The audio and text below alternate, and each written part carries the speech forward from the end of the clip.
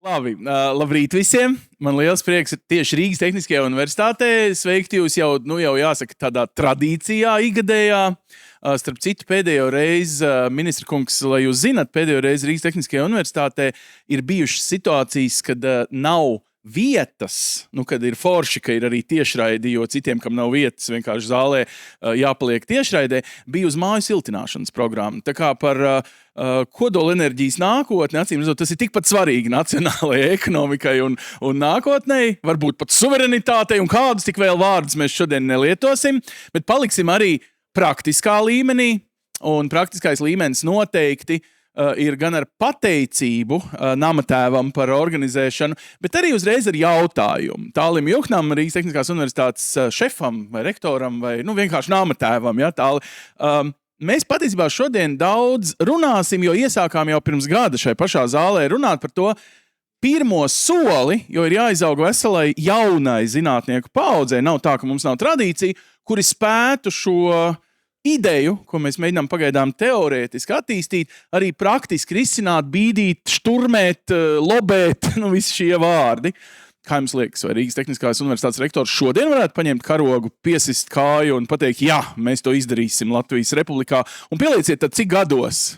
Vai mēnešos, kā jūs to dabūsiet gatavu, vai izglītības programmu, kurā, un iedomājieties, mēs Igauniem izsistu korķus, lietuviešiem, varbūt poļiem, ņemot vairāk, ka te ir arī draugi no Polijas. Es zinu, ka kolēģim nepatiks tas, ko es teicu. Bet, jūs saprotat domu, tā ir Rīgas Tehniskā universitāte, tur ir jābūt ambīcijām. Paskatieties, cik daudz ambiciozu cilvēku šorīt ir klāt. Tāli, uzliekam ambīcijas šodienai.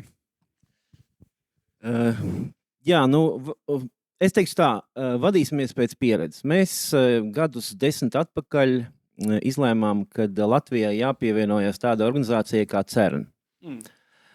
Un sākotnēji nebija nekā, bija tikai ideja, nebija cilvēku resursu, nebija arī īstenībā Latvija attīstīt pētniecību šajā jomā. Tagad mēs zinām, mēs esam asociēta valsts. Mums ir vairāk kā 10 doktoranti, kas strādā ļoti specifiskā virzienā, tad par augstas enerģijas fiziku. Un ir izveidojusies jauna paudze. Līdz ar to es teiktu tā, ja mēs runājam par šādiem lieliem projektiem, ir runa par 10-15 gadu horizontu, un ja visi partneri vienojās, kad ir gan valsts, gan privātais, universitāte noteikti gatava uzņemties un šo procesu koordinēt. Paldies. Vai jums ir tad kaut kāda tomēr apņēmība un ambīcija, kam ir jānotiek? Nezinu, cik daudz miljonus jūs tagad prasīsiet klimata ministram, jo viņš ir klāt? Es parēķinu apmēram miljards un, miljards un 10 gadi. Tas ir tā kā 5 haimāri rēķinot 200 miljonu par haimāru. Tur ir, 1 miljards un 10 gadi. Gatavs. Labi. Bet patiesībā, ja runā nopietni, tad pēc 4 gadu, teiksim, teoretizēšanas, paldies Latvijas Republikai. Es pieņemu, ministri, jūs nākat tieši ar šo paziņojumu, ka ministru kabinetā esat sākuši par to skatīties jau tādā nopietnā politisku ambīciju līmenī, ko mēs varam, ko nevaram, kas ir jāplāno 10 vai vairāk gadu līmenī. Godīgi sakot, laiks arī strauji rit uz priekšu. Ir cilvēki, kuri jau ielikuši fundamentu šīm jaunajām instalācijām, varbūt pagaidām, lai izpētītu, varbūt mums ir iespēja nekļūdīties, darot pirmajiem, daram otrie, bet nedaram trešie, ne? Ministra kungs, kādā ambīcija līmenī šobrīd ir Latvija un ko ministru kabinets, ja tā var teikt, pēc jūsu pašu prasības jums ir uzdevis izpētīt? Pareizi jau sakt, īstenībā mēs ministru kabinetu apstiprināt informatīvo ziņu par to, ka mēs ļoti labi zinām, lai tiktu līdz tam miljardam ir jāsaprot, kur to miljardu investēt, par tiem 10 gadiem, kas mums ir jāizdara un kur mēs vēlamies kļūt un būt. Un jāsabūt tas pirmais solis, ka mēs vispār apzināmies, ka mums tas nākotnē ir potenciāls, uz ko arī mēs strādājam. Un tad jāsāk tas darbs, jo to jautājumu tiešām ļoti daudz. Tagad paldies par šo konferences rīkošanu, kur ir iezīmējumi kaut kādiem jautājumiem, ka jau vismaz arī atbildes, jo cilvēkiem ir daudz atbildes, arī neslēdz man pašam arī tikpat daudz jautājumu, bet gribētu teikt, ka tas vēlams kā vienmēr slēpjas detaļās. Cik būs izmaksas, kas būs ar kodola degvielu, kur mēs viņu liksim, no kurienes mēs viņu iegūsim, un tad viens no tiem lielākiem izaicinājumiem jau ir, kas būs tie cilvēki, kas strādās. Jo tas jau arī ir milzīgs jautājums, uz ko ja mēs ejam. Tad es arī pilnīgi piekrītu, ka tie 10 gadi tad paskries kamēr mēs viņus izaudzināsim, kamēr mēs es vēl gribētu teikt, pat būs lielāks izaicinājums vēl atrodam tos jauniešus, kam deg acis, kas gribēs vēl tajā nozarē strādāt un mācīties. Jo viena lieta ir uztaisīt programmu, bet atrast jauniešu būs vēl lielāka izaicinājums. Un kopumā skatoties, laikam, kas ir, ka mēs savā pusē nākotnē skatoties, mēs runājam par kopēju enerģētisko portfeli, kur mēs redzam, protams, ir Hesi, kas mums ir mūsu bagātība, arī nākotnē turpinās un būs. Teci, kur varētu nākotnē pārēt jau pasiet uz biometānu, turpināt vairāk balansēt sistēmu, viennozīmīgi saula vējš, kas ir viens no ekonomiski izdevīgākajiem šī brīža resursiem. Un nākotnē ir potenciāls arī kodolenerģijai kā tādai, ja viņi spēj strādāt. Un tad ir tie jautājumi, uz kuriem tad ir jāmeklē atbildes. Vai viņi spēj dzīvot tirgus apstākļos? Ja nē, tad kā mēs viņus spēsim noturēt? Un tie pamatlielie jautājumi, ko arī paldies, ka rīkot tādu konferenci, kur mēs varam diskutēt, redzēt, jo šī ir tiešām viena no tām tēmām, kur pasaule attīstās, strauji attīstās tehnoloģijas, bet tur ir tie 10 gadi, 10, 15, tas ir tāds ļoti nopietns projekts ar ļoti lielām ambīcijām, un tās izmaksas ir ļoti lielas. Un tad būs tā lielā diskusija, vai tie 5 haimāri, vai tomēr kaut kas, kas varētu būt, ko mēs pat vēl īsti nezinām, vai būs vai nebūs, cik viņš būs ekonomiski izdevīgs. Jo skaidrs arī tagad skatoties, dārgu energoresursu mēs spējam saražot jau šodien. Nav nekāds noslēpums, mēs to spējam saražot, bet mēs zinām otrā pusē, gan iedzīvotājs, gan arī uzņēmējs, kas saka, ka dārga elektrība mums nevajag, dārga enerģija mums nevajag, mums vajag kā minimums konkurētspējīgu. Un tad ir jautājums, kā mēs to konkurētspējīgu enerģiju spējam saražot vislabāk, visefektīvāk, un šī konference viena no tām, kur mēs apskatām vienu no tādiem variantiem, kā mēs to varam izdarīt. Un tas ir tas, līdz ar to novēlu produktīvas diskusijas ar daudz interesantiem jautājumiem un vēl vairāk skaidrojušām atbildēm, lai mēs virzienā varētu droši iet un skatīties, kur tad mēs gribam būt. Vai to miljardu investējot, mēs arī gūsim atpakaļ nākotnē vairākus miljardus atpakaļ mūsu tautsaimniecībā. Paldies. Ministra kungs, tomēr viens jautājums. Tagad ir modē tikai nemanā pagalmā slimība Latvijā. Viņi ir tā kā vai par vēju, par sauli mazāk, starp citu. Esat pamanījuši? Tā skaitā. Jā, bet mazāk. Kā jums liekas, vai Latvijas, politika nesabīsies no šitā tikai nemanā pagalmā, lai tomēr izskaidrotu to tehnisko vajadzību, eksportspēju, cenu, stabilitāti, ko tik vēl ne, tā kā no fizikas viedokļa, no tautsaimniecības viedokļa, nevis no populistiskā tā, iesim tur, kur cilvēkam gribās redzēt. Vēja rotori tikai nemanā pagalmā ir, es nezinu, katru dienu sociālos tīklos, es pieņemu, jūs arī pietago pie šitā, vai ne? Par līdzībās domājot par kodolenerģiju, būs tāpat vienā mirklī. Kā mēs to vilni, kā lai saka, uzvarēsim ar veselu saprātu? Te pamatā tiešām ir tas seminārs, kur ir jāskaidro, bet tā atbilde jau ir ļoti vienkārši no tādiem politiku viedokļiem, ko es saprotu. Šī ir ļoti pateicīga tēma, jo mēs visi runājam par to, kas būs kaut kad nākotnē, kur tev nav ne konkrēti jautājumi, nekur, neko tas skars, ne cik tas maksās. Līdz ar to pagaidām tā ir tāda ļoti pateicīga teorija, par ko mēs varam visi ļoti gudri izteikties, cik mums viņa nepieciešama, kādi būs iegūmi, jo vēlns ir tajās detaļās. Kad mēs sāksim runāt jau konkrēti, cik tas maksā, no kādām finansēm mēs to seksim, tas arī un jautājums par to, tā sauc tikai nemanā pagalmā, tas ir milzīgs izaicinājums. Tas mēs ļoti labi redzam, mums ir tāda paša izaicinājuma ar atkritumu koģenerāciju, kas mums ir tieši tas pats, tikai ne pie mums. Un mēs ļoti labi zinām, ka šeit esošie, ka atomstacija nevarēs noslēpt kaut kur dziļi mežā vai dziļi kaut kur, ka tev jābūt infrastruktūrai, tā būtu gan augstspēju līnija, gan tev jābūt ceļu infrastruktūrai, tev arī jābūt, kur to ūdeni ņems. Līdz ar to tie ir tie izaicinājumi, un tas ir viena no tām lietām, kas ir jāskaidro, jārunā. Un te ir katram pašam ir jāizdomājas no tā visa, vai mēs skatāmies valstiski uz to visu, vai mēs skatāmies no savām interesēm, ka tikai nepriekš manīm. Un te nav runa, es negribu teikt par vēju, bet ir tāds elementārs lietas, kas jau izaicinājumu rada kaut vai saskaņot to, ka pievilks elektrību pie kāda īpašuma. Kāpēc man jāsaskaņo, ka kaimiņi atvelk elektrību? Mēs jau esam aizgājuši tik tālu jau. Līdz ar to ir paldies sabiedrība, kas to saprot un ka tev aizvelkot kaimiņiem elektrību, ka tev attīstīsies ražošana un kāds uzbūvēs māju tur blakus dzīvos, ka tas ir tas pienesums un tad ir jāskatās kopējās tautsaimniecības labad, kādi tie pienesumi, bet tur jābūt tad apakšā jau tādiem konkrētiem atbildēm, konkrētām detaļām, cik maksās, kur mēs liksim, kāpēc tieši tur, nevis citur, un tad būs tā diskusija, cik viņa veiksmīgi mums sanāks sabiedrībai to izskaidrot, tas ir mūsu pašrokās. Jā, foršā ziņa ir, ka jūs esat gados jauns, jums nāksies ar šo cīnīties savā politiķa, kā teikt, uzvalkā, bet vēl ir forši, ka mums ir diezgan zinātnē bāzēta valsts sekretāra, un jums arī ir, mums visiem ir, kura tieši saņēmusi šo uzdevumu, es saprotu, aizpagājušajā vakarā, ir sagatavojis savukārt atbildes dažiem no jautājumiem, cik maksā un tā. Ministres, tad paldies liels, lai veicās, un Līga Kurevska, tātad Kodolenerģijas attīstības iespējas Latvijā, bet mums jāatgādina, ka Līga ir Klimata un enerģētikas ministrijas valsts sekretāre, ne tikai zinātniece, un Līga savā ziņā pati sev uzdeva jautājums tieši pirms gada, tieši tajā pašā vietā. Izklausās, ka pa šo gadu ir nākušas arī vairākas atbildes. Tad mēs gribam viņas dzirdēt, un es jūs brīdinu, mēs esam tieši ēterā, Delfī, tā kā šis ir pirmais solis, lai visiem tikai nemanā pagalmā noņemtu slimības intensitāti un izskaidrotu, tā kā liels paldies par, var teikt, online. Jā, liels paldies par doto vārdu. Man arī atkal liels prieks būt manā alma mater. Tieši RTU ir tā universitāte, kur arī esmu saņēmusi savu doktora grādu. Un droši vien, kā esot starp politikas veidotāju un starp akadēmisko vidi, tās gaidas, kuras mums ir jāīsteno, mēģinot izstāstīt, ko un kāpēc mēs darām, ir tikai vēl smagāks apzinoties atbildības līmeni. Šodien prezentācija būs dalīta divās daļās.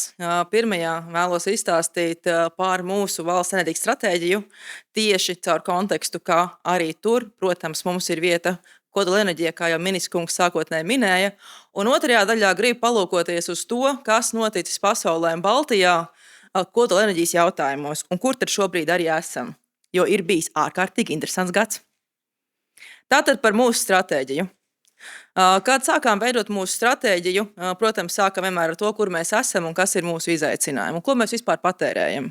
Es esmu ļoti priecīga, ka cauri gadiem aizvien mazāk pārsteigumu izraisa informācija par to, ka elektroenerģija nav lielākais vai energointilpīgākais resurs, ko mēs valstī izmantojam.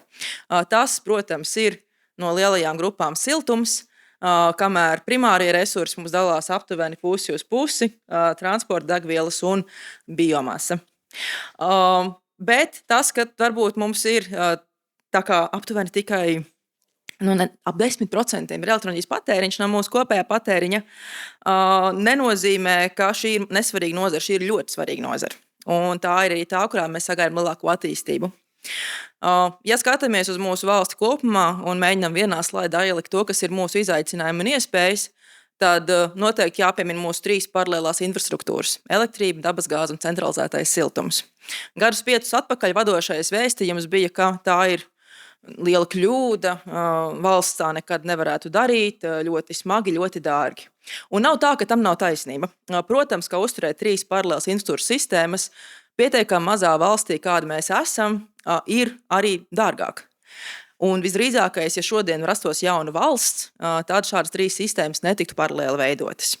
Bet tā kā stabi jau ir ierakti, trubas jau ir ieraktas, tad šī ir arī ļoti liela iespēja. Īpaši, ja mēs skatāmies uz elektroenerģiju un siltumu, kuriem ir lielas sinerģijas iespējas, jo siltums mums ļauj uzglabāt enerģiju, kas elektrībā ir viens no lielākajiem izaicinājumiem, par ko runājam pagājušā gadā. Energo cenas reti kurš mēnesis paiet bez vismaz pāris jautājumiem par to, kā mums iet. Es summāri esmu ļoti priecīga. Protams, ka ministrijai no tā ir vairāk darbiņa, bet tas arī nozīmē, ka cilvēkiem rūp. Un mūsdienās, kur esam tiešām tādā pēc patiesības laikmetā, kur sociālie mēdīji lielā mērā diktē to, kas ir sabiedriskā doma, fakts, ka cilvēki seko līdzi biežas cenām, saprot biežas cenas, nozīmē, ka katrs no viņiem pieņem labāku lēmumu. Un tas, manuprāt, arī ir liela iespēja, jo mūsu cilvēki vienkārši ir zinošāki. Un trešais – potenciāls. Mēs šobrīd importējam 46% no mūsu energoresursiem. Mums ir jomas, kur visu gandrīz ražojam paši, bet mums arī ir jomas, kur gandrīz visu importējam. Katru dienu, ļoti rupju rēķinot, mēs atdodam citām valstīm 6 miljonus. Katru dienu. Kas nozīmē, ka tas ir potenciāls mums pašiem ražot vairāk. Caur šo, kā jau ministrs kungs arī minēja, esam noteikuši stratēģijas mērķi. Vispirms mums ir jābūt vismaz konkurētspējīgiem. Mums pilnīgi noteikti ir jābūt drošiem par savu energoapgādi. un mums ir jānodrošina, ka mūsu infrastruktūra ir izmantojama ilgtermiņā. Ejot tālāk, kādus uzlikām tad uzdevumus? Mūsu uzdevumi ļoti vienkārši. Importējam uz pusi mazāk nekā šobrīd. Mūsu elektrības patēriņš no 7 teravatstundām uz 19 teravatstundām. Mūsu ražošana no 6 uz 25 teravatstundām. Mūsu emisiju samazinājums uz pusi un pats galvenais mūsu elektroenerģijas cenas samazinās līdz 55 eiro par megavatstundu. Tas ir tas, ko turam prātā, strādājot pie mūsu politikas veidošanas, ko turam prātā strādājot ar mūsu nozari un meklējot, kā tad mēs no šodienas tiekam uz 2050. gadu. Ejot uz priekšu, kā tad iztēlojamies mūsu šo te kopējo vīziju. Tā ir savienota sistēma, kur mēs izmantojam tos ieguvumus, kurus šīs dažādās sistēmas mums dod. Mēs izmantojam mūsu dabiskās priekšrocības, gan geogrāfiskās, gan infrastruktūras, gan mūsu dabas priekšrocības. Mēs izmantojam centralizēto apgādi, lai nodrošinātu mūsu mājokļus ar lētu, pieejamu un siltu enerģiju. Mēs izmantojam kodolenerģiju un koģenerāciju kā mūsu bāzes un attiecībā uz koģenerāciju arī kontrolējumās jaudas. Izmantojam mūsu hidroelektrostacijas gan kā uzkrājošu enerģijas elementu, gan arī kā vienu no mūsu balansējošajām jaudām. Un, protams, mēs nodrošinām lielo vairumu ar atjaunīgiem resursiem, jo tie vienkārši ir vislētākie. Un visa šā stāsta vidū un centrā ir mūsu tautsaimniecība, kas aug un attīstās, un mūsu cilvēks, kurš dzīvo labi un pārticīgi. Šī ir skaista vīzija, lai pie viņas tiktu, ir jāstrādā, jo pats no sevis tas, protams, nenotiks. Esam sadalījuši politikas sektorus 5 daļās. Stratēģija ir publiski pieejama, ar to katrs arī var iepazīties, bet šeit gribēju iezīmēt to, kā redzam attīstību mūsu kopējiem enerģijas portfelim, kur arī mazajiem burtiņiem redzams, ka vislielāko izaugsmu gaidām tieši elektroenerģijā, par ko arī šodien visvairāk stāsts. Lūkojoties tieši uz elektroenerģiju, šeit esam iezīmējuši tendenci gan ražošanai, gan patēriņam, un varbūt tādas 4 būtiskās atziņas. Vispirms, jau kad domājam par nākotnes portfeli, runājam par cenu un sistēmas stabilitātes līdzsvarošanu. Skaidrs, ka atjaunīgā enerģija, īpaši saule un vējš, ir ar pārtraucošu dabu, un viņa uzliek papildus izaicinājumu sistēmas operatoram un pieprasa gudrāku un efektīvāku sistēmas vadīšanu. Tam dēļ, gan paaugstinot mūsu portfeli ar atjaunīgiem resursiem, mēs patstāvīgi domājam gan par kontrolējumu balansēšanas jaudām, un līdz ar patēriņa pieaugumu arī par bāzes jaudām. Šobrīd Latvijas patēriņš svārstās no 340 megavatu pieprasījuma mūsu zemākajā brīdī Jāņu rīts līdz maksimumam 1200, varbūt 1400, kā kurā augstā ziemas dienā var notikt, kas nozīmē, ka mūsu bāzes jauda, tas būtu piemēram mazākiem patēriņiem, ir ļoti, ļoti maza. Bet kopiem patēriņam augot, arī tas apjoms, kas ir mūsu minimums, noteikti pieaugs.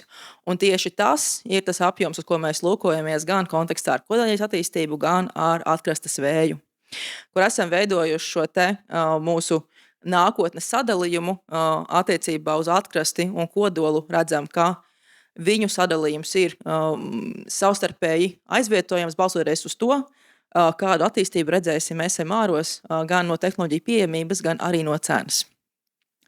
Tas īsumā par to, kāds ir tas mūsu potenciāls, un tagad mazliet vairāk par pašu kodolenerģiju. Sākumā 3 slaidi par globālajām tendencēm. Šeit var redzēt cauri laikam 54. līdz 22. gads, cik ir katru gadu izveidojušies jauni vai pieslēgti jauni reaktori skaitā, nevis gigavatos, un cik ir slēgtie reaktori. Redzam tādas interesantas tendences. Padomju Savienības laikā kodolenerģija piedzīvoja zinām uzplaukumu, tiešām ļoti liels skaits attīstījās un līdz ar sabrukumu, un arī pēc traģēdijas, protams, skaits būtiski saruka. Tāpat otru kritumu redzam pēc Fukušimas avārijas. Arī tur vairākas valsts, īpaši rietumos, izvēlējās pārskatīt savas politikas, bet par to mazliet vēlāk būs vēl papildus informācija. Bet tas, ko redzam, ka par spīti tam, ka it kā kodolenerģija palika par tādu mazāk zināmu tēmu, pat pēdējos 10 gados attīstība noteikti ir bijusi. Un ir skaidrs, ka SMR, jeb mazie moduļu reaktori, ir daļa no šī pozitīvā stāsta par kodolenerģijas atgriešanos. Ejot tālāk, šeit apjoms jau nevis skaitā vai iekārtās, bet jau saražotajā apjomā. Un šeit redzam diezgan būtiska atšķirība starp reģioniem. Ja skatāmies uz Eiropu un kaut kādā mērā arī Ziemeļameriku, tad tā attīstības tendence ir Eiropas gadījumā bijusi krītoša. Šeit noteikti būtisku lomu spēlē arī Vācijas lēmumi. Bet savukārt Āzijā attīstība bijusi visnotaļ strauja, un tas arī ir bijis tas, kas primāri šo kopējo pasaules apjomu ir cēlis uz augšu. Ejot tālāk, jau skatāmies uz nākotni, un šeit OECD izdala mums divus scenārijus - konservatīvo, un tas, ko parasti saucam, darām kā līdz šim un neko vairāk, un ambiciozo, kas labi sasaucas ar to, ko jau sākumā runājām par to, vai esam ambiciozi, un ka tikai ar ambīciju jaunas tehnoloģijas varam iekarot. Ja konservatīvais stāsts mums kopumā iezīmē tādu kodolenerģijas norietu un tādu ļoti pieticīgu attīstību, tad ambiciozais mums stāsta visam ko citu. Un īpaši liela atšķirība šeit redzama ir tieši uz SMR-iem. Kas tad mazie modulārie reaktori ir? Mazais modulārais reaktors ir salīdzinoši nesen kopējā nozarē ieradies termins, kas runā par cita veida kodolstaciju būvniecību. Tātad mēs pārējām no konvencionālām stacijām, kur pilnīgi viss tiek uzbūvēts konkrētajā vietā, kur apjomi ir lieli, izbūves izmaksas ir ārkārtīgi augstas, kur teritorijas, kas tiek paredzētas kā šīs drošības zonas, ir lielas. Kamēr SMR mums runā par mazākiem apjomiem, klasiski līdz 300 megavatiem, bet sākot jau no pavisam maziem 1 megavatu reaktoriem, un kur liela daļa tiek ražota industriāli. Tas, kas mēdz būt mīts saistībā ar kodolenerģiju, ko gan tiešām, manuprāt, mūsdienās jau redzam mazāk, ka SMR ir jauns veids, kā iegūt enerģiju. Tā nebūtu gluži patiesība, te joprojām ir light water reaktori, un tehnoloģija ir pazīstama un pārbaudīta, bet tieši veids, kā mēs viņus ražojam, ir tas, kas atšķirās. Izšķiram klasiski 3. Pirmie ir šie ar ūdens esējamie, kuri ir tikuši viss tālāk. Otrais ir jau pagājušā gadā pieminētais, un tas, par ko personīgi diezgan vairāk akadēmiķis esmu diezgan aizrauta, ir šie, kas piedāvā sevi jau pievienotu spēju uzglabāt enerģiju, kas ir viens no izaicinājumiem kodolenerģijai, kas ir klasiski tomēr nepārāk kontrolējams enerģijas ražošanas veids. Un tad vēl ir augstās temperatūras ar gāzes dzēsējamie reaktori, kas ir vairāk pielietojami tieši industriālos procesos. Mazliet par aktualitātēm pasaulē, jo, kā jau minēju, ir bijis tiešām interesants gads. Kā reiz, manuprāt, tas bija pat maijs, kad ASV pirmā tāda federālas nozīmes enerģētikas kompānija ir pieteikusies, lai saņemtu būvatļauju, un ir veiksmīgi pabeigusi ietekmes vidu novērtējumu, lai veidotu tīklam pievienojamu SMR, kas tad arī būtu pirmais ASV. Viņam mazliet priekšā ir Ontārio projekts, kas ir Kanādā, kurš cer tapt īstenots 2032. gadā. Tāpat arī šis gads iezīmējas ar atjaunotu interesi no ASV puses valdības līmenī, kur ir atjaunota un paildzināta, atjaunota atbalsta programma, paredzot $900 miljonus tieši SMR attīstībai. Divas ļoti pozitīvas ziņas no Eiropas, viena arī ļoti, ļoti svaiga, manuprāt, pat no šīs nedēļas, ir, ka Vācija ir iezīmējusi potenciālu iespēju pārskatīt savu viedokli par kodolu vai kodolenerģiju. Kā zinām, 23. gadā tika slēgts pēdējais Vācijas reaktors, bet šobrīd vismaz publiskā telpā izskan, ka jaunā valdība ir ieinteresēta šo politiku pārskatīt. Tāpat arī no māja, bet mazliet senāka, manuprāt, tas ir māja vidus, ziņa no Dānijas, kur arī valdība uzsākusi izpēti tam, vai gadījumā nav vērts atcelt gadiem ilgo aizliegumu, 40 gadus ilgo aizliegumu kodolenerģijas attīstībai. Ļoti, ļoti pozitīvas ziņas, īpaši par Vāciju, kur Vācijas un Francijas savstarpējais atšķirīgais viedoklis ir bijis izaicinājums, manuprāt, arī nozars attīstībai. Un tad nedrīkst nepieminēt Āziju, kas lielās līnijās ir bijis varbūt mūsu reģionā netik ļoti plaši apspriestais, bet patiesībā tāds nozars pionieris. Šeit lauz tiesu uzņems Ķīna, kas pēdējos 10 gados ir uzbūvējusi pusi no tiem reaktoriem, kas ir pieslēgti. Šeit gan jāpiezīmē, ka šeit nerunājam par SMR-iem, bet par konvenciāliem, diezgan lieliem reaktoriem. Ķīnai arī ir savu programmu par SMR-iem. Tāpat arī Indija nesenāks, bet arī ar milzīgu potenciālu un ļoti lielu ambīciju attiecībā gan uz kodolu kopumā, bet arī uz SMR-iem. Un šeit gribu īpaši no Indijas uzsvērt to, ka viņi ir viena no tām valstīm, kas vērtē torija kodola degvielas ciklu, kas nav jaunums zinātnē, bet līdz šim, manuprāt, nepelnīti nav piedzīvojis tik lielu interesi. Jo caur torija šo te kodola degvielas ciklu mēs varam drošākā un labākā veidā risināt gan kodola atkritumus, gan arī kopējo degvielas iegādes uzglabāšanas un apriti. Un tad mans drosmīgākais slaids šajā prezentācijā, uz ko man ir iedvesmojuši gan tiešām sociālie mēdīji, kur es pieņemu, ka tāpēc, ka es sekoju kodolenerģijas jautājumiem, man diezgan bieži parādās arī pozitīvās ziņas, ka kodola sintēze izglābs pasauli, un es savā sirdī absolūti tam arī ticu. Lai gan, protams, man joprojām jāsaka, ka līdz ražojošai kodola sintēzei esam vienmēr pēc vienas paudzes jau būs. Tas, ko nevar noliekt, ka zinātniskie sasniegumi pēdējā gadā ir bijuši vienkārši fantastiski. Klasiski atpazīstam 2 kodola sintēzes reaktoru dizainus, Tokamaka un Stellatoratu. Stellarators ir piedzīvojis kaut ko brīnišķīgu pagājušajā gadā. Enerģētikas departaments ASV, tā laboratorija, plazmas fizikas laboratorija ir uzbūvējusi Stellaratoru, kas ir pirmais tiešām ļoti ilgā periodā. Iepriekšējais lielais izrāviens 15. gadā no Vācijas, no Max Planck institūta. Savukārt Tokamakiem es pieļauju, ka daudzi, kas varbūt arī nav tādi absolūti kodola fani, lasīja ziņās par brīnišķīgo rekordu pārsniegšanu, manuprāt, 2 rekordi īsā periodā, kur pēdējais un aktuālais rekords pieder Francijai, 22 minūtes, jeb 1337 sekundes, izdevās noturēt plazmu stabilās darbības stāvoklī, kas ir savietojams ar kodola sintēzi. Droši vien, kā par atšķirībām starp šiem 2 labāk stāstītu aktīvi zinātnes pārstāvji, nevis politikas veidotāji, valsts sekretāra. Bet šī ir tēma, kurai tādā privātā līmenī sekoja līdzi, ir ļoti interesanti. Vai sauli nesam uz Zemi, tātad kodola sintēze mums katru dienu spīd arī šodien, mūs aplaimo. Šogad vēl ne, Latvijā vēl kodola sintēzes reaktoru nebūvējam, bet vai tas ir kaut kas, kam sekot līdzi un kur redzam liels iespējas zinātnē, pilnīgi noteikti.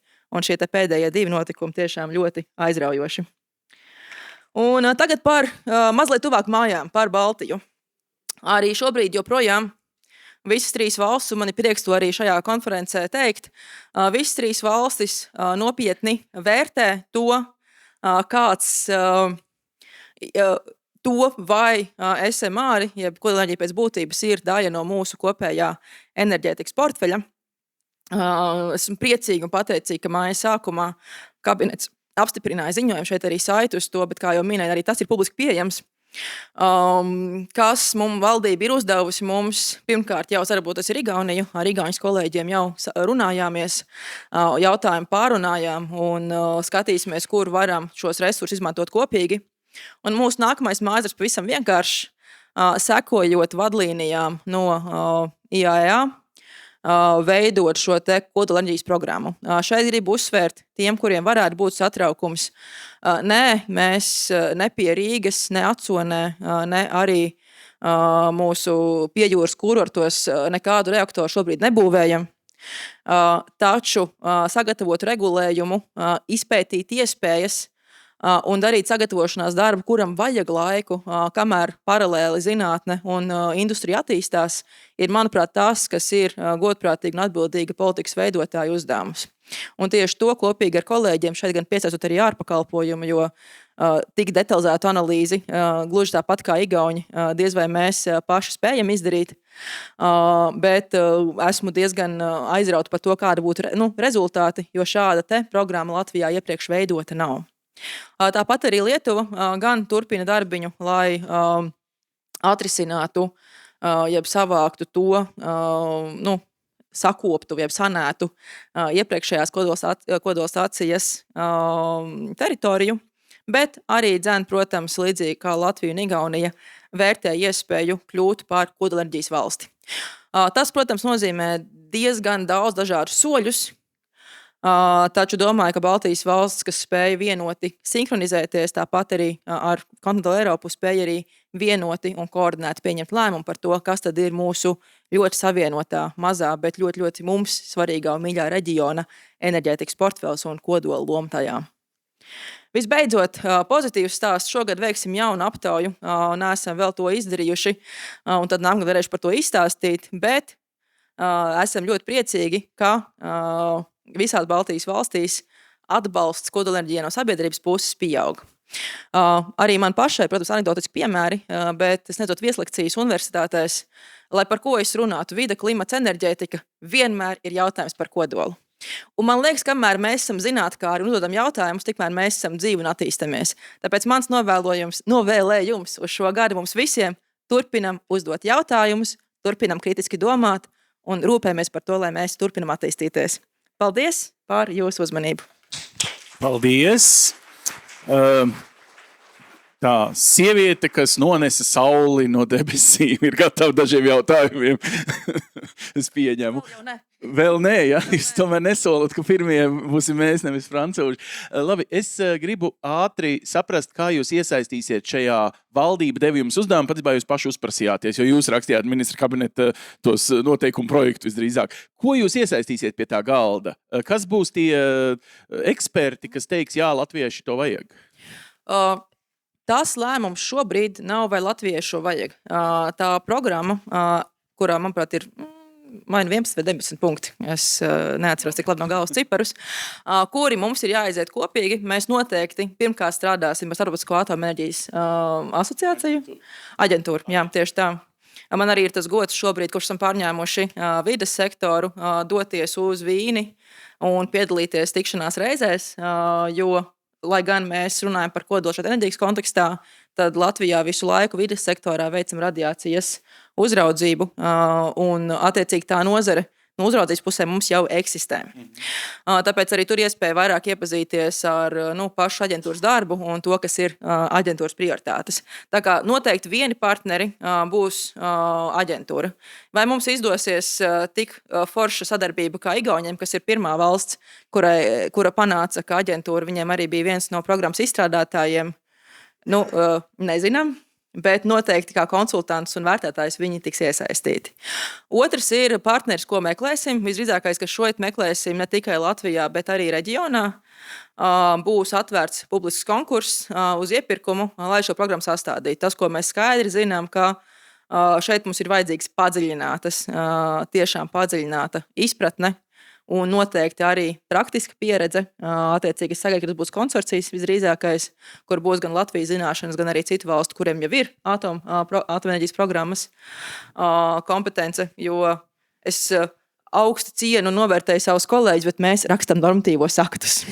Tāpēc šeit mums tīri tehniski jūs dabūsiet beigās arī aprēķinus par to, es nezinu, uz nākamo gadsimtu, vai kas būs tas gala ziņojums, ko ministra kabinets ar prieku pieņems?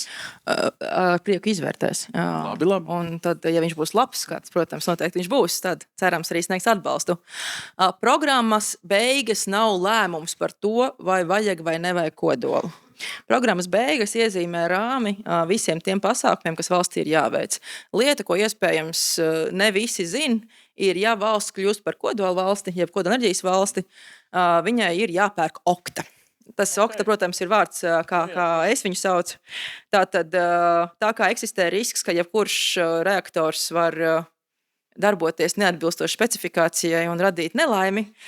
Un, kad nelaime notiek, mums nav tādas robežas kā milzu sienas, kas viņu pasargā, tad visas valstis, kas darbojas, pievienojas vienai vai otrai konvencijai un iemaksā ikgadēju naudu, lai kaimiņu valstīm nodrošinātu, ka viņi nav saņēmuši, ja gadījumā ir kaitējums, ka tas tiek kompensēts. Okta kodolam. Ļoti jauki. Tāpat arī uzraudzības komanda ir ļoti plaša. Tam dēļ es domāju, ka tas vienmēr būs lēmums starp regulējumu prasībām, kā notiek permitings, atļauju piešķiršana, kā notiek IVNs, kā izvēlās vietu, kāda būs uzraudzība, tīri no drošības no šī. Un otra puse ir, šis ir tas, kas mums ir jāizdara un cik tas maksā. Un otrs ir tas, ko ministrs minēja, iztērēt jau miljardu, nav ļoti viegli. Nezinu, kurš no jums ir mēģinājis, es nē, bet man liekas, ka nav ļoti viegli. Bet vēl grūtāk ir ieguldīt līdzekļus tā, lai pēc 5, 10, 15 gadiem teiktu, valdība kaut ko foršu izdarīja. Un es ceru savā dzīvē piedzīvot tiešām, ka mēs varam lepoties ar mūsu pagātnē pieņemtiem lēmumiem, nevis tikai teikt, būtu zinājuši. Un es domāju, kodols noteikti vienalga, vai tas būs jā vai nē, un, protams, es kā enerģētikas, kuram ļoti patīk kodols. Ceru, ka tas ir jā lēmums, bet tas beigās būs stāsts par to, vai tas pienesums sabiedrībai atsver tās izmaksas un kas ir minimālais megavatu apjoms, pie kuriem viss tas overheads, kas mums ir, ja tās virsizmaksas atmaksājas. Redzam, ka daudzas valsts šo lēmumu pieņem. Redzam, ka Āzija šo lēmumu pieņēmusi ir un bijusi ļoti apmierināta. Redzam, ka Vācija, ASV, Francija. Attīstība notiek, un diez vai visi pārējie ir muļķi. Bet jau atkal tas ir stāsts par to, kāds ir mūsu portfelis, kādas ir tehnoloģija izmaksas, kas ir mūsu alternatīvas. Jo kopumā mēs varam ļoti labi ražot elektrību. Un kad jūs būsiet atpakaļ pēc gada šai pašā vietā, jo mēs grasamies ik pa gadam tomēr te satikties, ja Juhnas kungs ļaus vēlreiz, jūs varēsiet jau mums noziņot, kad jābūt gatavai šai atbildēji, vai vismaz pusē no viņas? Es noteikti varēšu izstāstīt, kā mums ir veicies un kāds ir progresa programma, vai programma būs pabeigta. Tas visdrīzāk būs funkcija no tā, cik mēs ātri atradīsim mūsu īsto partneri un cik ātri partnerim izdosies šo te programmu gatavot. Es pieļautu, ka tas nav 2 nedēļu pasākums, ka tas prasīs vairāk laika. Un, protams, mana cerība ir, ka arī nākamais gads būs tikpat aizraujošs tīri un tāds pasaules skatuves, lai man ir, ko jums jauni pastāstīt no tā, kas notiek apkārt, no tāda varbūt tiešām netik dziļa, bet no politikas veidotāja skatu punktu. Labi, un lai sasiet kopā arī nākamo runātāju, kurš galvā ir šis skats, kas notiek mums apkārt, kā mums ir? Mēs esam pilnībā teikušies no 3 Baltijas valstu vispār runāšanām, kā pirms 10 gadiem mēs daudz runājām, kad premjeri satikās par kaut kā darīšanu kopā, varbūt ar Poliju vai vēl kaut kā savādāk Ignalīnas, vecajā vietā. Vai tas tad ir vienkārši ieliekam vēsturē? Man jāatgādina, ka par visaginas neizmantošanu vienojās Lietuvas valsts un Lietuvas pilsoņu referendumā, tāpēc es noteikti nevarēšu komentēt, vai viņi ir gatavi veikt atkārtot referendumu. Bet, ja jautājums ir, vai mēs runājamies, manuprāt, vēl vairāk nekā nekad. Okay. Jau sinhronizācijas laikā mēs to sākām. Man liekas, ka man ir radinieki, ar kuriem es runāju retāk, kā Igaunijas un Lietuvas mani kolēģi. Tā kā runājamies daudz, aicinām viņus regulāri arī uz Rīgu. Arī šobrīd mums jau plānojas nākamā ministru tikšanās, lai pārunātu, kā veids balansēšanas tirgu. Tamdēļ, katrā ziņā mūsu stratēģiju koordinēšana, mūsu ministrs ir uzlicis Baltijai uz darba kārtību šajā gadā, un es domāju, ka caur to arī iezīmēsies, kas ir tas labākās vietas. Okay. Tiem radiem, ko jūs neesat ilgi sazvanījusi 11:30, tad būs kafijas pauze. Tagad 2 runātāji pirms tam, labi? Jā, un vēl viņiem piedāvāja atbraukt uz Jelgavu šo sestdienu, kur sākam mūsu pasākumu ciklu, kas ir mūsu jaunā profesionālā. Bet tur bija jauniešiem. Kurš ir jaunietis šeit? Es atvainojos, lūdzu, piedodiet. Ir daži jaunieši būs Jelgavā. Jā, aicinu visus uz Jelgavu. Mūsu nozari aug, plaukst, attīstās. Mums ir fantastisks darba vietas. Mēs jūs visus ļoti, ļoti gribam. Es domāju, ka jūs vēl nezināt, cik forši ir mūsu nozare. Bet, ja godīgi, tiešām seksīga programma. Es laikam arī braukšu, pat ja Lūdzu, neskaitos jaunietis. Un mani radi arī braucat. Ideāli satiksimies. Beidzot satiksimies. Vismaz sestdienā. Ideāli, tas viņš ar radiem sestdienā. Kaut gan vispār darba laikā, ja? Bet rīkst jau arī tā. Brīvprātīgais darbs. Jā, ir arī tāds, jā. Es atceros sestdienās subotņikus, jā. Paldies, liels. Paldies, Līga. Paldies konferences visiem. Labi. Mēs mēģināsim tā enerģētiski pavadīt šo dienu. Tie, kuri mums seko Zoomā, kas ir mūsu tā kā reģistrētie draugi, tie drīkst uzdot arī jautājumus, ja tā var teikt, priekšrunātājiem droši padodiet ziņu, ja jums tāda ir. Tāpat arī šeit zālē paceltās rokas. Tie, kas mums seko Delfī, paldies, ka jūs būsiet aktīvi komentāros, bet mēs jūsu jautājumus tā kā tiešā veidā neiekļausim, bet mēs noteikti pačekosim, kā mēdz teikt internetā, kā tas viss attīstās, kāds ir vidējais viedoklis. Tagad 50/50 Latvijas viedoklis. Kā iet Polijai? Ļoti interesanti būs Lukaša Savicka prezentācija, Polijas Rūpniecības ministrija. So we switch to English, and of course, without you, nothing happens in Central and Eastern Europe. So how successful you are as a country, at what stage your discussions in society, but of course scientific approaches are. Nevertheless, big country, big needs. So how many SMRs you are developing right now? Well, big, but not so big as France or United States. Thank you very much. First of all, thank you very much for inviting me to this conference. It's a pleasure for me. Now, starting with my presentation. Before I start referring to Polish nuclear power program, a couple of words about Polish energy mix. Poland is more or less in the same situation as Latvia because we don't have nuclear power. We had a nuclear power program in 80s, but that was abandoned in 1990. So the plan, this is a draft version of National Energy and Climate Plan submitted to the European Commission, the latest version. So on the red, you can see here a nuclear generation. So the plan is to have around 30% up to in 2050. Currently, we are based mostly on hard coal and lignite. And as I mentioned, we had a nuclear power program because a short history of our nuclear power program. We had a nuclear power plant under construction in 80s. It was from technical point of view, it was a sister plant to the Dukovany or Mochovce in Czech Republic and Slovakia. The same VVR 440 reactors, but the turbine hall was designed by Polish companies. Very high localization rate. It was around 70%.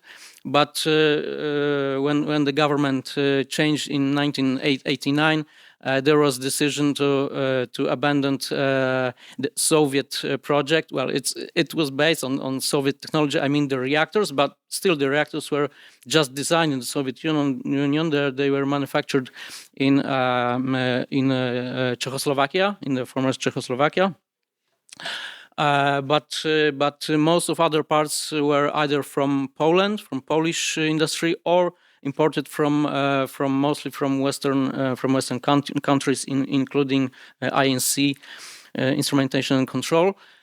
For the duration of the 90s and more or less up to 2009, there was almost no discussion about nuclear power in Poland.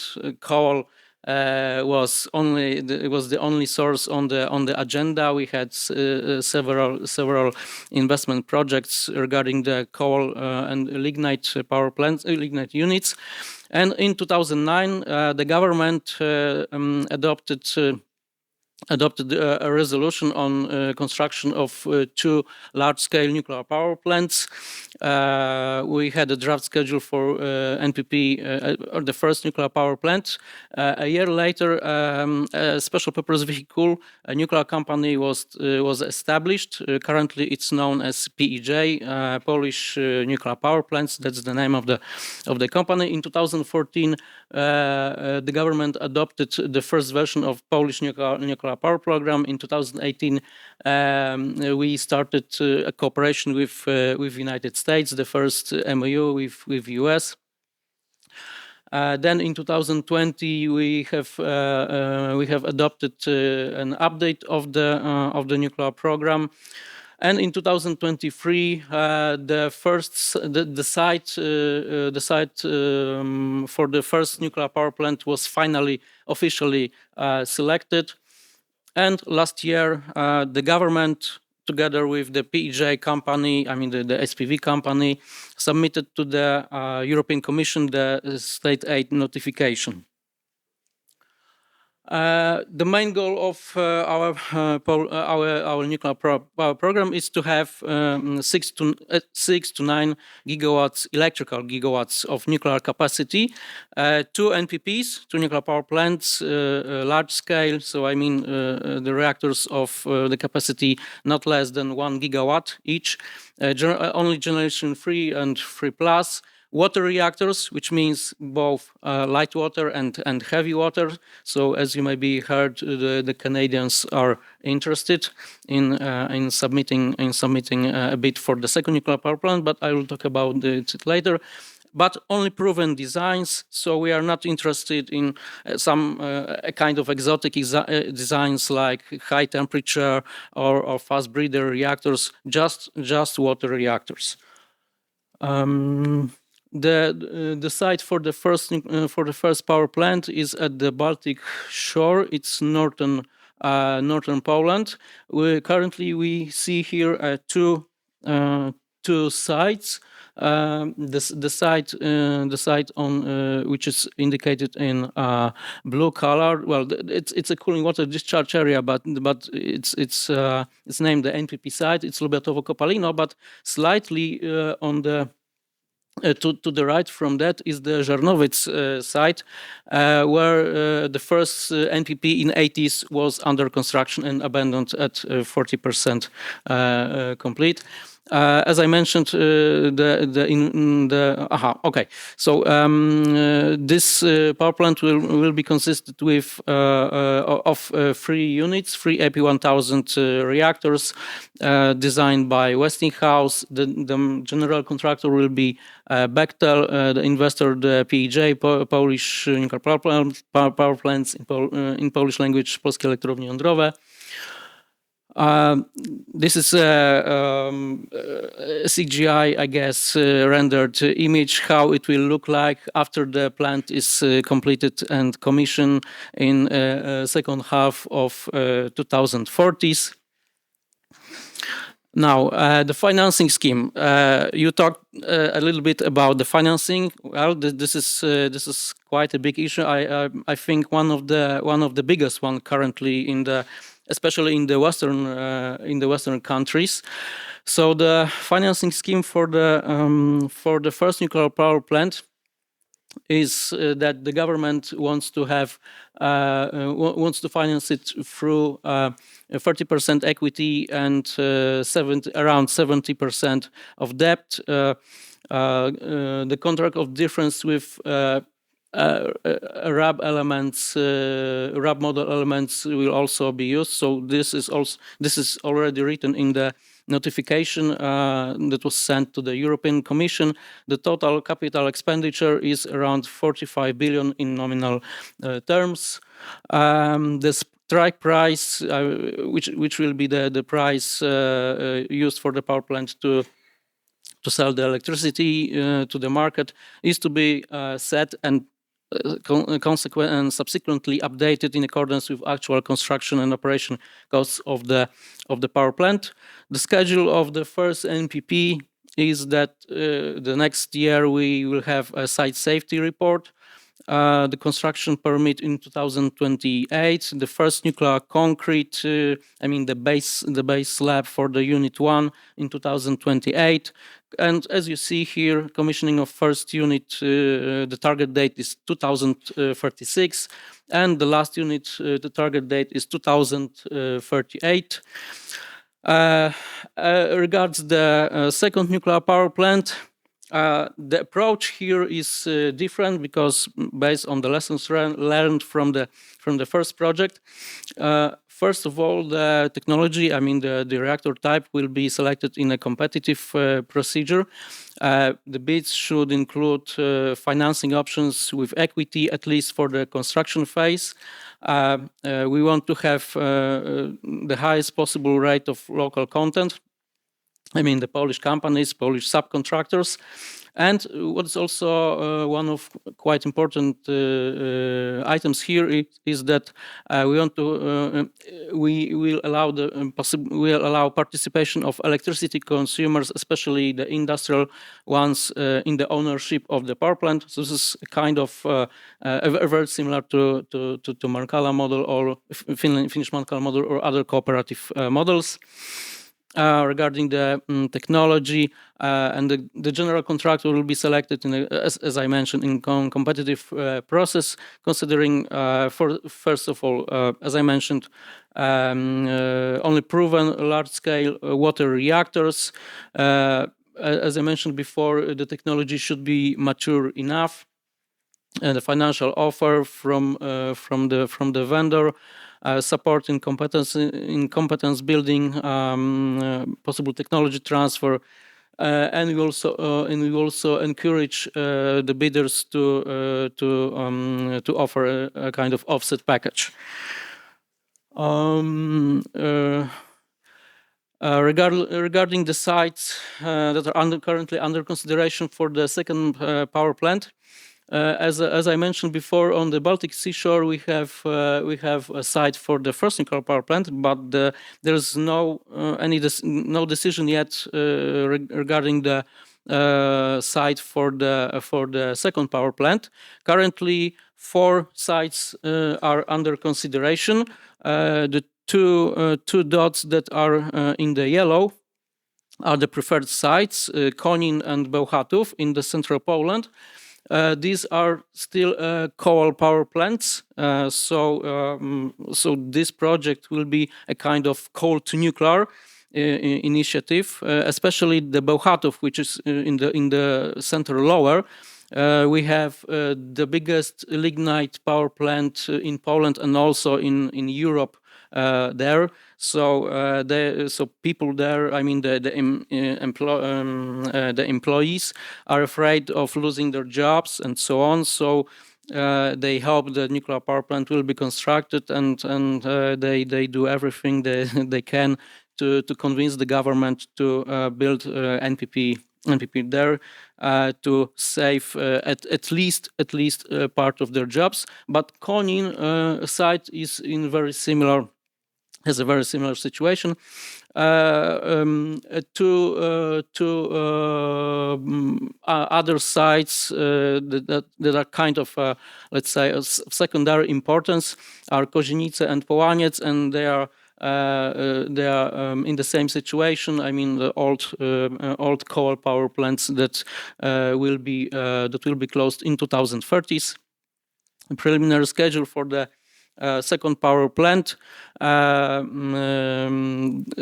preliminary site screening this year.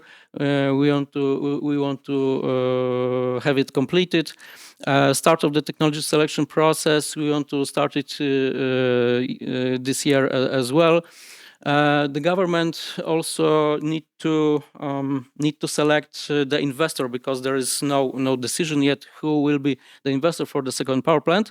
But once it's selected, the investor will be obliged to apply for the decision in principle in order to get other in order to start the licensing procedure for the second power plant. So decision in principle will be granted in 2020, next year. 2027 we want to have the technology already selected, financial model and state aid notification to European Commission if necessary, because we don't know what will be the financing model for the second power plant as yet. Construction license in 2039. And start of construction, I mean the first nuclear concrete in 2032. And the target date for the full operation, I mean the commercial operation of the second power plant is 2043. Regarding the business model, as I mentioned, because there is no investor selected for the second NPP. But I mentioned about the Bełchatów site and the power plant that is currently under operation there. It's owned by the PG company, Polish Energy Group. It's government controlled and the biggest Polish energy company with a lot of coal assets. And they are very interested in building NPP there. And they are also considering various business models for the second power plant that is to be possibly constructed there. And what is interesting is that they recently expressed an interest to finance it in one of cooperative models, the Saha model, which is currently under discussion in Poland, and what is also interesting is that this power plant, according to this idea, will be a kind of a part of something larger. It will be part of a so-called central industrial zone. The power plant will be just one of the element, and around the power plant, around the NPP, there will be a special area for the setup of new industrial companies, like, for example, steel mills and other electricity-intensive companies. And the idea is that these companies will not only own part of the power plant and have electricity for the cost of production, but also the idea is to decrease the transmission costs, so not to take electricity using the public grid, but to construct the direct transmission line from the NPP, very short one, around a couple kilometers, maybe even less, to directly power the new electricity-intensive consumers in order to have the lowest possible electricity generation costs. Of course, some other large industrial and not only industrial ones, consumers that will be or are currently in the vicinity of the power plant will be able to own the power plant, and some of them even to be connected directly through the direct transmission line, around 50 to 70 kilometers, depending on the electricity consumption. And of course, they will be not the only one, because the power plant can be owned also by other electricity end users that will be in other parts of Poland and using the public grid. And possible ownership structure that was proposed for this project is like this one. The PGE, as I mentioned, is the power company. It will be possibly the investor of this power plant. They set up at the initial stage they set up the SPV, and with time they sell the shares of the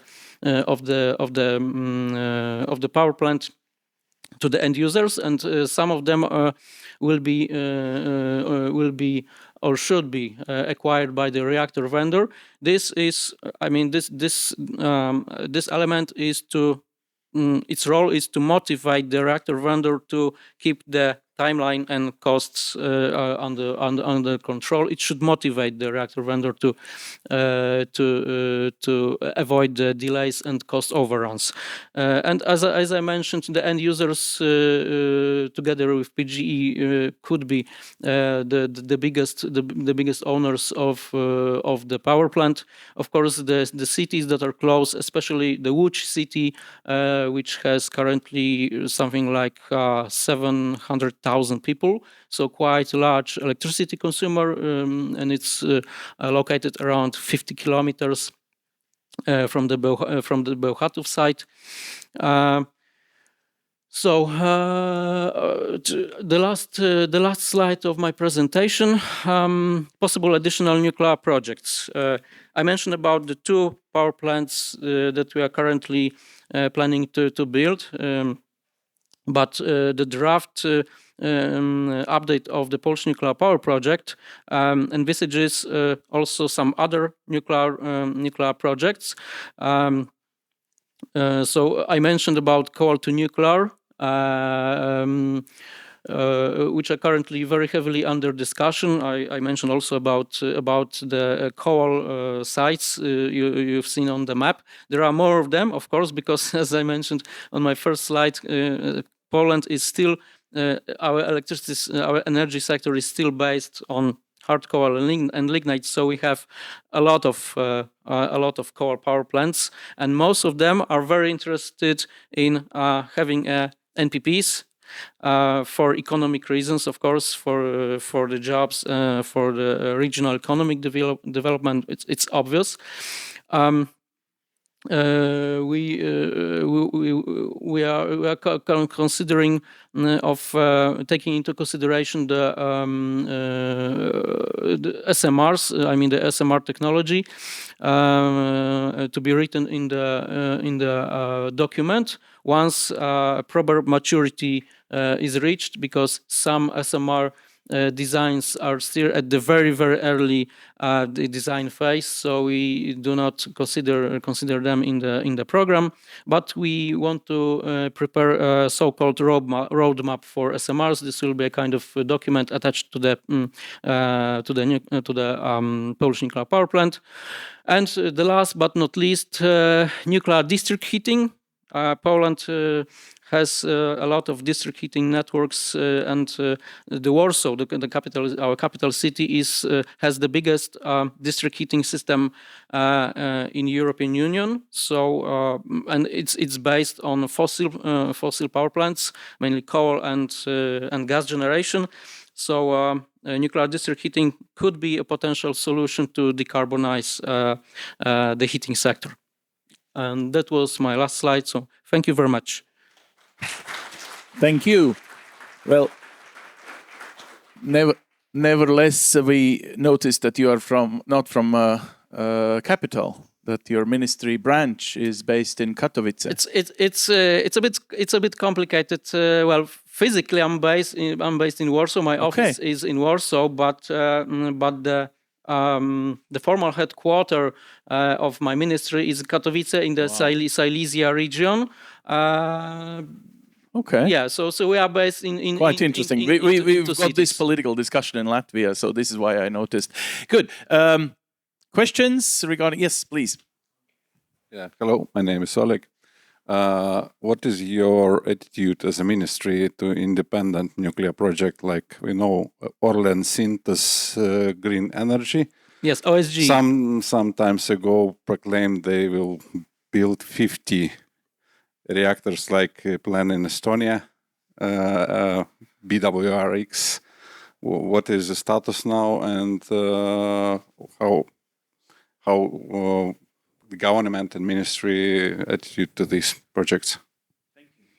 Well, as I mentioned, we keep focus in our program on large-scale reactors, not SMRs. The SMR initiative of OSG, it's I would say kind of independent initiative, and currently the Orlen, which is a government-controlled company, and they have 50% shares in OSG.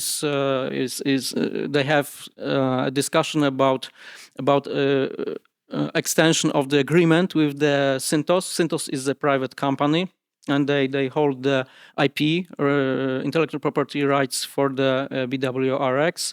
And we currently wait for the outcome of the discussion. So the fact is that the OSGE, they have some 3 projects currently pending, not very advanced. They currently have a site characterization, as far as I remember, 3 sites.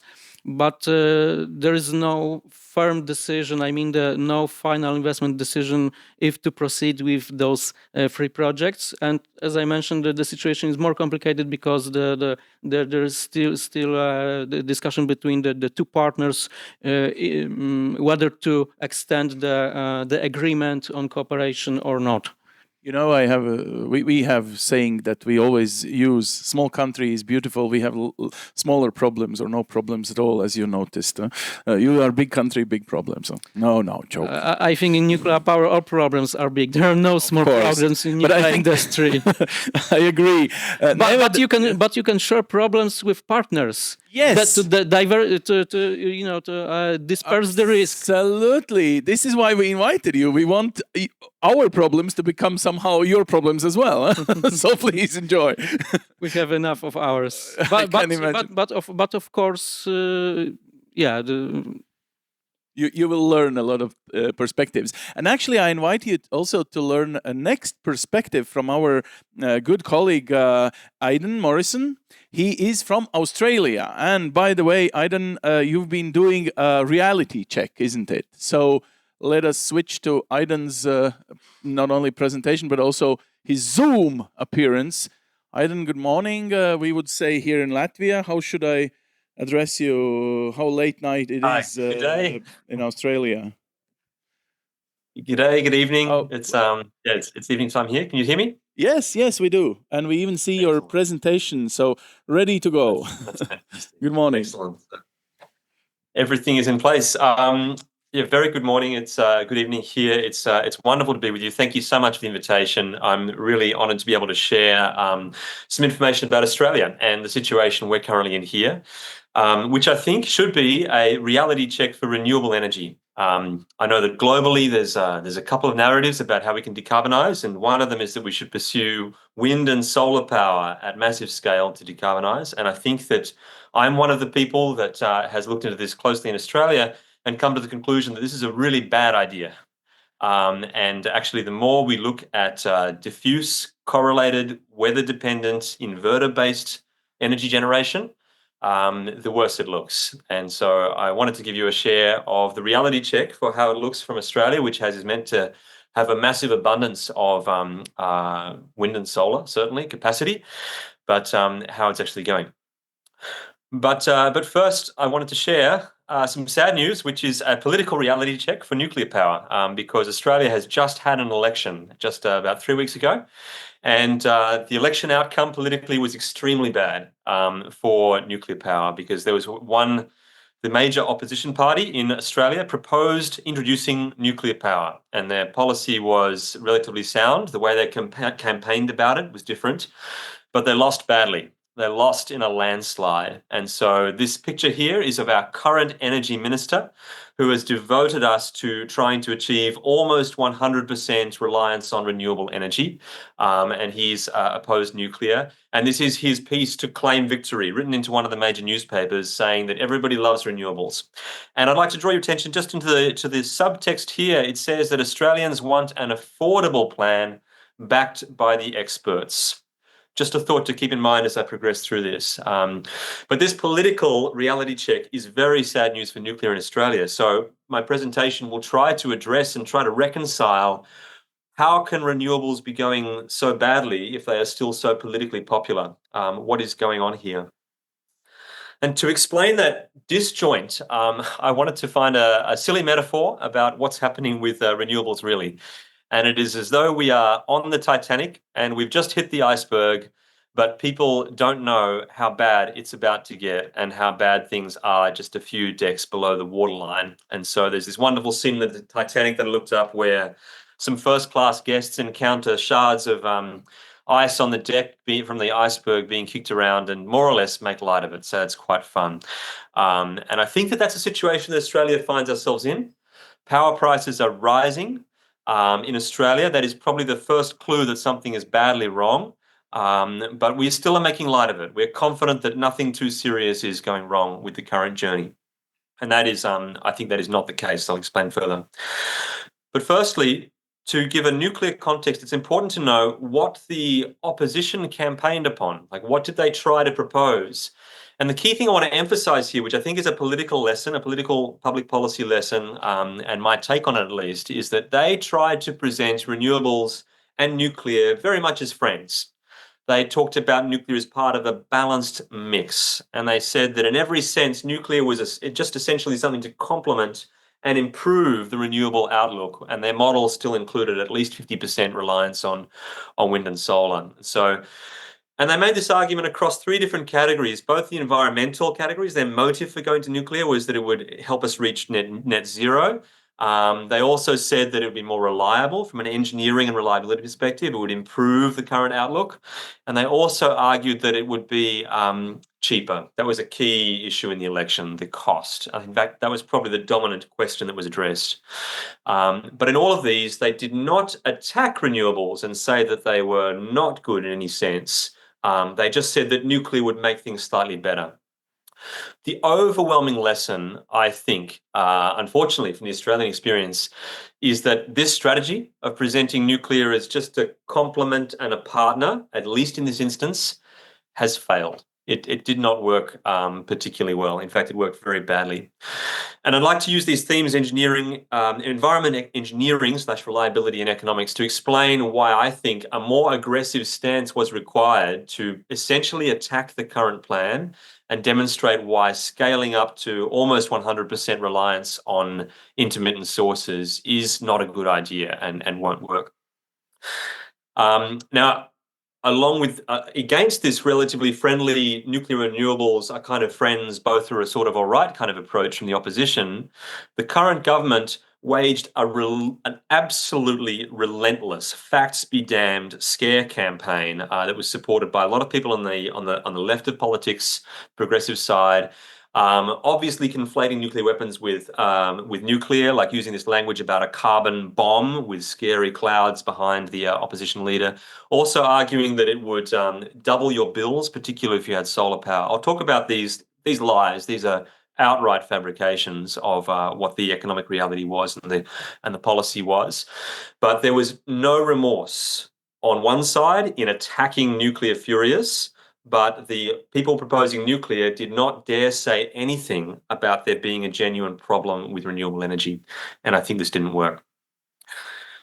And I think there are problems with renewable energy. And the first problem is in the environmental category, which I would describe. This is what's happening in Queensland at the moment. We're clearing some remnant forests, basically, to make way for the electricity infrastructure, for wind farms in particular.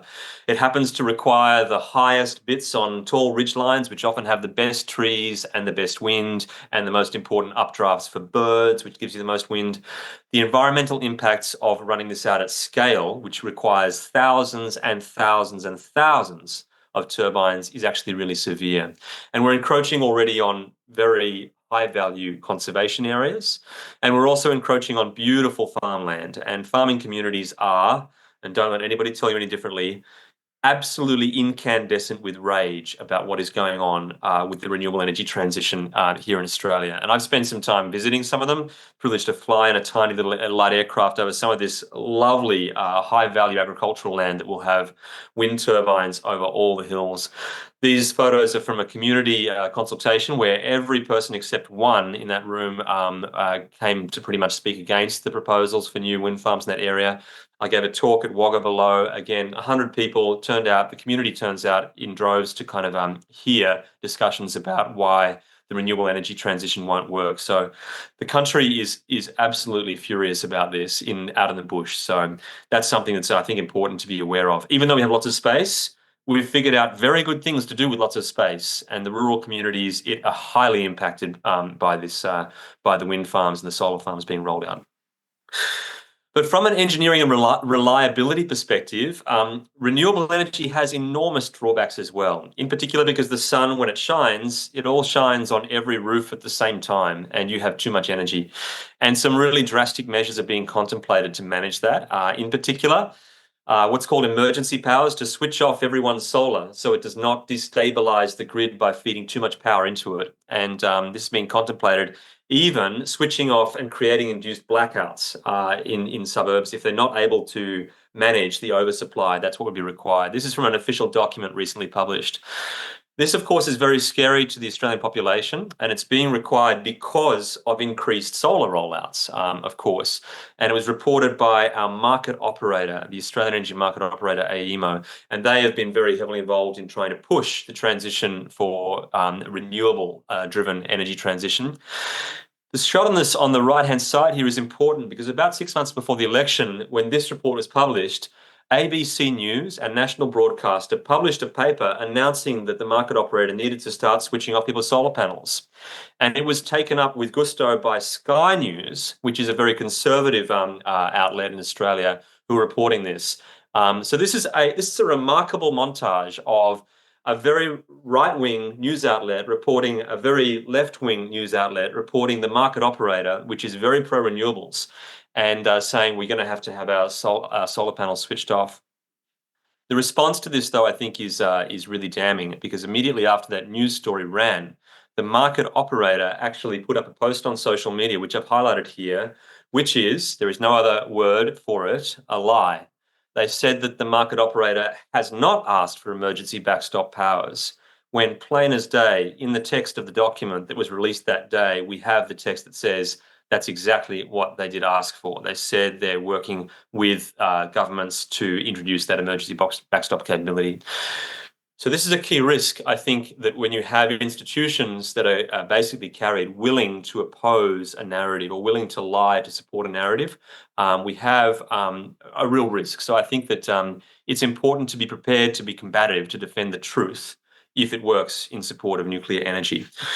And the question about whether this is a lie is not remotely contestable because, and I'll just move to the next page, 3 years ago, actually, it was reported in the ABC that the market operator had asked for these powers.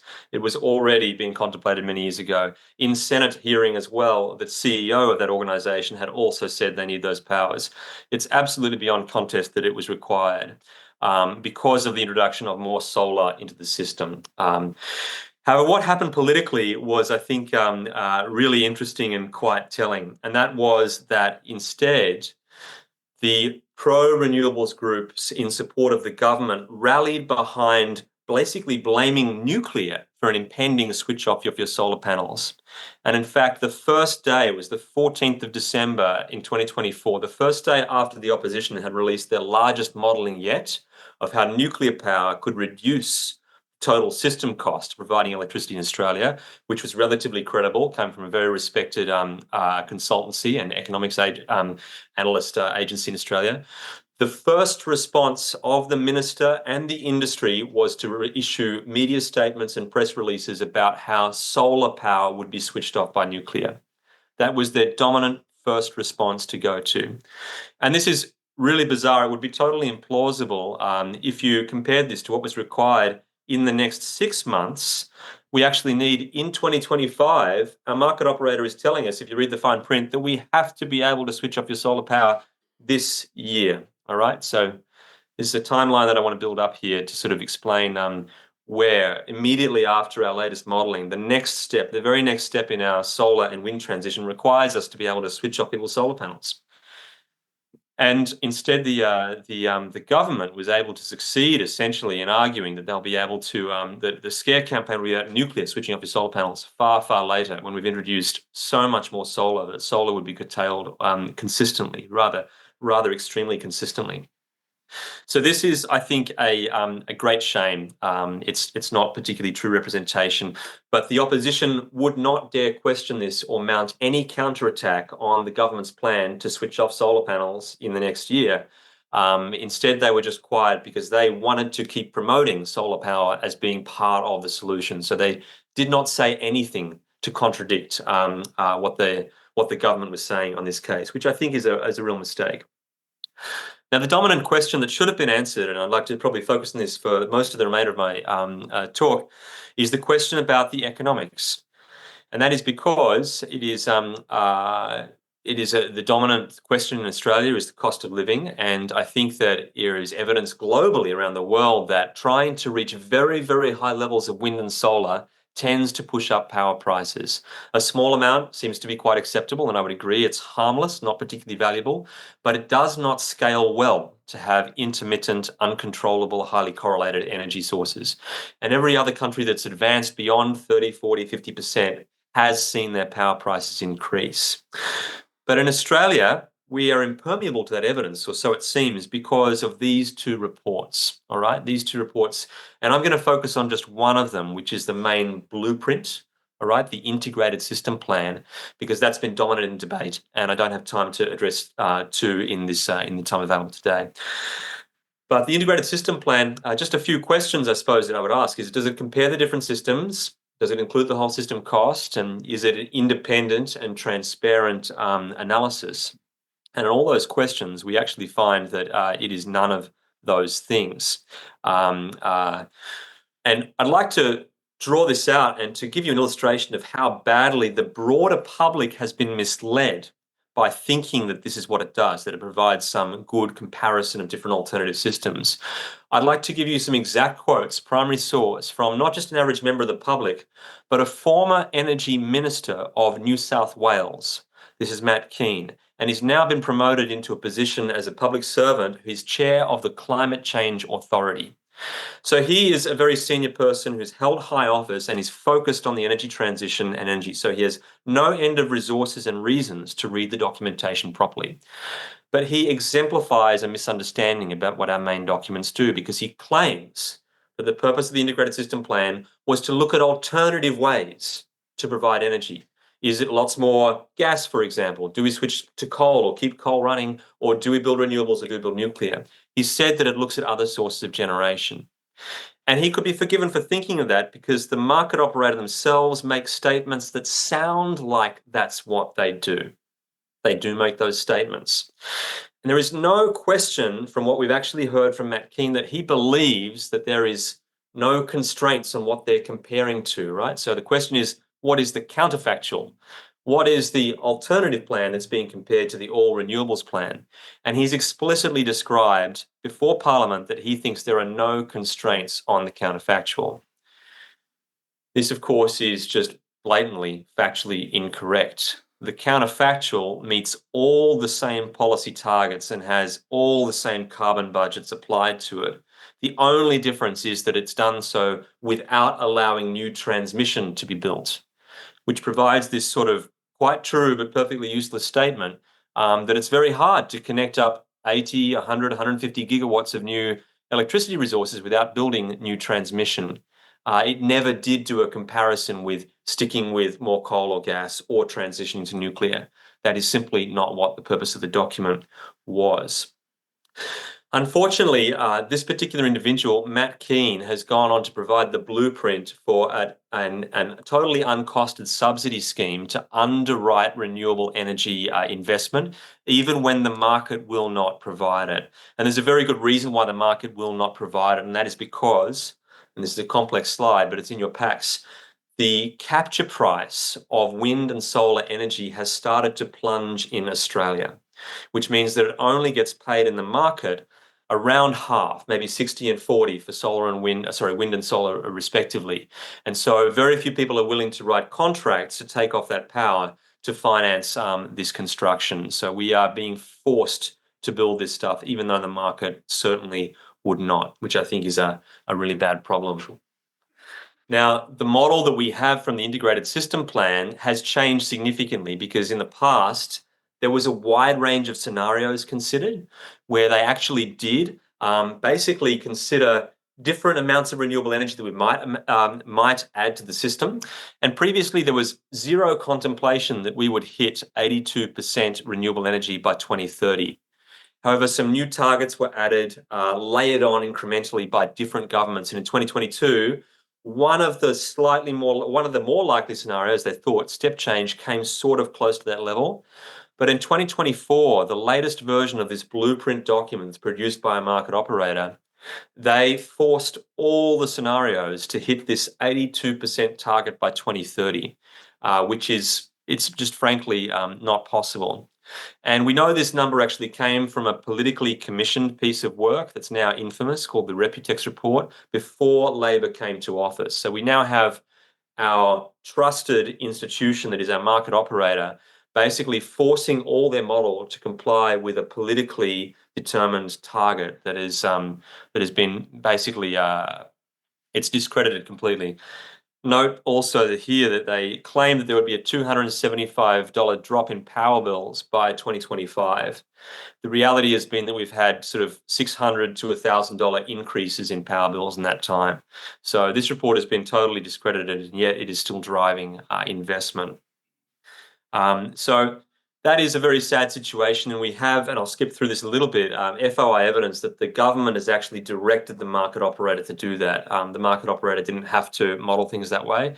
They've been essentially instructed. And we also know, of course, that it does not include the full system cost, which is very poor, and so that never could have given us a full understanding. There's hundreds of billions of dollars, including all the storage in consumer batteries, not costed at all. Also, this has been reviewed. The ministers commissioned a review, which was hidden for most of last year. It was only revealed in a political inquiry that basically said that this is inadequate. It's not appropriate to exclude all those costs. The government's review of their own document has said this is problematic. They've also released damning analysis about the reliability. They've said that basically gas, the peaking function that would provide power when the wind is not blowing and the sun is not shining, that would not work in the integrated system plans assumptions either. And they do not know what it would cost to deliver sufficient upgrades to the pipes, to the infrastructure, the storage, not the generators, to actually supply enough gas. That's been modelled, of course, to produce blackouts. So there's very little claim to support what our market operator has done here. So I'd like to just draw to a close there, and I'll skip a number of slides here. But the market operator, I think, has been misleading the public about how low cost and how reliable the current plan is. And the opposition in campaigning for nuclear chose not to engage with discrediting the current plan very aggressively at all. And I think that strategy has now failed. So the market operator's report really does not work very well. And I'll just skip forward to a conclusion about the other report produced by our science agency.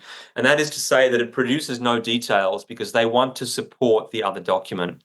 They've not produced a transparent analysis either because they do not want to challenge the document that I've just shared in more details about.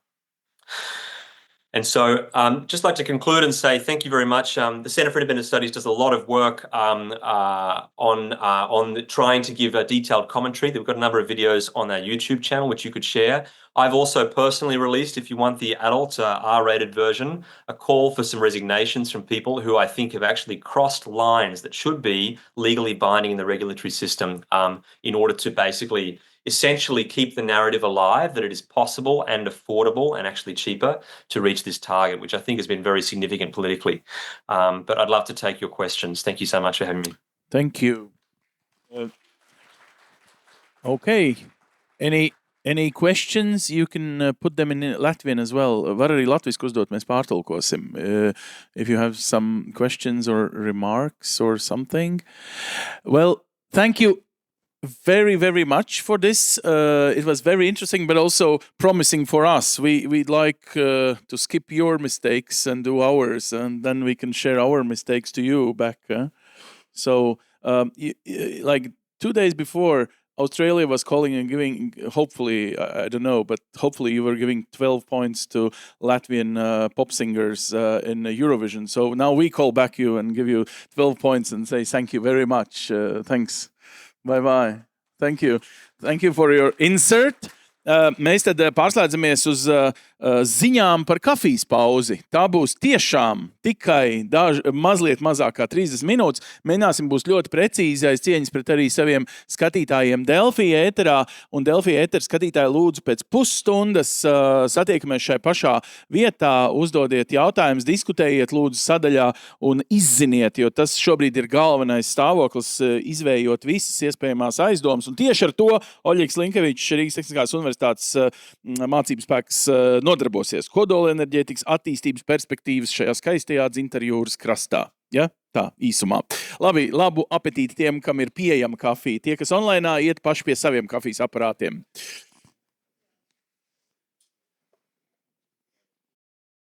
Labi, labdien vēlreiz visiem, ja kāds tikai otrajā daļā pieslēdzās Delfī tiešraidē, arī tiem, kas Zoomā ir mūsu īpaši ielūgtie viesi, es visus jūs aicinu, tad arī uzdodiet jautājumus, gluži kā šeit zālē esošie domā jau kuro gadu, jo mēs pagaidām, protams, esam sarunu stadijā, bet, jānomēra ir 7 reizes, lai pareizi nogrieztu, tā kā ir tikai normāli, ka mēs šobrīd, bet, es varētu novērtēt, ka cilvēku daudzums, kam nav viena alga par kodolenerģijas nākotni Latvijā vai šoreiz Baltijā, būsim arī reāli, 7 miljoni iedzīvotāji ir gana maz, lai vēl saskaldītu pa atsevišķām Baltijas valstīm.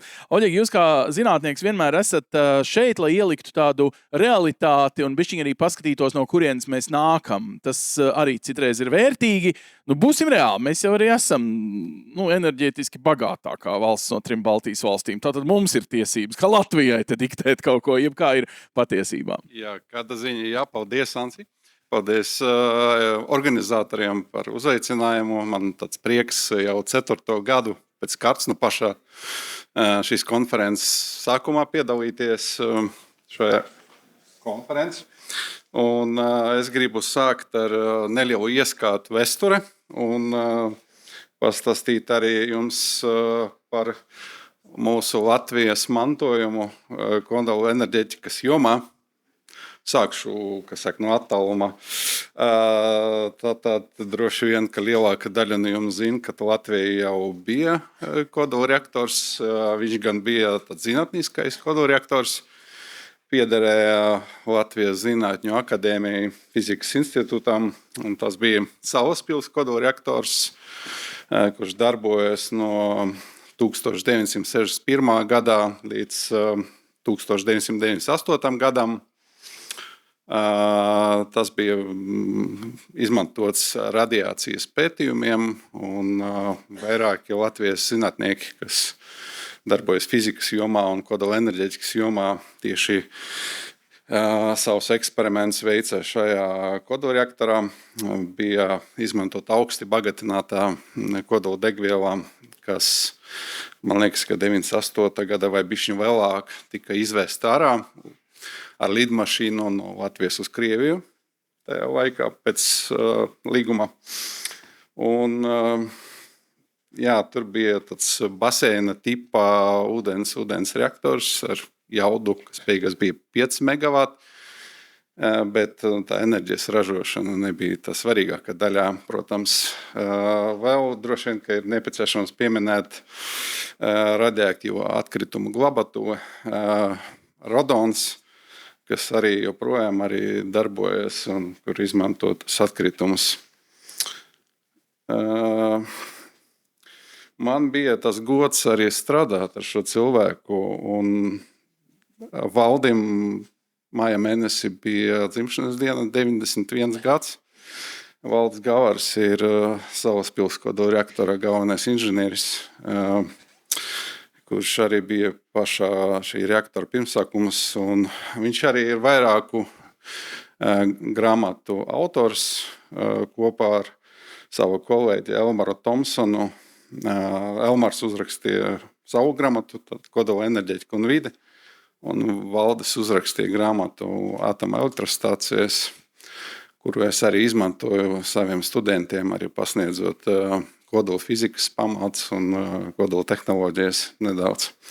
Jā, un šajā attēlā mēs redzam gan tātad kritisko stendu, tad eksperimentāls, ko tieši Salaspils bija izstrādāts, šis te kritiskais stends, un tālāk tajā lielā bilde krasēni ir pats šī baseina tipa kodolereaktors. Šeit ir tāds vēsturiskais attēls, piedodiet par uzrakstu kirilica. Rakstīts, ka здесь будет, šeit būs Latvijas atomelektrostacija. Tātad droši vien, kad ne visi zina, kad arī Latvija bija izvēlēta vietā pie Pavilostas un izdzer šampanēts un viss PSR ministrs, laikam Niparožnīs, bija atbraucis, un tur tālumā stāv Arturs Kruskops, kurš bija mans pirmais priekšnieks. Tātad, un nesen Klimata un enerģētikas ministrija nopublicēja savu ziņojumu par Kodolenerģiju Latvijai, kur bija arī parādīts tas 5 vietas, un kā atsauce bija Latvijas Energo konfidenciāls pētījums, bet man jums jāsaka, kolēģi, ka šīs vietas principā bija zināmas vēl padomju laikā, tad, kad izpētīja vietu tai Pavilostas stacija, arī tas visas pārējās vietas tika izvērtēts. Bet, diemžēl, Pavilostā mēs arī Latvijā neuzbūvējam šo staciju, bet lietuvieši bija ātrāki, kā vienmēr, nekā mēs. Un Ignalīnas atomstacijā tika 83. gadā palaists pirmais bloks, otrais bloks 87. gadā. Protams, tā tehnoloģija ir ūdens dzēsēt grafītā reaktors, jeb tā saucamies RBMK. Bet tam interesanti, ka otrais bloks jau bija palaists tajā laikā, kad jau Černobaļa notika katastrofā, un trešā bloka būvniecība tika apturēta.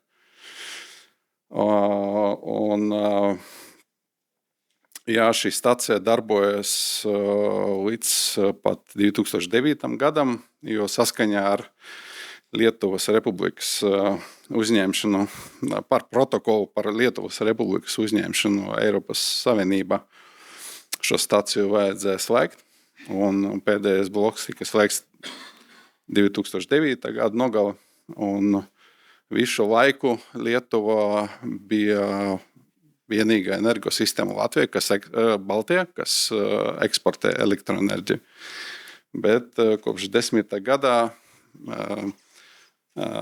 Lietuva vairāk ir importētais, gan tagad mainās, viņi būvē ļoti daudz vēja un saules elektrostācijas.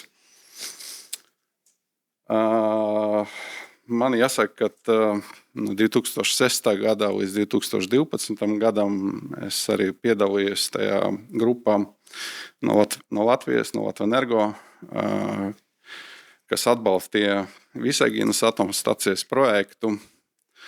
Tātad uz 2012. gadu bija izdarīti vairāki pētījumi, gan pabeigti IVN procedūrā, gan ir veikti ģeoloģijas un transportēšanas pētījumi,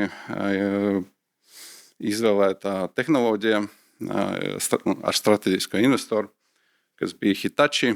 Un tajā laikā mēs bijām ļoti tuvu, lai uzsāktu šo te pirmo Baltijas atomstacijas projektu, būtu viens varošais ūdens reaktors ar jaudu 1340 megavāti, bet 2012. gada 14. oktobrī notika konsultatīvais referendums. Man liekas, ka lietuviešu politiķi joprojām strīdās par to, vai tas ir saistošs, vai tas nav saistošs, bet acīm redzot, rezultāti bija tāds, ka 35% nobalsoja par stācijas būvniecību un 60% vairākums nobalsoja pret. Bet interesanti, ka es prasīju saviem draugiem lietuviešiem, kāpēc jūs balsojat pret. Teicām, mēs domājam, ka tā ir liela afēra un tas, kas šobrīd ir pie varas, kas saka, grib izšķērtēt to naudu. Un mēs tā kā no kodolenerģētikas nebaidāmies. Ja? Mēs baidāmies, ka tā nauda tiek izšķērdēta, ka tā ir korupcija. Tāda bija atbilde.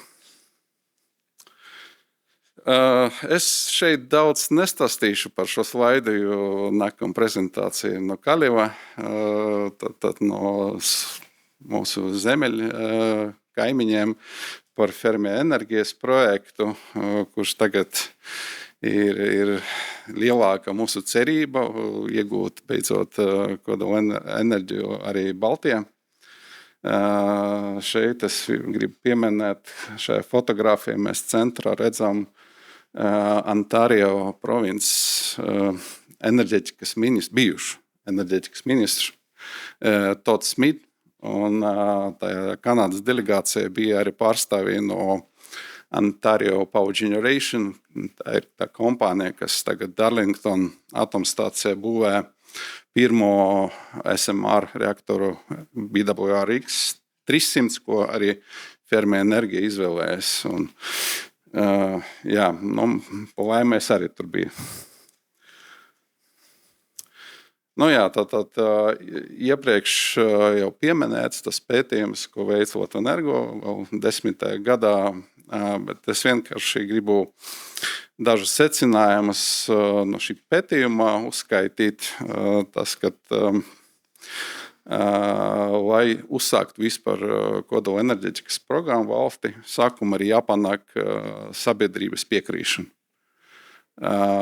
Tas ir ilgstošs un liels process, un teiksim, tas nav tik vienkārši. Bet ar to nepietiek, protams, ka ir nepieciešama arī skaidra darbība no valdības, tad ir nepieciešams atbalsts, un, kas izpaušas gan likumdošanā, gan regulācijas vide. Tātad likumdošanā, tā kā Igaunija tagad plāno pieņemt kodolenerģētikas likumu, ir jāizveido neatkarīgu inspekciju, kas uzraudzīs arī šo objektu gan plānošanas stadijā, gan celtniecības un pēc tam arī eksploatācijas posmā. Un, protams, ka ir nepieciešama arī programma, ko darīt ar radioaktīviem atkritumiem, ko darīt ar izmantotu kodoldegvielu. Ja? Tas bija message, ko mēs tajā pētījumā, kas saka, sniedzam mūsu vadībai un tālāk, bet tas palika tikai kā message, bet Fermi Energia lielāko daļu no šiem uzdevumiem jau ir izdarījuši, un viņam ir atbildi. Tagad gribu parādīt jums vienu tādu statistikas slaidu no Eurostat. Ir iekšzemes koprodukts uz vienu iedzīvotāju, un, kā jūs redzat, mēs esam salīdzinoši maz valsts ar mazāk attīstītu ekonomiku. Protams, uzskatu, ka jāturpina atbalstīt mūsu lauksaimniecību, ir jāatbalsta meža nozari, bet ir jādomā arī tomēr par lielāku, smagāku rūpniecību. Un šeit es paņēmu slaidu no Fortum, mūsu zemeļvalstu lielas kompānijas aizņēmas, bet viņi runāja arī saistībā ar Somijas kodolenerģētikas programmu. Un tas pamats, kāpēc ir jāizveido to kodolenerģētikas programmu, ir intensīvā elektrības patērētāji. Piemēram, kā datu centri, piemēram, amoniaka, metanola rūpnīcas, sintetiskas aviācijas degvielas rūpnīcas. Mums varbūt mēs nevaram attīstīt tas, kas mums vēsturiski jau bankrotēja vai aizgāja, bet mēs varam attīstīt kaut ko jaunu rūpniecību. Un teiksim, šī transformācija no elektroenerģijas uz sintētiskam degvielu, tas varbūt ir viens no risinājumiem, jo jau mūsu pārvaldes sistēmas operators prognozē, ka nākotnē Latvijas elektroenerģijas patēriņš varētu palielināties ne tikai dēļ tiem esošam nozaram, bet arī pateicoties datu centru un elektrolīzeru būvniecībai. Un, ja mums tāda patērētāja parādīsies, tad, protams, ir jāskatās, kurš avots vislabāk varētu to nodrošināt. Protams, datu centri šeit, kā piemērs, ir datu centri, un datu centriem varētu būt ļoti atšķirīga elektriska slodze. Šī ir elektriska slodze, bet ir tāda datu centri, kuram tā slodze ir nepārtraukta, ir bāzes slodze, nemainīga, un, protams, būtu ļoti sarežģīti un izaicinoši šo slodzi nodrošināt tikai ar vēja un saules ģenerāciju. Ja mēs salīdzinām tagad profilu, kā darbojas vēja un saules stacijas un kā darbojas, piemēram, bāzes avots, tad šeit ar oranžu krasu ir saules stacijas, tad zaļā krasa ir vēja stacijas un violeta ir tas SMR. Un SMR principā atomstacijas darbojas bāzes režīmā un var pieskaņoties arī tam pieprasījumiem no tas rūpniecības. Saule ir ļoti laba. Man pašam mājās ir saules paneļi. Es varu pateikt, ka vasara ir primā, bet ziemā, diemžēl, nav nekā. Un arī ar vēja stacijām esam ļoti atkarīgi no laika apstākļiem.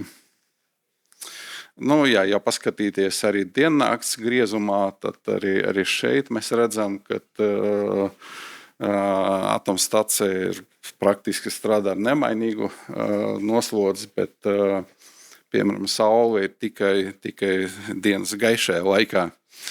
Nakti nav nekā. Ja, un vējš, šodien ir, rīt nav. Ja, tad ir jādomā. Vēl viens aspekts varbūt vairāk no elektrotehnikas.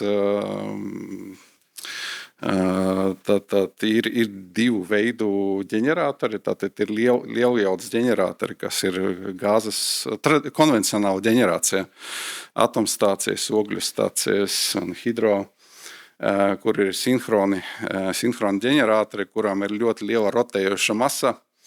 Un viņi palīdz atbalsta frekvences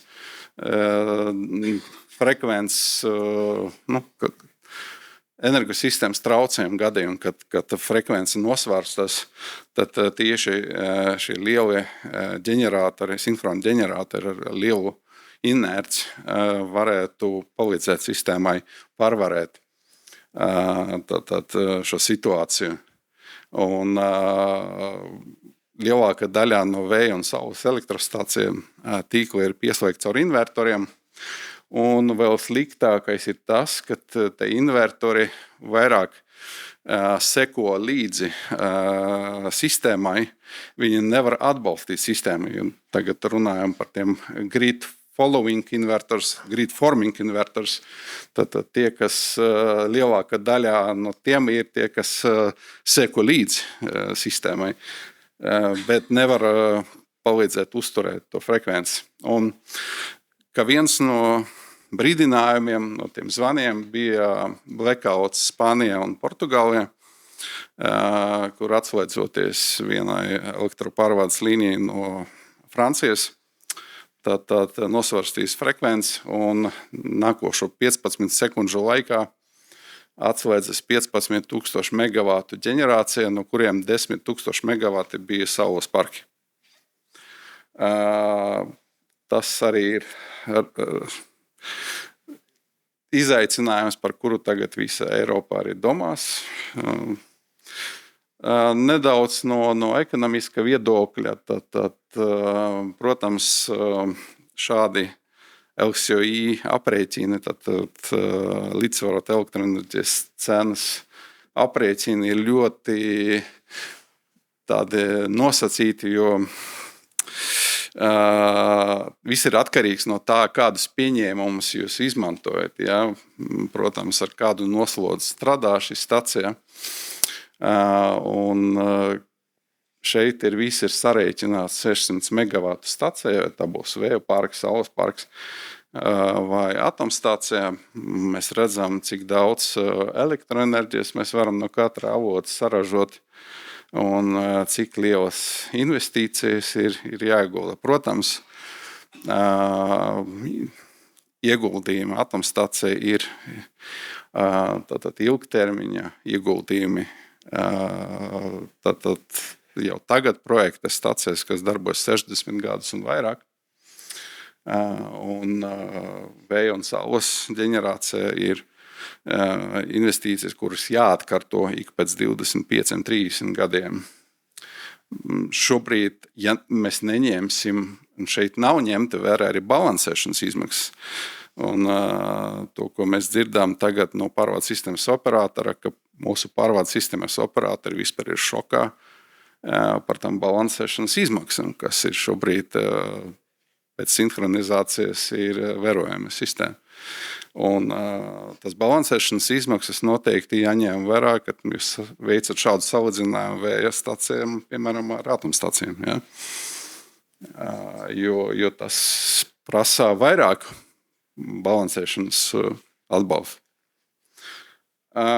Tagad runājot par ilgspēju, šeit ir CO2 dzīves cikla emisijas. Dzīves cikla emisijas tas nozīmē gan celtniecības laikā, gan darbības laikā, un saules paneļu izstrāde prasa ļoti daudz enerģijas, lai saražotu saules paneļu. Un pie ļoti augstas temperatūras notiek šis process. Un, tas pat varbūt nedaudz lielāks CO2 emisijas nekā atomstācija. Jo atomstācijas būvniecībā arī, protams, ir kaut kāds CO2 emisijas. Bet ar to es gribu pateikt, ka arī par to varbūt ir daudz strīdi ar Eiropas nevalstiskām organizācijām, īpaši tas, kas darbojas vides jomā, vai Kodolenerģiju un lielas hidrostacijas var uzskatīt par ilgspējīgu ražošanu. Manuprāt, ir iespējams, un tas ir Eiropas taksonomijas dokumenta, tas viss ir fiksēts. Un pēdējais slaids ir secinājumi, bet es varbūt tos secinājumus neatkārtošu, jo es jau visu pateicu arī prezentācijas laikā. Vienkārši uzskatu, ka Kodolenerģija ir klimata neitrāls elektroenerģijas avots, ir ar adekvātu un konkurētspējīgu cenu. Tas ir ļoti stabils bāzes avots. Un kas varētu veicināt Baltijas attīstību. Paldies! Labi, liels paldies. Tad, ja gadienā ir jautājumi zālē, mums ir viens ienācies vai dienīgs, vai levelized cost of electricity, cena par uzstādīto jaudu, ir izmantota šajā sistēmā. Un kas parādiet to slaidu, vienkārši varbūt var precīzāk izskaidrot, un kas ir jāņem vērā, lai izmaksas, kas nepieciešams rezerves jaudām un tīkla pārbūvēji priekš saules un vēja. Vai tas ir izkalkulējums tik viegli? Es dzirdēju ciparu kādi 8-9 eiro par megavatu stundu, kas ir balansēšanas izmaksas, kas jāliek klāt. Bet acīm redzot šo jautājumu labāk varēs atbildēt augstsprieguma tīkls, ja viņi reicinās, bet Es zinu, mēs analizējam cenas, kas ir pieejamas, balansēšanas cenas, un tas ir augstāks gan balansēšanas jaudas tirgu, gan balansēšanas enerģijas tirgu. Šis cenas ir augstāks nekā bija prognozēts. Un šajā aprēķinā pēdējā rindiņā ir tieši tas levelized cost of electricity ir aprēķināts. Šeit nav ņemt vērā tā balansēšanas cena, bet, kā es teicu, ka principi jāņem vērā viņi. Vismaz līdz, es teiktu, līdz 10 eiro par megavatu stundu klāt. Labi, tas par naudu, kaut kas par kilovatiem. Agri, tu vākies? Jā, man bija tāds jautājums par to Spāniju un Portugāli. Pirmo reizi es redzēju latviešu valodā sakarīgi izstāstītu jau tehniskās detaļās. Pirms tam bija Kulberga kungs, mūsu deputāts, publicējis savās vietnēs, bet kad publiskā mēdījā parādīsies sakarīgs, saprotams skaidrojums, kas tad notika tajā Spānijā? Man liekas, ka, tā kā Discovery kanāla ir tāds autokatastrofu izmeklējums. Viņi saka, eksperti nekad neizteicas par sēkām, kamēr nav oficiāla ziņojuma. Ja? Un tāpēc es arī negribu spekulēt, jo bija versijas, ka tā ir kiberuzbrukums, ka tas ir kaut kāds pēdas no Krievijas, kas saka ietekmes. Bet objektīvi redzot, teiksim, kas ir noticis, tur var šī versija, ko es izteicu, ir, es domāju, ka dzīvotspējīga. Bet tā nav tikai mana versija, tas ir arī citu ekspertu versija. Agri vēl jāpaciešās. Būs. Jā. Man ir Guntars Vītols. Man ir tāds jautājums. Tas mikslis starp atjaunojamu enerģiju un bāzes jaudām. Respektīvi, Latvijā ir tecis, ja, tur 1 gigavats un izskan sarunas, ka, ja mēs uzbūvētu tur to vēja sauli kaut kādu vēl 1,5 gigavatu, tad tas būtu, netraumējoši. Un arī iepriekšējie prezentētāji arī teica, kamēr tas nav pa daudz, tikmēr nav pa ļaunu. Ir Latvija Energo veikts kaut kādu šīs scenārija analīzes, kurā brīdī tas kļūst jau nestabils, tuvojās Spānijas variantam. Es šajā konferencē piedalos kā Rīgas Tehniskas universitātes pasniedzējs. Bet tieši to modeli jau tad Rīgas Tehniskā var, rēķināt. Manuprāt, Saule jau gandrīz sasniedz savu piesatinājumu, jo ja tā informācija ir pareiza, tad Lietuva ir 2400 megavāti, Igaunija 1200 un Latvijā kaut kur 700. Ja, saules paneļi. Ja. Ne tikai uz jumta izvietoti, bet arī liela saules parki. Ja. Tas jau pārsniedz vasaras pieprasījumu. Un tad jautājums, vai kāds ir gatavs teiksim, Polijā vai Ziemeļvalsts paņemt pretīm to elektroenerģiju. Ja? Bet, ja vasaras dienā jau visi pārējie avoti tik iztemti no bilances, ja, un ir tikai saules ģenerācija, ja, tad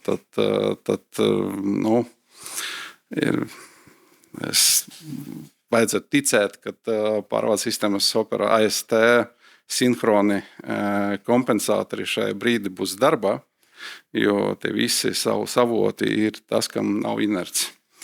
Vēja ģenerācija ir, bet man liekas, ka tā turpmākā vēja un saules projektu attīstība ir atkarīga no tā pieprasījumā, no datu centriem, no sintetiskas degvielas rūpnīcām. Ja tāda nebūs, un ja nebūs arī balansējušas jaudas, es ļoti skeptiski redzu to perspektīvu. Sintētiskās degvielas rūpnīca jau tā kā veidojās, likās, jā? I have a question or maybe just a remark, because in this table I see the 86%. It's I'm sorry, I don't understand Latvian, but I guess it's a capacity factor. Exactly. Okay, but in one of the previous slides, you mentioned about load following. I mean, the SMR that will load follow after the renewables. But you can't have 86% if you load follow. So you can't have both. Of course, if you have low capacity factor, if you use the power plant to load follow, you won't get the 90 euro per megawatt hour. So, exactly. So from the, for example, from the government perspective, it's absolutely crucial to decide if you use nuclear as a base load and you get high capacity factor, or you load follow, and of course it means very high LCOE and electricity prices. Mm-hmm.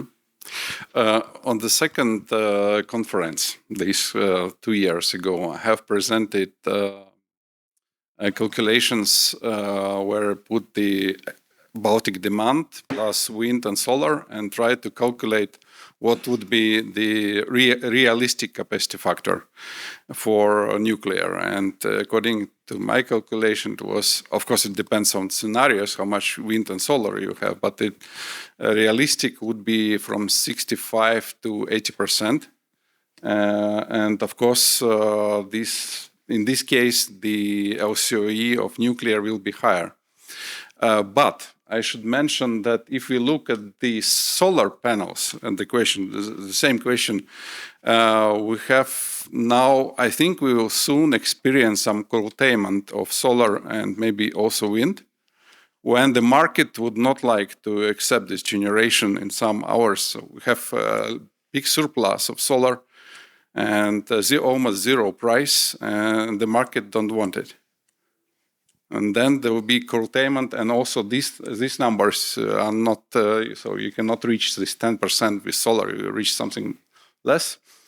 But I think, in my opinion, that in order to improve the capacity factor of nuclear, we should have this strong industry.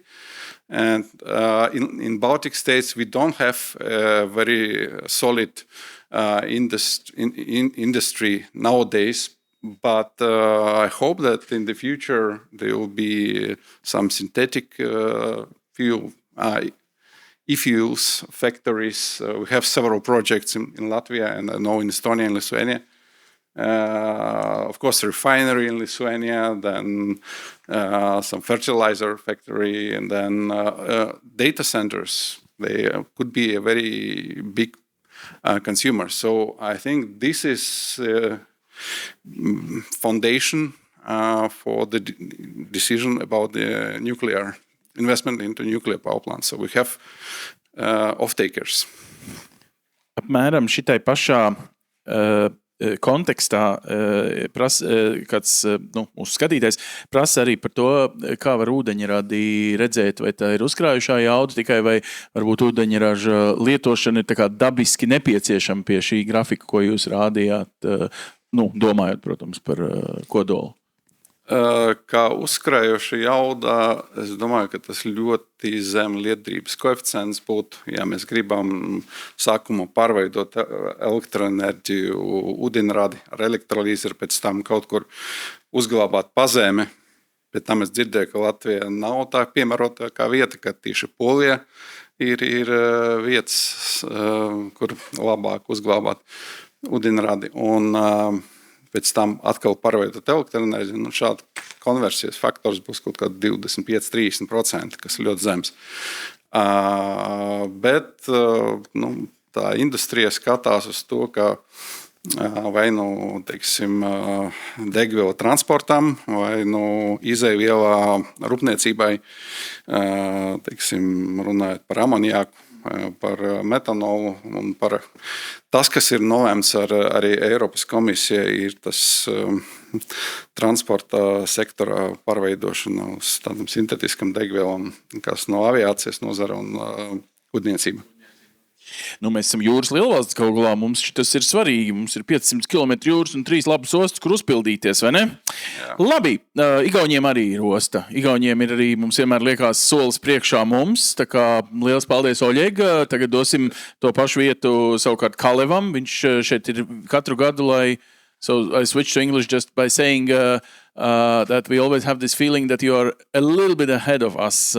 So maybe you can keep us posted of your exactly the shaking hands. And actually, can I also pay attention to everyone that there is a small model? It's a kind of small Legoland you already developed. It's a Lego model outside you were bringing. Is it like how it will look like when you will realize your project in Estonia, or this is just a kind of small example to show things for, I don't know, beginners in this field? No, it's not a Lego. It's a real thing. Okay, congratulations. It's fairly close a 3D printout of what it would look like with indirect cooling. But yeah, the joke goes that the Estonians are always slower than Latvians, but somehow, well, not in ice hockey, but somehow a step ahead.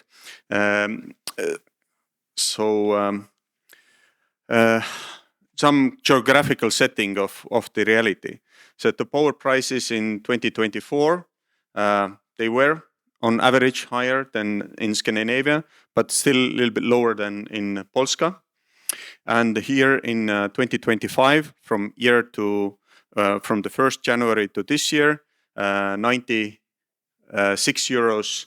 And it's very important to observe that the variability within the Baltic states is less than 1%.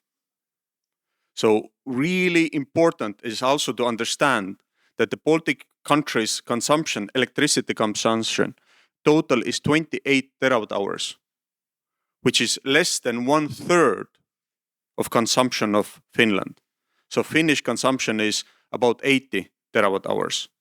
And Sweden, divided into 4 price areas, is 160. Polska, 190. So Baltic states, even together, are a very small market. Those 3 divided markets are micro markets. So it's really important, and I'm coming back to that. So in Estonia, we release annually the TSO reliability prognosis into 2035 or into 15 years into perspective.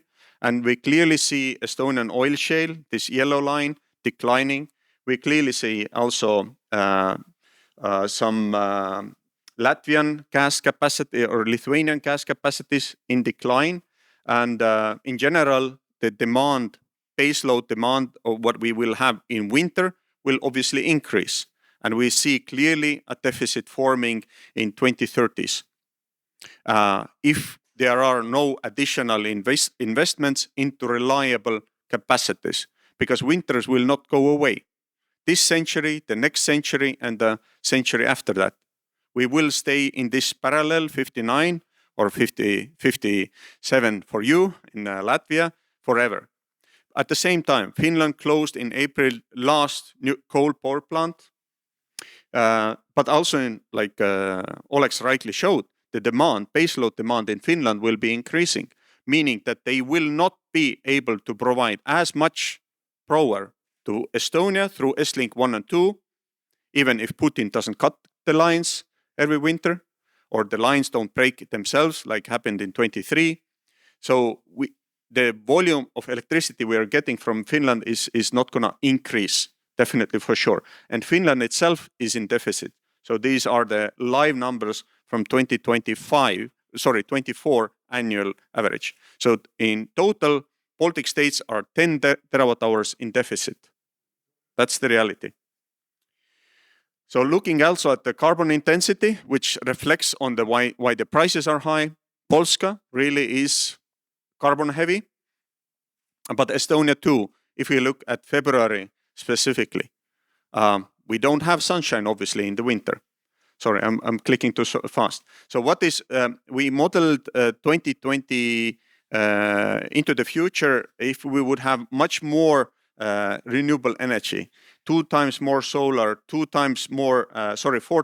wind, and still most of the hours every month we would be still in deficit.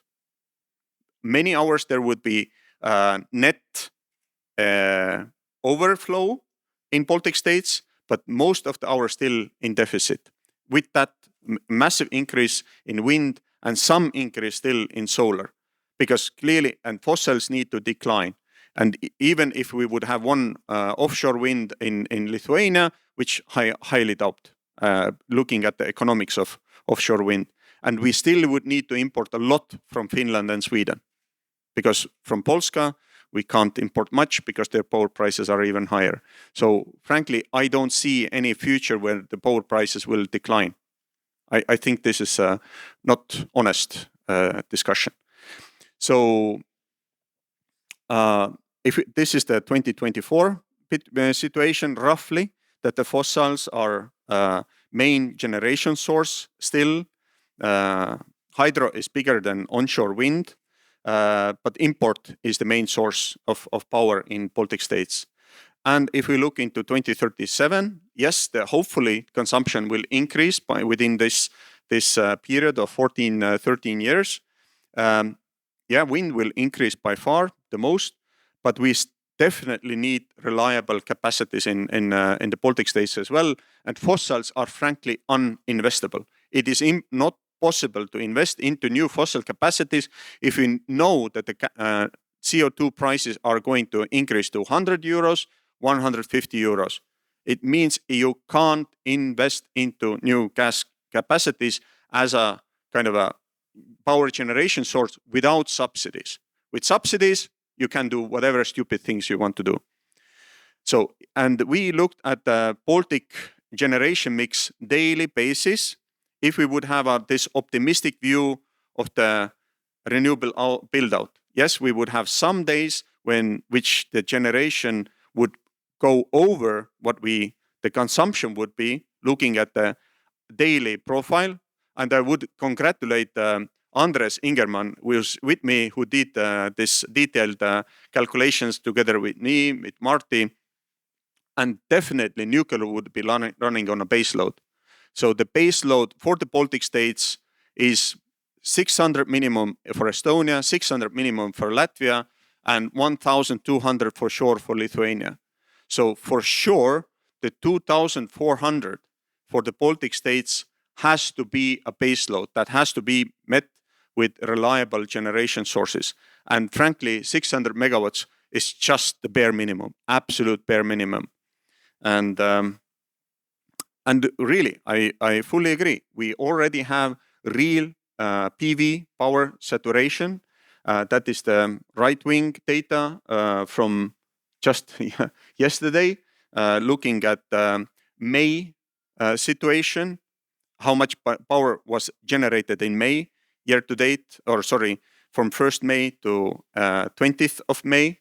And the total is 22%, meaning that on the day peak hours, it's almost 100%. And obviously, the June is thus still coming, you know. And last year's June, it was in Estonia, the solar generation from the load was higher than in Spain. You know, Spain, where the people go for sun. You know, the people don't come for sun to Estonia normally. So we already have overcapacity problem. With wind, we don't yet have it in the Baltic states, but looking regionally, Finland and Sweden, yes, we do. If you look at the Baltic states, how small we are in consumption-wise, when wind is really seriously blowing, we have very suppressed prices. So the business case for additional wind investment is also very tough. Some places are good, some places are difficult, and this is the live power pricing situation of 24-25. So we have those enormous peaks, and why that matters? It matters because of the consumer confidence. Because every day like that, where the consumers, if they are on this stock price or spot price, they're experiencing a price shock. And their confidence about the economy, about the whole energy system working for them reliably is damaged. And those price shocks will be with us for many, many years to come. they will not go away. They rather actually will get more stronger if we build knowingly more unreliable power systems. And here is what we know about the LCOE of nuclear energy. It really depends on the interest rate or the discount rate or the weighted average cost of capital.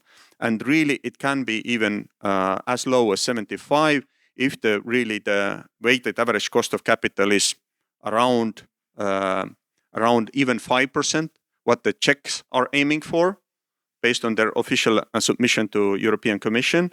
And if you really run on a base load, even higher than 90%. Finnish nuclear power plant in Olkiluoto 1 and 2, which I visited in March, which I have visited, or we have brought Estonians 15 bus loads to Olkiluoto, which is a boiling water reactor that has operated as long as I am old, since 79, is running lifetime capacity factor is 93.7% over 46 years. This is reality, and this is in an area which is the lowest power prices in Europe. So there is no load following. No load following. It's running on base load. All the Finnish nuclear power plants are running on base load. This assumption of load following is nonsense. This is not a reality. If you're not overbuilding, we would need to have like 2,000, 3,000 megawatts of solar or nuclear in the Baltic states to have any load following. So now it's really important to look at the power economics in a time horizon. This LCOE calculation is very simplistic, shallow, not intelligent way to look at the power pricing, because you're looking at only the 10 first year. But you need to look long term. Okay? With nuclear, the advantage, what we see in Finland, why they have in Finland and Sweden so low power prices, because they done the hard stuff. They built the nuclear power plants, which were more expensive than building coal power plants, which did Denmark in the 80s and 90s. Okay? It was cheaper. But Finland and Sweden did the hard stuff, and in long term, their power generation cost from nuclear power plants is from the Olkiluoto 1 and 2 is 21 euros. From the now operating Olkiluoto 1 or 3 that they built is 50 euros for first 20 years. After that, it's again to something like 27 euros. And that for next 60 years. That is a real benefit. It's like getting PhD. It's really hard. It's really hard. But then it earns you for the life. So you don't get a huge benefit after, going through the kindergarten. Having a huge wage. I did the kindergarten. So, of course, getting cheap solar panels from China is the simple stuff. You need just the Bulgarians to install it. It's simple, but it doesn't get you advantage. Okay? And what we have to recognize, we are in European Union, and the CO2 price cannot go away unless 65% of the population of European Union members and the prime ministers and chancellor and the president, Macron or whoever, will vote for it. So there is no executive order for that to go away. Now, to come to Estonia. We had, indeed, Estonian parliament had a vote in June 2024. 41 people, members of the parliament, voted in favor, 25 against democracy. Government working group was reformed, given a new mandate to act on the mandate of the parliament to have a nuclear energy program. We submitted in January after Putin cut the power line, EstLink 2. We submitted in January 14th application for national designated spatial planning, and it's now the consultation period is over, and it's likely that already next week the national designated spatial planning decision will be done by the government. Also, the human resource working group officially was formed a couple of weeks ago. The nuclear energy law writing initiation officially was done in April, and by June of next year, the nuclear law draft will be submitted to the parliament so that it would be voted also and would start be enforced in 1st of January 2027. And the siting area decision is likely mid-2027. And in general, we're still almost on track. Some political decisions take likely more time than originally planned for, but we move as speedily as possible. We are very, very delighted that Hitachi received, or OPG received the construction permit in April. And a few weeks ago, OPG made the final investment decision.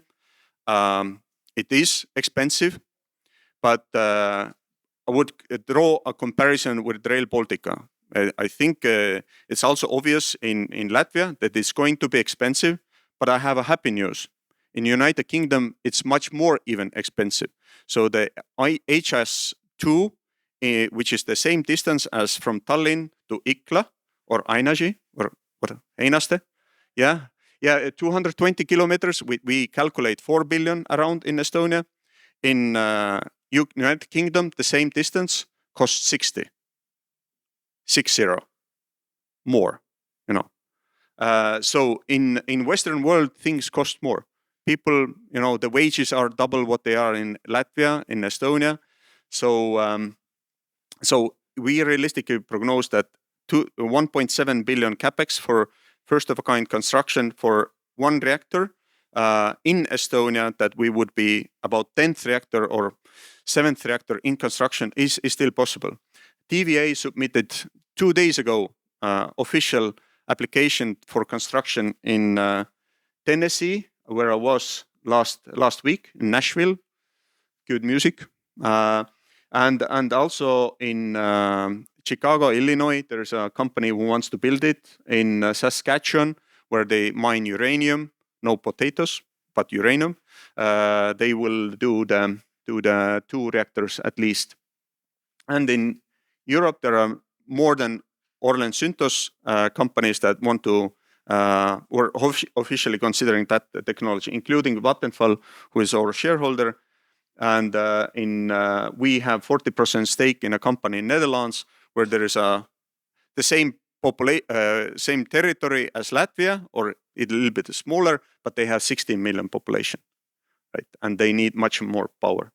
So very shortly about Fermi Energia, I can announce here publicly that we have concluded another capital raise round in Estonia, 2.3 million. So total we have included 8.9 million euros into doing our work over the last 6 years. We have a real team working. We have signed cooperation agreement with Samsung CT regarding the construction preparation. They provide for us estimation of different sites. And with OPG, we're in discussion how they could be helpful in operating the plant. They're quite interested in that business model. And the latest shareholder in Fermi Energia is NG Investeeringud, which is a main shareholder or owner of the Selver shopping chain in Estonia. And we're quite happy about that, how things go. So, Valdis. Aitäh. Thank you. Good. Now, questions, remarks, comments. I have one, the very nationalistic. Could you please give back the video message to Agris Celitans? By listening to what you said of the Baltic cooperation and the small scale, if you even compare with Poland, he insists that we have to be independent from Estonians and Lithuanians. There are American investors who could bring with the ships, with big ships, like prefabricated modular systems. And this is political decision. So if we go for these political decisions, we neglect this Baltic cooperation in this scale. What are the risks for that nationalism? Yeah, this is stupid. Thank you. clear. Yes, I'm sorry. Estonians are very honest. In reality, even Slovenia and Croatia are doing the nuclear power plant together, and they are a little bit bigger alone than Estonia and Latvia. So they have Krško power plant that is on the river that is next to Croatia, and Croatia is 50% shareholder and Slovenia 50%. So and they are sharing it. In Slovenia, Slovakia, they have 30% owned by Slovakian government, then 33% owned by Czech Republic, private investor, energy utility, and 33% by Italian Enel. So small countries in big things really need to work together. It is unpractical to think kind of nationalistically or in a proud way. Estonia would never be able to execute real nuclear energy program without cooperation with Finland or Sweden. In real difficult stuff that is, and nuclear really is difficult, and it is by no means sure also that we would be successful in executing that program, but we have to try quite seriously. Okay, thank you. Yep, agree. I have one comment on what you said right now about Krška. It was not built together. It was split ownership after it was built. You're correct. And I have a question as well. What is now the date when you expect the power plant to be commissioned and connected to the grid? So I would rather say what I can be quite confident about is that the planning first stage will be completed by 2027. We know what kind of studies we need to complete within this program. I have signed with the ministry the cooperation agreement on financing on our part, that part of the work. Then if the siting work is being done, if it meets our expectations, then we are able to commence the second stage. I cannot give a commitment that we will start generation at that point. What we lay out and I showed is the plan if we can succeed. But many elements do not depend on me or Fermi Energia. Many elements depend on many circumstances. For example, it depends really on the going into the licensing process, depends whether we will really have single market price area in the Baltic states, or if what I heard from some people in Latvia, maybe in Latvia there will be cheaper prices than in Estonia, and maybe then this is not necessary. Let me say why that is really practical. Yes, there is a refinery in Baltic states, but it is not in Latvia. It's in Mažeikiai. So meaning there are two state borders, and Orlen asks very simply, if we want to have a PPA from nuclear power plant in Estonia, can we be sure that in 5 years, in 10 years, we have 100 megawatt connection without additional grid or border connection fees for certainty? Right now, we cannot. When we would have a single price area, yes, they could. The same would apply for this fertilizer plant in Lithuania, or when we talk Latvia's Finners, right? This is company, yeah. And there are some cement plant that is also a power consuming company, or there are some other companies in Latvia. So we need to have single price area. Nationalism of small countries, either in defense or in energy security, is irresponsible. It's childish. And let's not be, childish. It's very simple. Yeah, that's actually great suggestion. Thanks. Now, let's not be childish. Thank you very much. Let's be honest to our also needs and capabilities.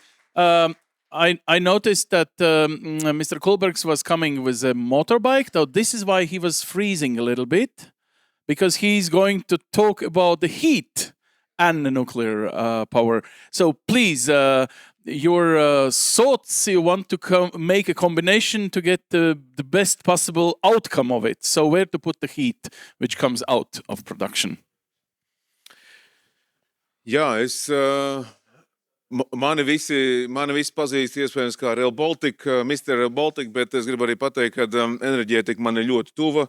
Neesmu eksperts, bet es pienācīgi laiku veltu tam, lai iedzinātos un saprastu. Tāpēc apkopo informāciju no tā, ka pirmkārt es esmu Baltijas jūras parlamentārās konferences enerģētikas un drošības komisijas vadītājs jau 2 gadus.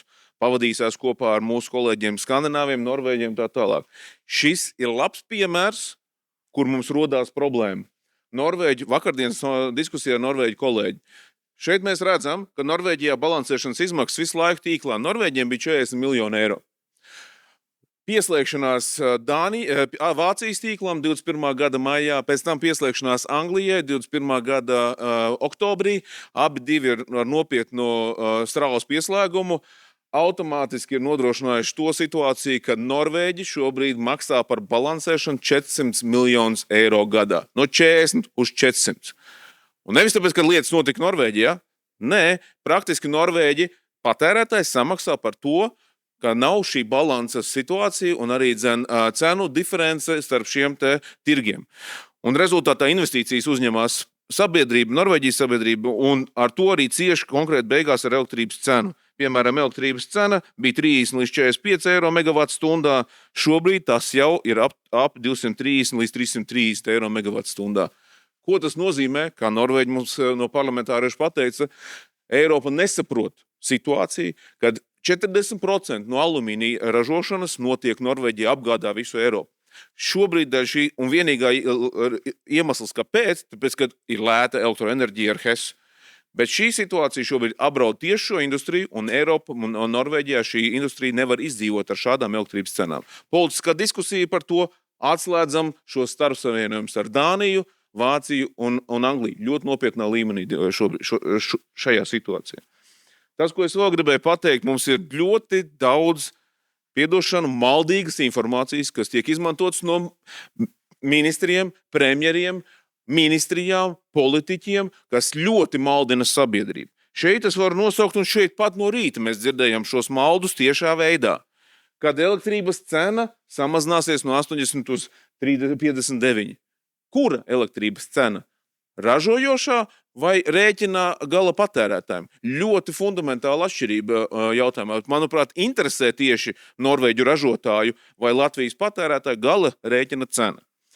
Un šeit mēs arī daudz kur dzirdam šo stāstu par to, kad tec ir slikts, tec ir Kremļa gāze, tas ir piesārņojoši un nevajadzīgs. Bet neviena atjaunojama energoresursa stacija vai klātbūtne tīklā nav iespējama bez termoelektrostacijas vai inertām jaudām. Tas vienkārši nav iespējams.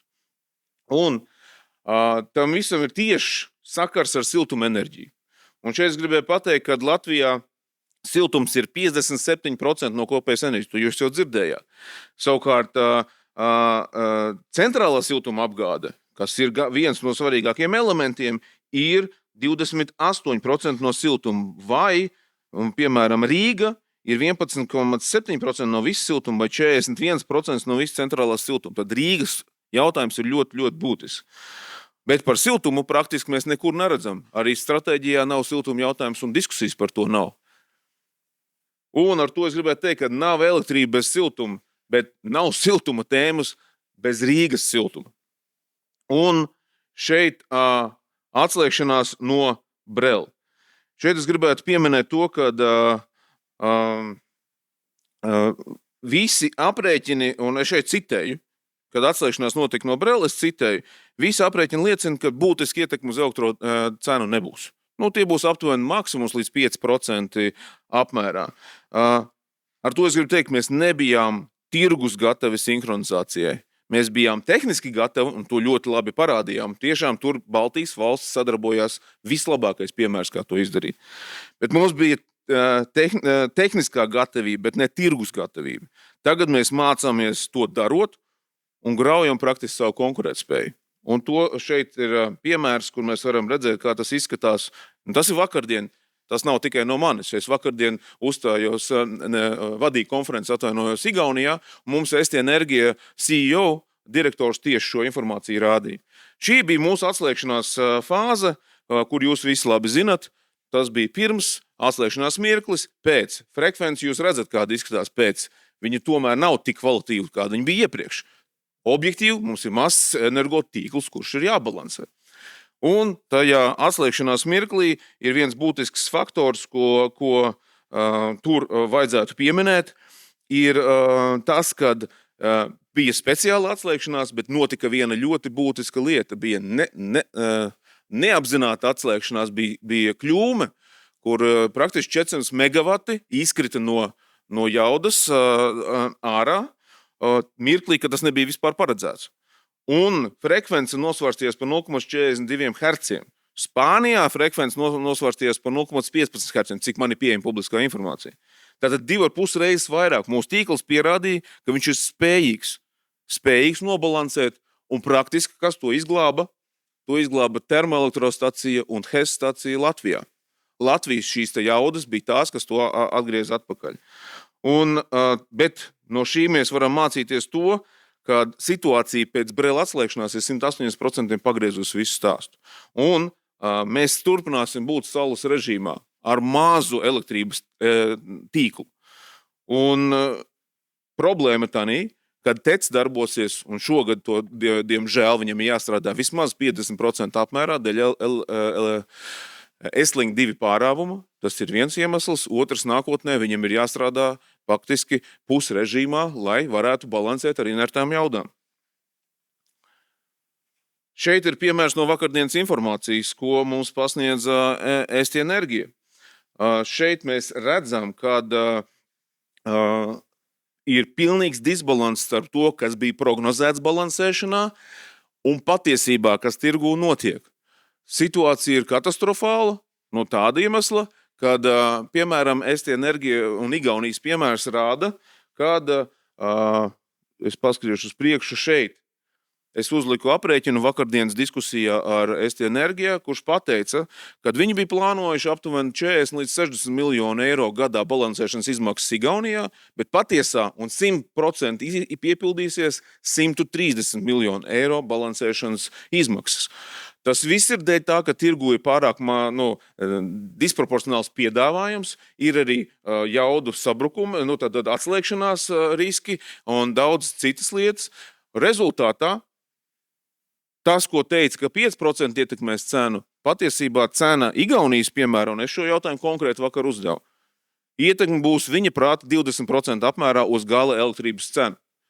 Un tas nav īslaicīgs jautājums, tas nav tā kā tūlīt pārējoši.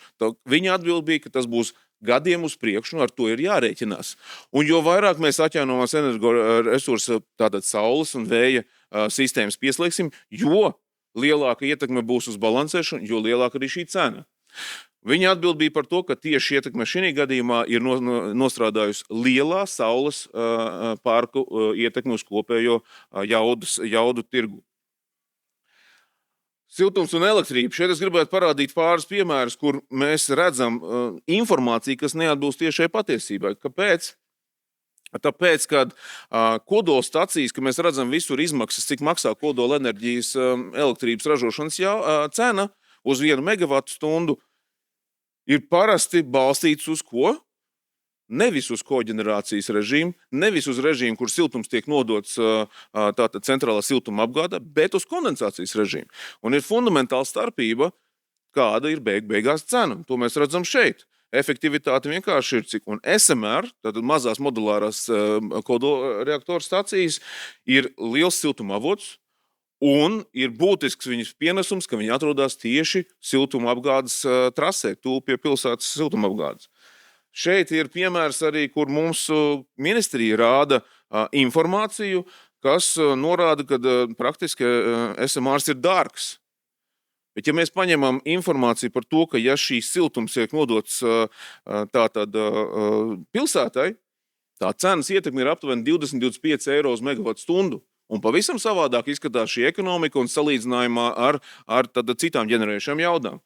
Tieši to pašu mēs redzam arī šeit, termoelektros centrāli. Šeit ir speciāli paņemts, un Kems norāda, ka tā ir Latvijas situācija. Tātad Latvijas situācijā Kems rāda, ka termoelektrostacija, TEC, ir vidēji Latvijā ar 120 eiro.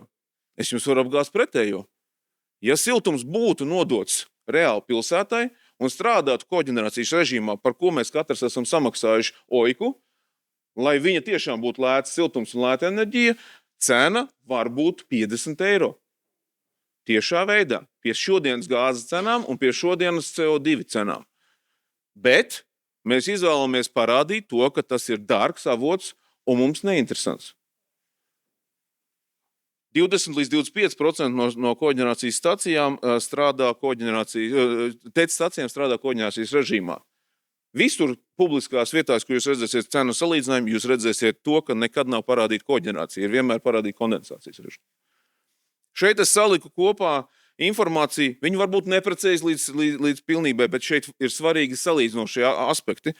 Šeit, kur vienmēr jūs tiek rādīts šīs cenas, saules parkiem, vēja parkiem, offshore vēja parkiem, nekad netiek parādītas, cik tas izmaksās uz tīkla balansēšanu, kāda ieguldījuma augstsprieguma tīklā ir jāveic, kādas ir frekvences noturēšanas izmaksas, un ir tāpatās jāuztur, nekas šis nevar eksistēt bez teca jaudas un hesa jaudas uzturēšanas. Nav jau variantu nekādu, ko jums tikko arī parādīja ļoti labi Igaunijas kolēģis. Ja mēs šo visu paņemam un mēs redzam un ieliekam koģenerācijas režīmu, kas siltumu var efektīvi nodot tīklā, mēs redzam pavisam citu cenu ainu un pavisam citu bildi, kas ir jāizvērtē gala patērētājiem. Šīs ir gala patērētāja izmaksas beigās. Un šeit gribētu parādīt, un šeit ir tā starpība, ka mēs redzam, kā tas viss izmainās, ja mēs reālā dzīvē paskamies, kas ir gala rēķinā. Un Baltijā trūkst bāzes jaudas. Vakardien tieši Igauņu kolēģis Eidens Energia pateica, mums ir nekavējoties jāiegulda bāzes jaudās, īpaši balansējušas spējīgās jaudās, kuras var ātri ieslēgt un ātri koriģēt. Tādas, diemžēl, ir tikai termoģenerācijā. Nav citu pagaidām lētu un pietiekam lētu un spējīgu. Termoģenerācija ir gāze, šķelda, atkritumi. Un SMR, protams, atomstacijas jaunās ir plānots, ka viņas par 20-30% var koriģēt šo te savu ģenerāciju, bet tas ir ilgā laika periodā, tas ir dienas periodā, nevis minūšu vai sekundžu periodā. Un par siltumu un elektrību mēs šobrīd redzam, un šī ir nopietna problēma, kad Rīgā mēs ražojam 2 siltuma avotus. Mums ar šķeldu tiek ražots siltums, un mums ir vienlaicīgi tecis strādā pilnā režīmā. Šobrīd pēc Brela atslēgšanās vēl jau vairāk ir jāstrādā balansēšanas nolūkos. Mēs ražojam 2 vietās siltumu un 2 vietās CO2. Cik saimnieciski tas viss ir? Un tas turpinās, un turpināsies, diemžēl. Šeit ir tā siltums lodze, kas ir apakšā, kurā ir iekšā ielaists tirgu šīs 5 koģenerācijas katlmājas šķeldas, kuras praktiski ir tās, kas atņem šo atlikumu siltumu iespēju nodot tecam tirgu. Mums ir dārga siltuma enerģijas cena Rīgā, un vienlaicīgi mums ir dārga arī elektrības cena. Un pēkšņi par to, ko mēs samaksājam teca, modernizācijā vairs netiek pielietots pilnā apmērā. Šeit ir piemērs, un konkrēts piemērs, kur Rīgas siltums tiešus zaudējums 8,6 miljonu kvartālā. Jūs dzirdējat šīs nedēļas ziņas, ja? Pacelt tarifu vajag. Loģiski vajag pacelt tarifu, tāpēc, ka šīs izmaksas nav iespējams nosekt pie šādas nesaimnieciskas rīcības. Jūs teiksiet, kad ir konkurence ieviesta, kur ir bilde, kur konkurence nekāda nav ieviesta. Visas šķeldu katlmājas sniedz vienādu cenu, maksimāli pieskaņot tuvu teca vai regulātoru noteiktai līmenim. To mēs saucam par konkurenci. Mēs redzam Viļņā. Viļņā, ziniet, kāds ir šobrīd Rīgas siltums iepērk siltumu par 77 un pārdod par 74, kā regulators notiek. Iepērk dārgāk nekā pārdod. Un tur jau vēl ir izmaksas par tīklu, tur vēl ir izmaksas darbinieku un vispārējais. Ziniet, cik Viļņā iepērk? Un tas ir publiska informācija. Mums nav publiska informācija. Viļņā iepērk par 10 eiro. Un jūs redzēsiet, kā mēs runājam par tarifu celšanu, Viļņa runā par tarifu samazināšanu. Kas tas ir? Un šeit es kāpēc kontekstā ar arī atomu SMR. Šeit ir bilde, ir uzzīmēta bilde par to, ko nozīmē siltumtirgus Rīgā. Ja mēs gribam šeit ievietot, piemēram, SMR atomstaciju, Viņa visloģiskāk ir tuvu Rīgai, visloģiskāk ir jāizmanto siltums, visloģiskāk ir, kā rādīja jau iepriekš kolēģis, ir praktiski salaspils, tāpēc, kad infrastruktūra tam ir radīta, visloģiskāk ir viņa sadarbībā kopā ar TECU, tāpēc, kad ar Latviju Energo un TECU, tāpēc, kad ir siltuma avots, ir uzglabāšanas iespējas, siltuma uzglabāšanas akumulācijas iespējas, bet mums ir problēma. Mums ir problēma to, ka Rīgas siltums nav attīstījis savu trasi kā Kopenhāgana. Apsties, cik daudz siltuma vietas nav pieslēgtas. Rīgas siltums ir dārgāks nekā individuālais risinājums, ko daudz uzņēmumu šobrīd pat atsakās. Piemērs ir Lidls, kuram ir lētāk vienam savam veikalam uzlikt siltumsūkni nekā izmantot Rīgas centrālo siltumu. Kā tas vispār ir iespējams? Mums ir slimnīcas rakus, slimnīcas ir atslēgušās no Rīgas siltuma ar koģenerācijas šķeldas katlumāju. Entās vietas, bet šeit ir, un visa konkurence, kā jums rādīju šo konkurenci, ir ielaist iekšā tajā Rīgas daļā, kur praktiski viņi nevajadzēja, jo tur atrodas jau TEC 2. Mums ir jāsavieno Rīga kopā abas puses, jāpalielina siltuma noņēmēji, praktiski ir iespējams viņus palielināt par 46%, praktiski dubultot varētu šobrīd siltuma noņēmējs, un tad tāds SMRs ar 900 megavatiem siltuma ir jēga, loģika, pievienojot pārējās pilsētas klāt daļas, kas ir pie Rīgas daļas klāt, un maksimāli izmantot siltumu. Tieši tad tā ekonomika un matemātika var nostrādāt, un ir no tā visa efekts. Laist gaisā vēl vienu siltumu būtu neprāts. Bet te vēl garu un plašu var diskutēt par šo. Bet siltumtīkls ir energotīkla amortizators, viens no efektīvākajiem un liederīgākajiem amortizatoriem, ko mēs vispār aizmirstam izdarīt. Mēs valstiski nerunājam par to, ka praktiski visas pilsētas, kam ir centrāla siltuma apgāde, var strādāt kā balansētājs tirgu.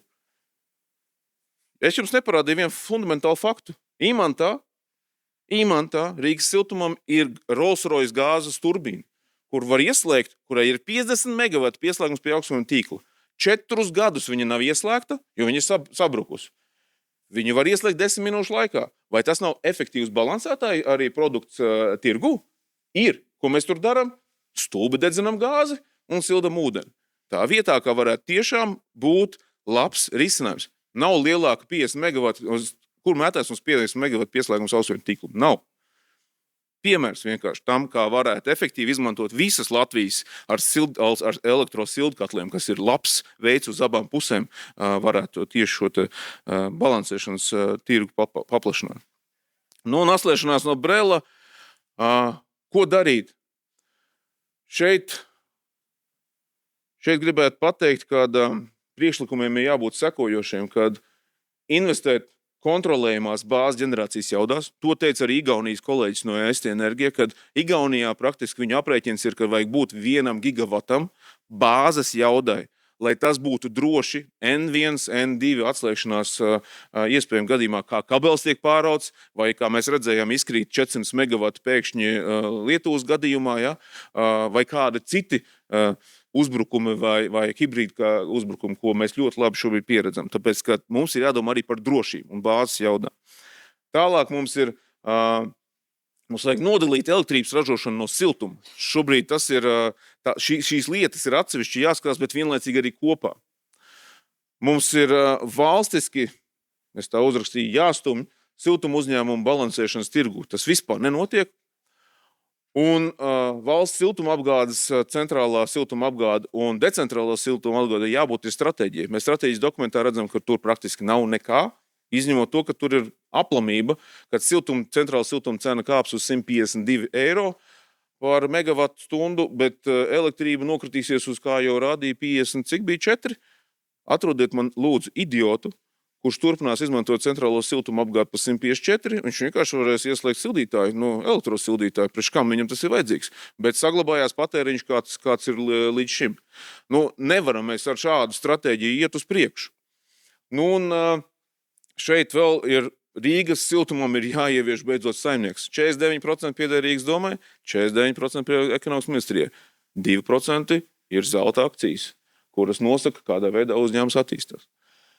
Jāatceļ iespējamo koruptīvo izlobēto, un es nebaidos teikt, konkurences padomes lēmumu, kas ir pamats visai šai problēmai. Un dienas tirgus jāievieš visiem dalībniekiem siltumtirgu un atlikums siltums kā prioritāti pāri visam. Un SPRK regulātāram ir jāpārskata TEC siltuma aprēķina metodika pēc koģenerācijas principa un integrēt siltkatlus. Mums nav vispār modernas tarifs. Neviens Rīgas siltums pat operēt šobrīd nevar ar domu, ka viņš var būt balansētāji tirgu, ka vispār siltums tur var piedalīties. Mums nav šāda metoda. Es zinu, ka Tallinna tam strādā, es zinu, ka Viļņa pie tā strādā un tiešām tur ir progress. Un es gribētu teikt, viena no svarīgākajām lietām, kas ir novedusi pie šī visa stāsta, kad ir beidzot jāatgriež enerģētiķi atpakaļ enerģētikas uzņēmumu vadībā un ministrijās. Tā ir, diemžēl, realitāte, kad mums ir nekompetenti cilvēki, kas runā par enerģētiku un ieskaidro cilvēkiem ļoti fundamentālas muļķības, ar kurām pēc tam politiķi, pēc tam mums visiem jācīnās ir ar savu maku un jāmaksā par šīm milzu kļūdām nākotnē uz priekšu. Un, kā atbilde bija arī no Igaunijas kolēģa, starpsavienojumi. Enerģētikas stratēģijā mums vispār nav iekšā starpsavienojums. Bet starpsavienojums ir vienīgais glābiņš, ja mēs gribam attīstīt atjaunīgos energo resursus. Latvijai tāda vispār nav. Un šī gadījumā es gribu teikt, ir milzu problēma ar balansēšanas tirgu. Igaunija ir nolēmusi līdz 26. gadam to sekt no augstsprieguma tīklu, viņu augstsprieguma tīklu. Lietuva ir izdarījuši to pašu līdz 28. gadam, tāpēc, ka viņi saprata, ka tā ir milzu problēma likt uz patērētāju pleciem. Bet tā nauda jau tāpat tās kaut kur tiek ņemta un maksāta. Tā nāk no sastrēguma naudām, kas ir no starpsavienojuma. Ir tikai viena tāda nianse. Latvijai nav starpsavienojuma. Nav šo sastrēgumu naudu. Viņi ir niecīgi un nav no kurienes paņemt. Tāpēc tie stāsti, ka 1. jūlijā mums viss būs kārtībā ar balansēšanu, es gribu redzēt to mirkli. Un viena pēdējā lieta. Man šķiet, kad ir jāievieš rēķinos, un paldies kolēģim par ideju, ir jāievieš rēķinos ailīte, BCI, balansēšanas izmaksu komponenti ir jāieliek iekšā, balansēšanas izmaksu komponenti jāieliek ir iekšā rēķinā, lai cilvēki saprot, ka tas, ka saules paneles lēti ražo, nenozīmē, ka viņam rēķinā pēc tam būs lēta elektrība.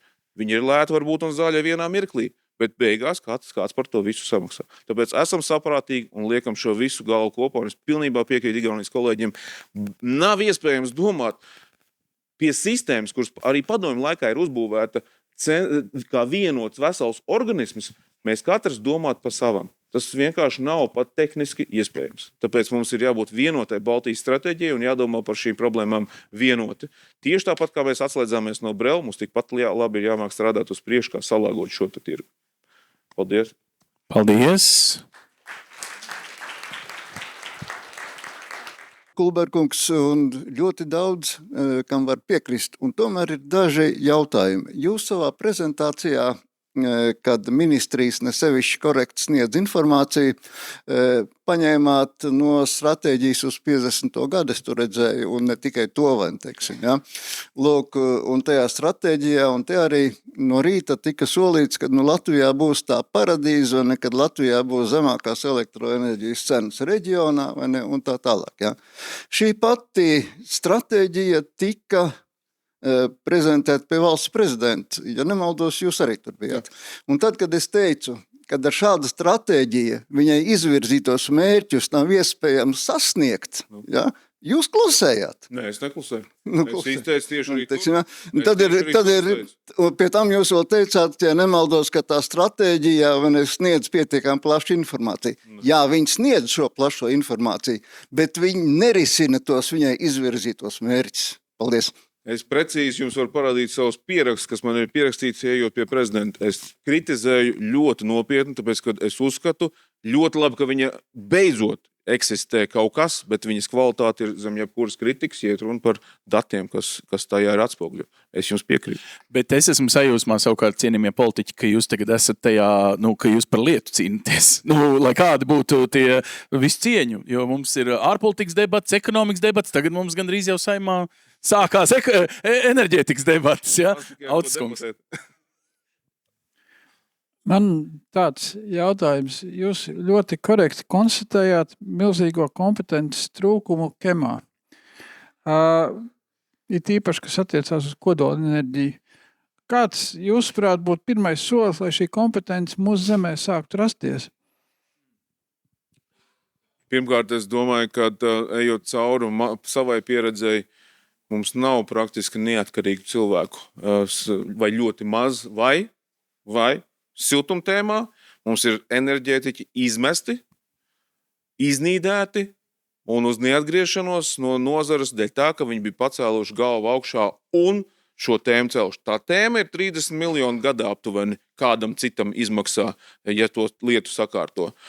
Un tā ir problēma. Cilvēki zina, daudzi klusē, arī starp jums, bet publiski tas ir jārunā, un mums nav šo neatkarīgo ekspertu, jo visi ir, diemžēl, atkarīgi. Tā ir milzu problēma. Tāpēc ir vajadzīgs arī ārēju ekspertu piesaiste citu, kāpēc, piemēram, Kopenhāgenes variantu, kur ir atrisināts jautājums diezgan labi. Viļņas variants arī nav slikts, kaut gan mums bija jābūt daudz labākiem par Viļņu. Ja?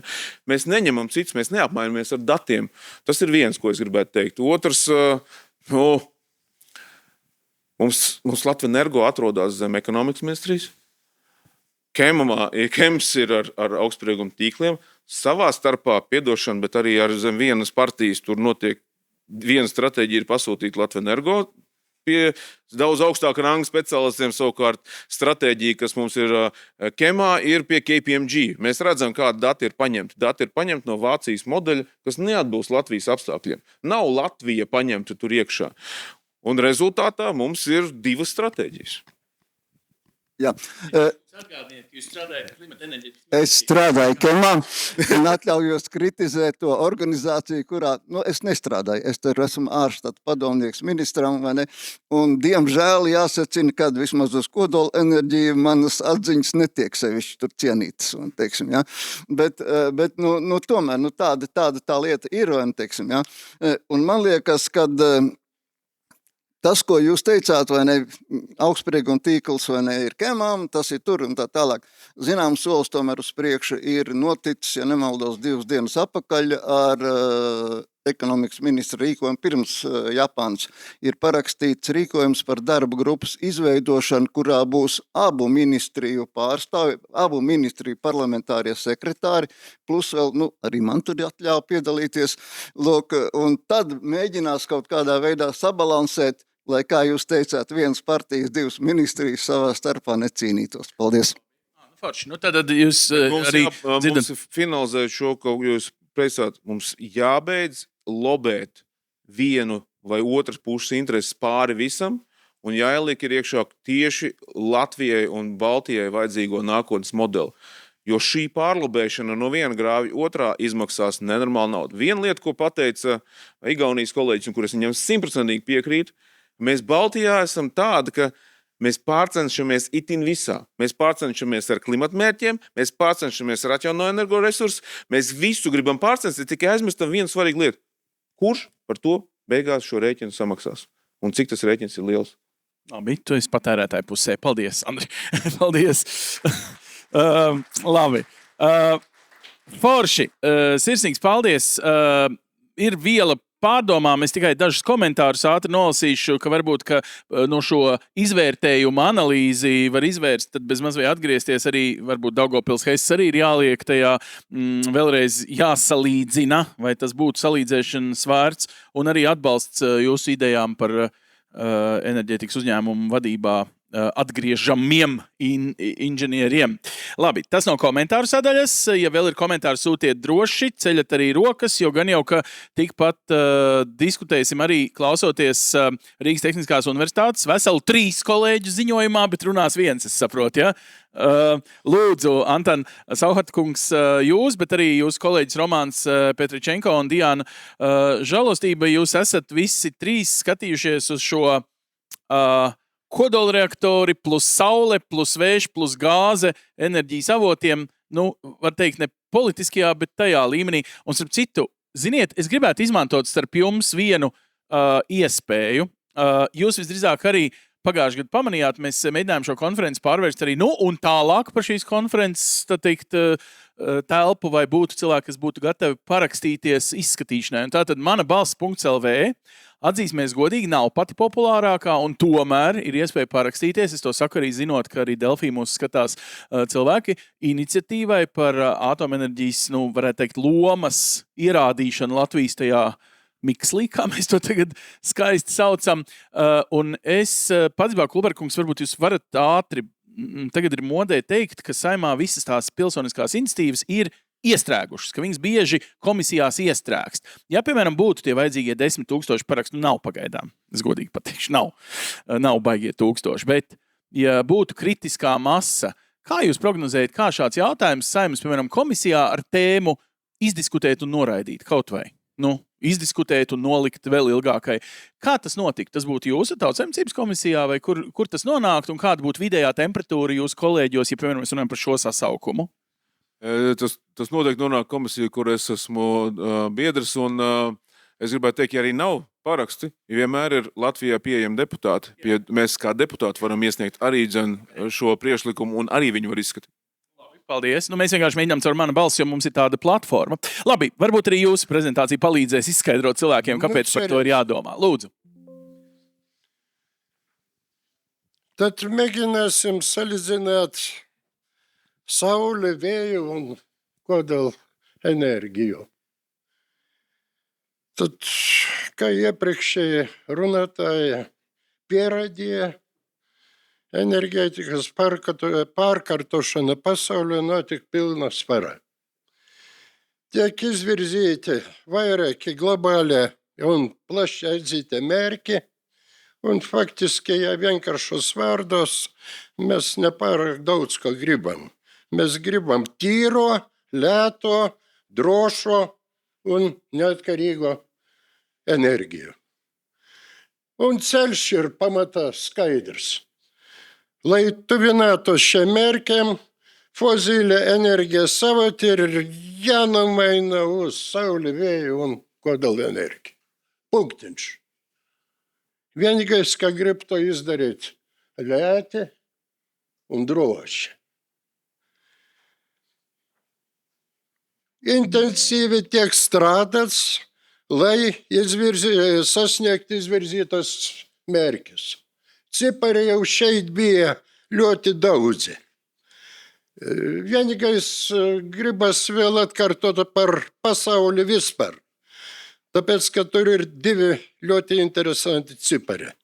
Tad pa pēdējo 24 gadu pasaulē uzbūvēti 600 gigavatu jauda saules un vēja enerģijas iekārtu.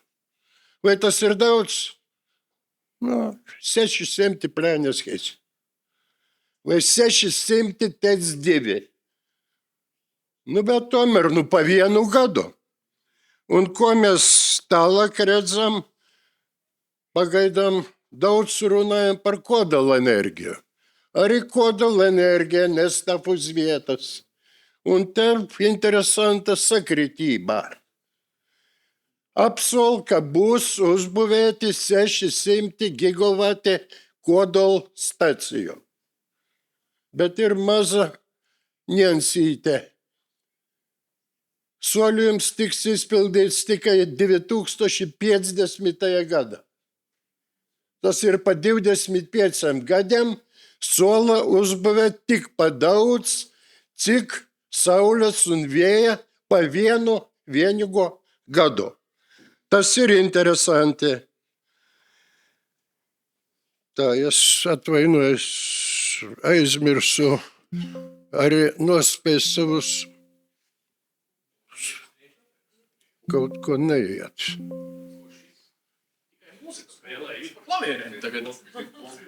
Kāpēc viņš tā? Šitā, nevis šitā, bet šitā. Augšējā.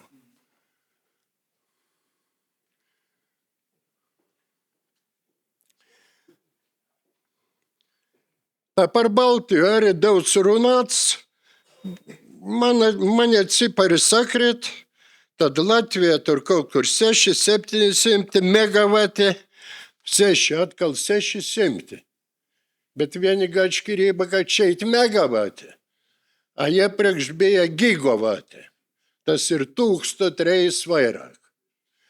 Tad tomēr daudz. Pa vienu gadu Latvijā faktiski uzbūvēja puse TEC2. TEC2 celtniecībai bija, laikam 10 gadi nemazāk. Tad parādās pierādīta ļoti liela priekšrocība Saulei īpaši, ka pa īsu laiku var uzbūvēt jaudīgas iekārtas, jaudīgas stacijas.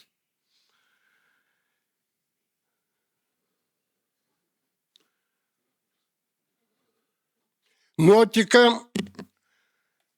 ļoti lielas pārmaiņas arī drusku tālākos kaimiņos.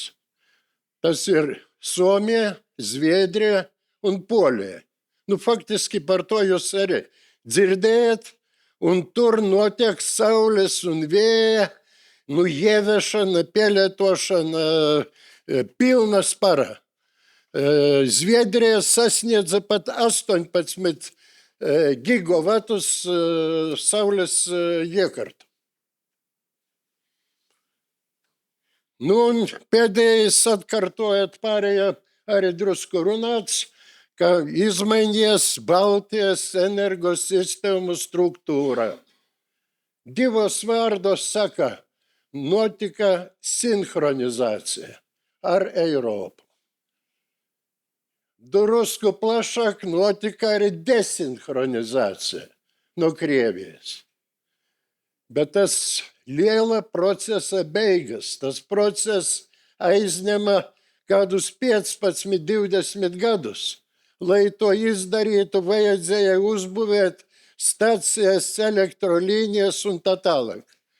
Un tagad tas notika, un tagad jādzīvo citā energosistēmā.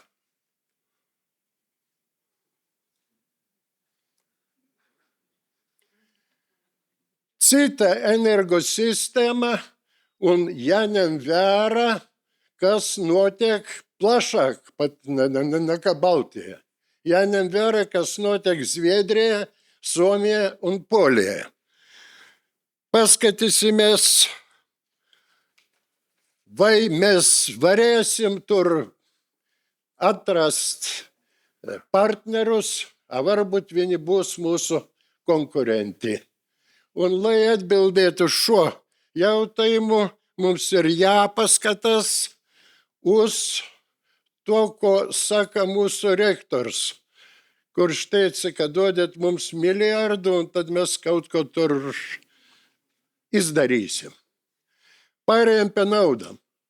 Pārējām pie tā, ko mēs varam izdarīt un par kādu naudu.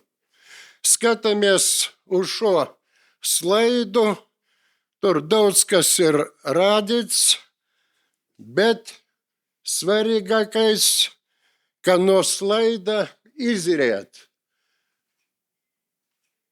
ka kodola reaktoru stacijas šodien ir diezgan dārgas. Un tie cipari, man tagad būs pa 3 tur slaidi, tie cipari diezgan labi sakrīt ar to, par ko runāja mūsu poļu un igauņu kolēģi. Sanāk 4 500 000, 5 miljoni un pat vairāk par 1 megavatu.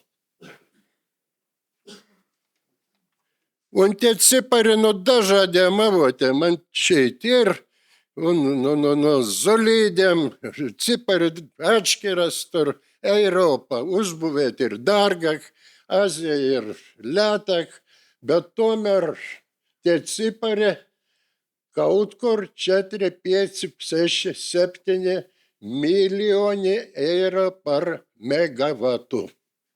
Un šeit rodas jautājums, varbūt mēs kaut ko tur ne visai pareizi rekinājam.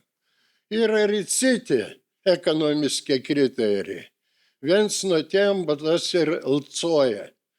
Iepriekšējiem runātājiem arī bija tādi. Tad levelized cost of energy. Ja skatāmies, ko saka daudzi autori, tad tas izlīdzinātas enerģijas cenas izskatās drusku pat pievilcīgāk, jo sanāk kaut kur sākot no 100 eiro par megavatu stundu. Vot tikko godējumais iepriekšējais runātājs pat mazāk tur drusku bija, nu bet ap. Bet man galvenais jautājums, vai tas Lcoja vispār ir šodien derīgs? Es mēģināšu atbildēt uz tā jautājumu drusku vēlāk. Nu tad pārējām pie pamat jautājuma, atceroties Hamletu, tad to build or not to build.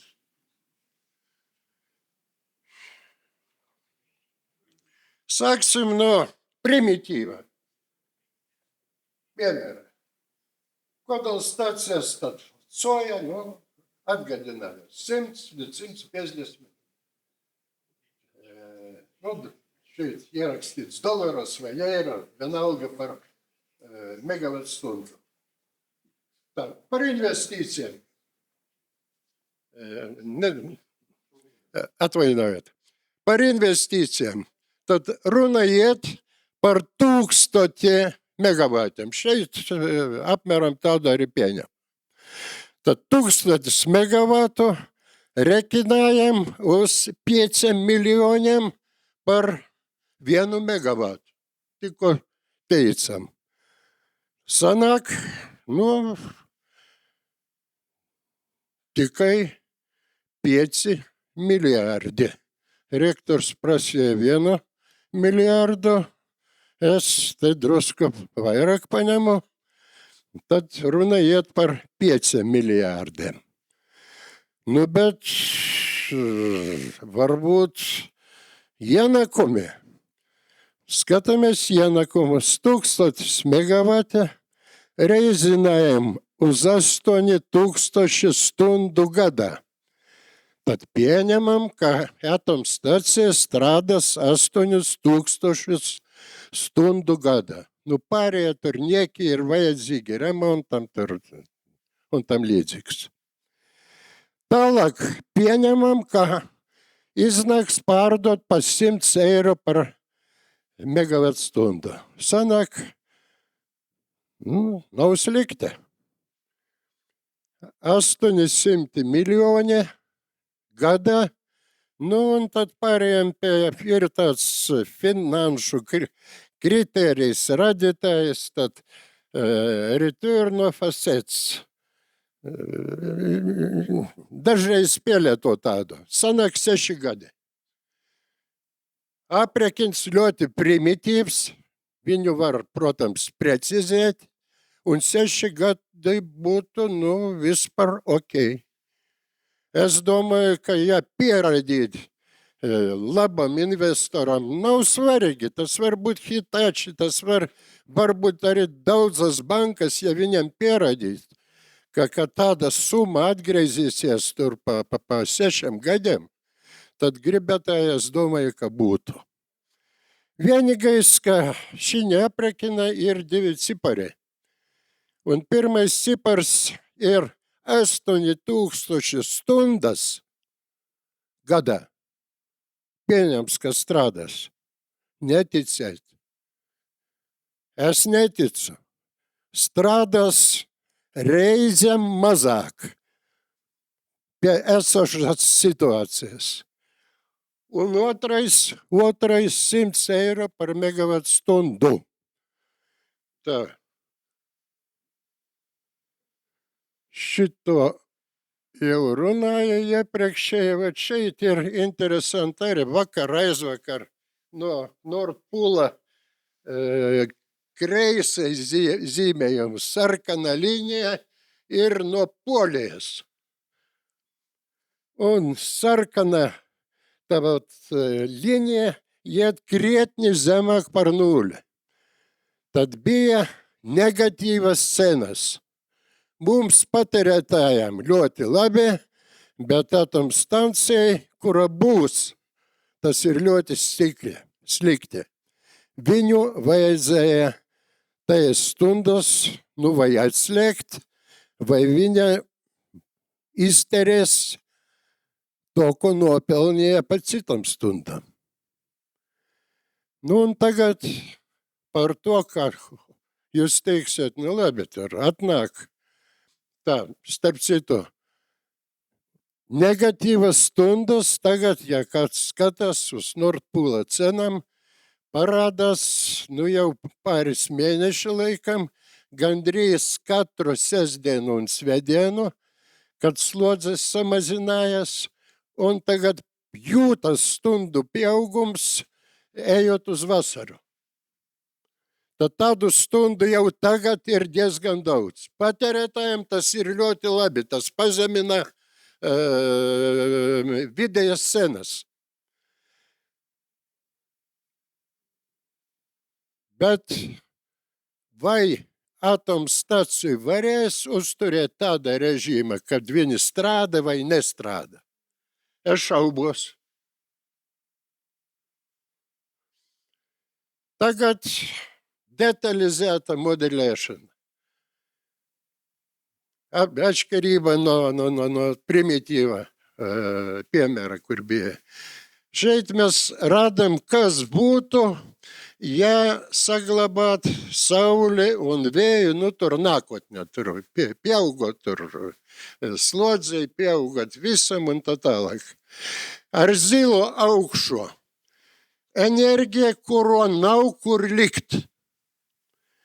Saglabājot starpsavienojumus ar Zviedriju, Poliju un Somiju, un, protams, ka Igaunija tur pie mums un ar Lietuvu strādā, bet šo enerģiju nav kur likt, jo starpsavienojumu jauda neatļauj to pārdot pat pa nulles cenu. Apakšā redzam trūkumu, deficītu. Un tas deficīts, nu, redzam, ka krietni mazāks par to zilo, par pārpalikumu. Pārpalikumu, starp citu, var likvidēt ar automātiku, ar cilvēkiem. Tad, kad viņš parādās, ir jāatslēdz jaudas. Un to var izdarīt ļoti ātri. Un tas ir plus. A vot, kad pietrūkst, ko darīt? Tad, kad pietrūkst, nu, jāatslēdz slodzes. To varētu izdarīt. Nu, bet gribētāji nepārāk daudz tādu ir. Un galvenais, ka tur vietam pietrūkst tur 2 gigavati. Tādu stundu nav daudz, bet ir. Nu, un tāpēc, kā teica profesors Linkevičs, viņam ir saules stacija, un tā saules stacija strādā labi vasarā, bet naktī arī labi strādā. Vot naktī pat uz Līga laikam nestrādā.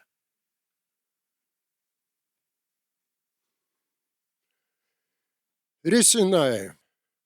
Otro gadu mēs piedāvājam, ne mēs piedāvājam, faktiski vēl daži pasaulē piedāvā to risinājumu, par kuru gribas drusku parunāt.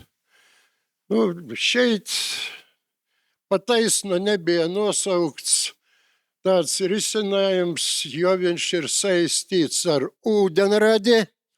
Tad pirmais, tad, kad ir enerģijas pārpalikums, neatslēdzam to pārpalikumu, bet ražojam ūdenradi. Tālāk ūdenradi, diemžēl, grūti saglabāt un pēc tam izmantot. Ir risinājums, ka ūdenradi var savienot ar oglekļa dioksīdu. Tad H2 plus CO2. Un sanāk, nu faktiski dabas gāze, metāns, tīrais metāns. Tas, ko mēs jau 10 gadus izmantojam. Tas, ko mēs protam saglabāt, tāpēc, ka mums ir Inču kalns. Tas, ko mēs protam pārdot caur gāzes cauruļvadiem, un mums ir tie cauruļvadi, ir līdz Igaunijai, līdz Somijai, līdz Polijai, līdz Lietuvai. un ir uzbūvēti šķidrinātas gāzes termināli. Un ir uzbūvētas gāzes sadaļas tīkli, un pat ir krāsnis katrā virtuvē.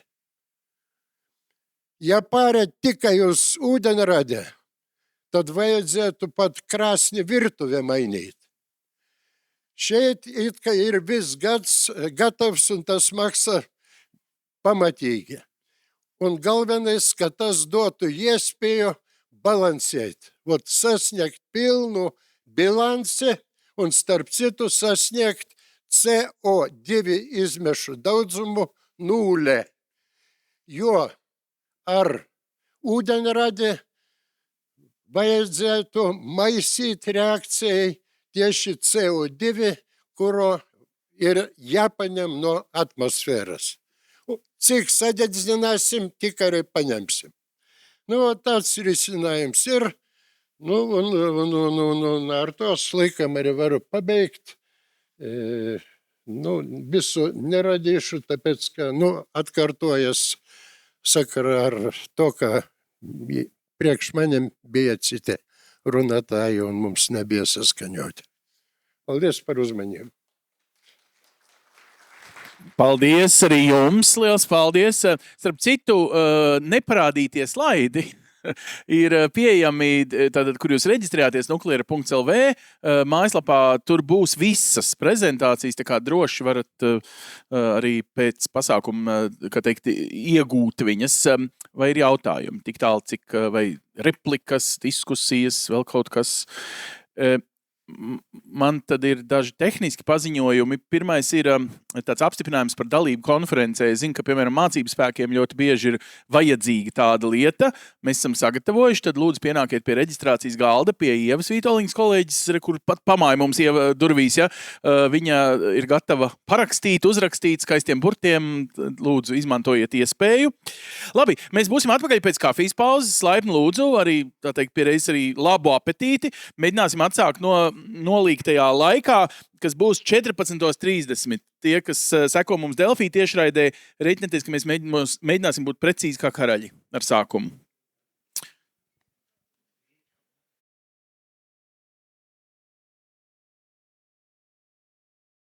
Labi, draugi, mēs atsāksim, lai atsāktu laikā. Viens no lielajiem jautājumiem ir, ja mēs to visu sākam, ko darīt ar kodola atkritumiem, kas mēs tos varētu nosaukt. Lietuvai, protams, no Baltijas valstīm vienīgajai ir šāda ķēpa, bet būtībā to ir jāsauc par pieredzi, vai ne tā? So, this experience you will share to us actually gives us not only the costs of the business, but also really the modern management of the thing. And we have to consider it even before we start negotiations, should we go for it. So you work for this special association, not agency. So there is a association, which is what? Consists of scientists? Or maybe you should explain representation of your NGO. Yes, good afternoon. Thank you for invitation, and it's a pleasure and honor to be here and to make a presentation. And yes, Lithuanian Nuclear Energy Association, it's let's say non-government organization that joins together, let's say, enthusiasts of nuclear energy and scientists and former operators and those who, let's say, as I said, enthusiastic about nuclear future. So my today's presentation maybe will. It was really a challenge to find a balance between going too much into technical details and making it maybe too much simple for the audience. But let's try, and maybe next time we will go more into technical details, more into cost estimation, into things like this.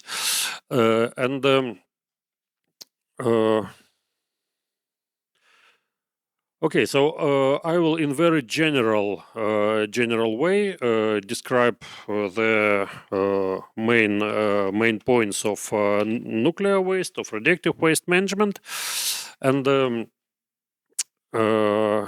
when we speak about nuclear energy, we know that we heard today about the costs and about benefits, but we perfectly understand that there are some fears, there are some myths about nuclear related, unavoidably related with nuclear energy, and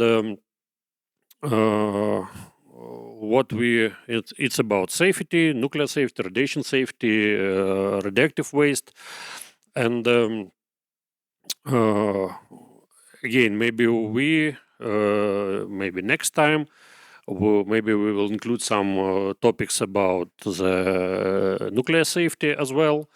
But in order to find a proper dialogue with people, with public, I think we should not neglect maybe that myth, but to explain people, and that yes, there are some, let's say, dark sides of this, of use of nuclear energy, but these things are manageable, that technologies are available, and so on. So let's start with the definitions. So what is radioactive waste? Waste is a material that is no longer is intended to be used.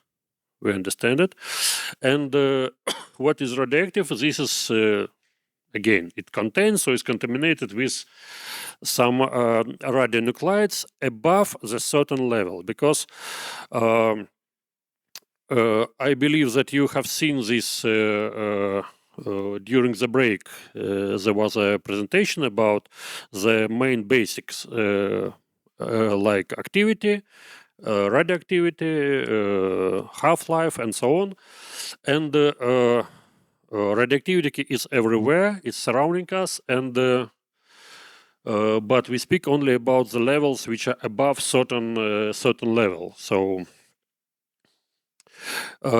yes, and if some things are not clear, or if there are some additional questions, so maybe we will have some time to discuss. So, and what is radioactive waste management? You can see the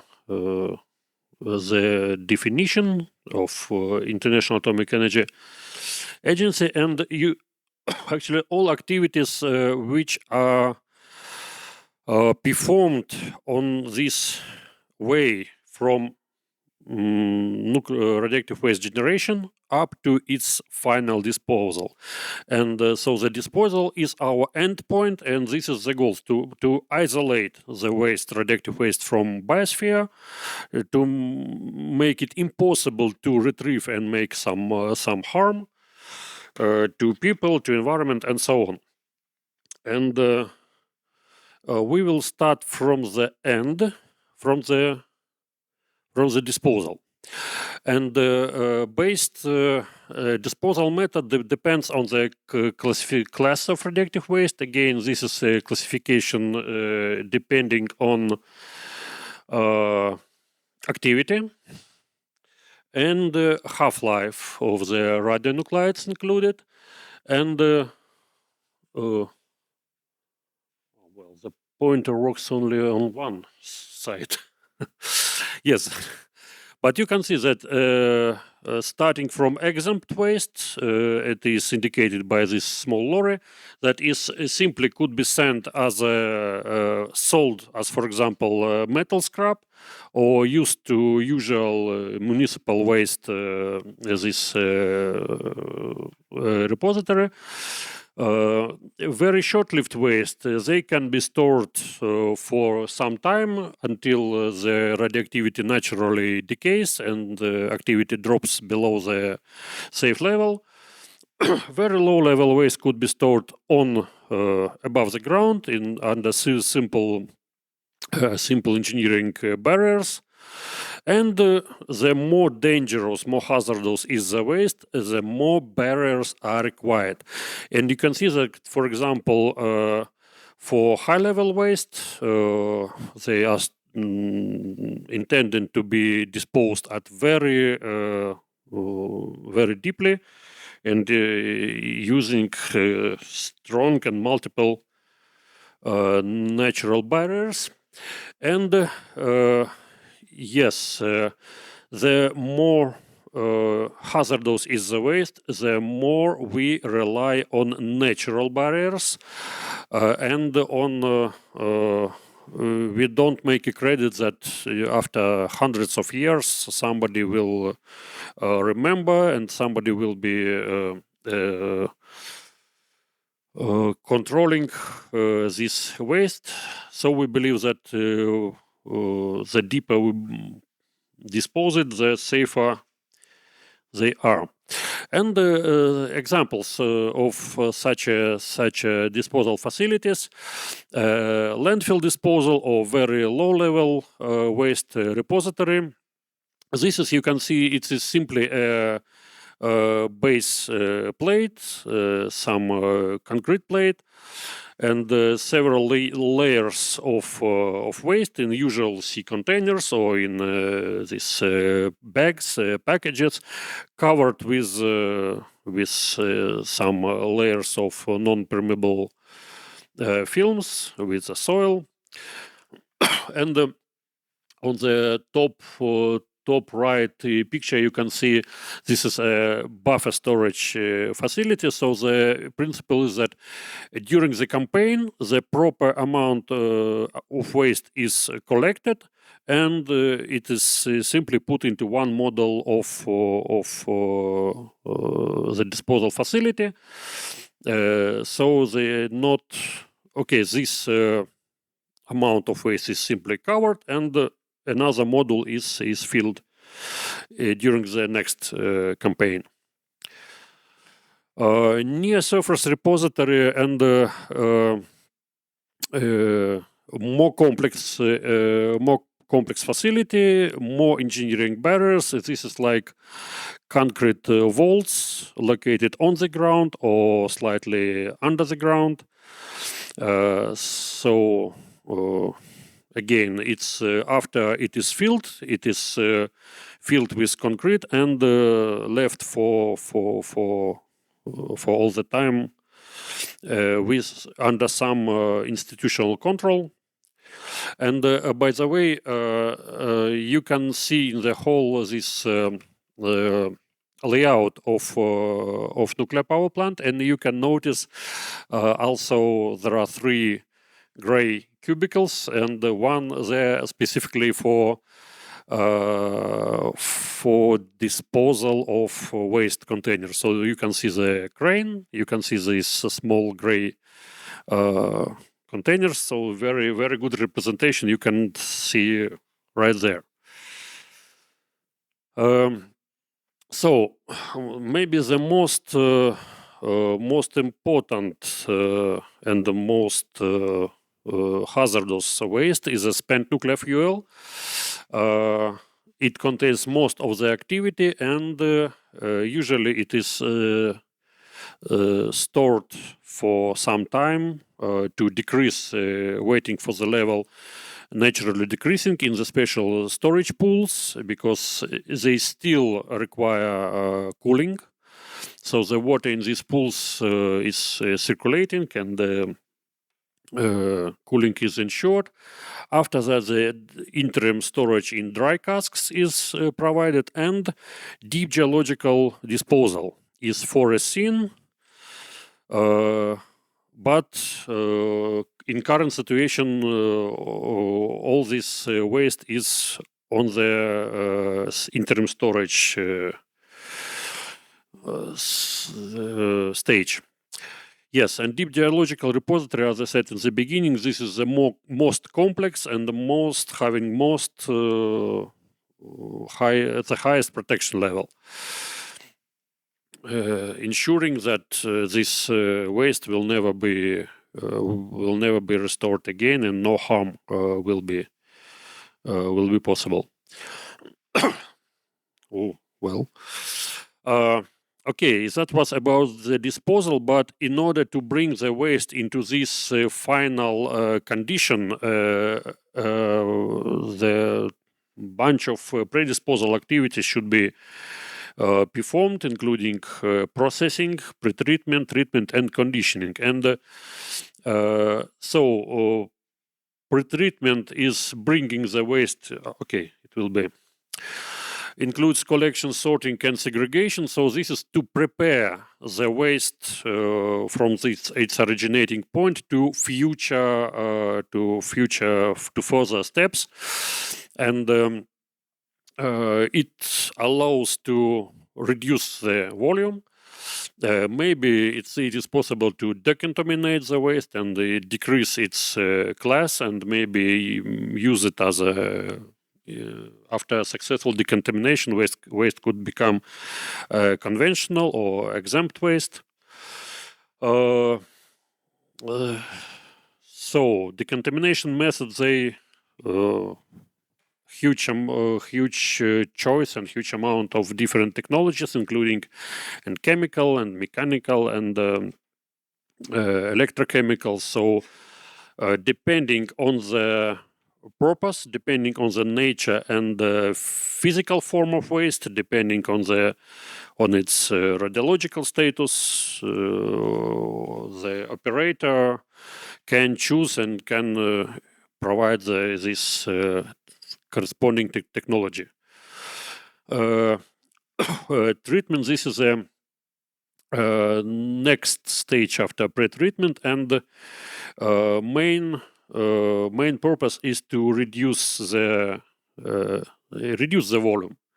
So this is either compaction, high force or low force, and incineration. This is shown as an example.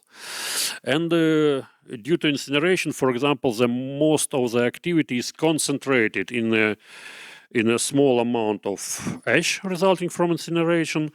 Yes, the class of waste increase because we concentrate the radioactivity in a small volume, but the volume is increased. So instead of having a bulk amount of waste, it is possible to reduce, bringing it to the single container, not a single maybe, but significantly, it allows to significantly reduce the volume. But again, it depends. During all the stages, this feasibility analysis should be made, because amount of secondary waste, amount of workforce, amount of radioactive uptake by the personnel, and the cost, everything should be considered, and because maybe the better way is to do nothing. If, for example, if you speak about short-lived waste of low amounts of waste, and so maybe just put them for a while, for 100 of years, instead of building huge and these very complicated facilities. And conditioning, this is the last stage that results in the waste package. So waste package is a final waste. Usually it's not usually, but it is solid in order to avoid spread of contamination, in order to avoid its dispersion, and so on. So it should be in a solid form for ease of transportation, storage, for the disposal. And again, there are different technologies. The radioactive products could be put into cement matrix, to ceramic, to glass, and so on. But of course, cement is mostly used up to now. The cheapest, but again, it depends on the class of waste and its physical form. Level of waste. Okay, that's all, and I fit in time. Good. Now, about questions, remarks. Yes. I have a question about the policy of Lithuanian state towards nuclear waste disposal, this deep geological disposal?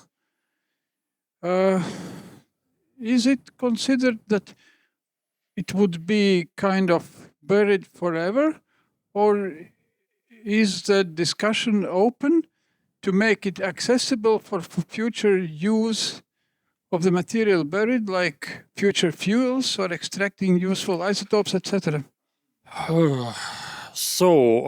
Yes, I didn't mention that actually nuclear fuel, maybe it's a topic for the next time, but nuclear fuel is a very valuable source of materials and advanced countries with advanced technologies, for example, in France, they make reprocessing of this nuclear fuel and bringing, let's say, these materials to new life and reusing with possibility to reuse it as a fuel.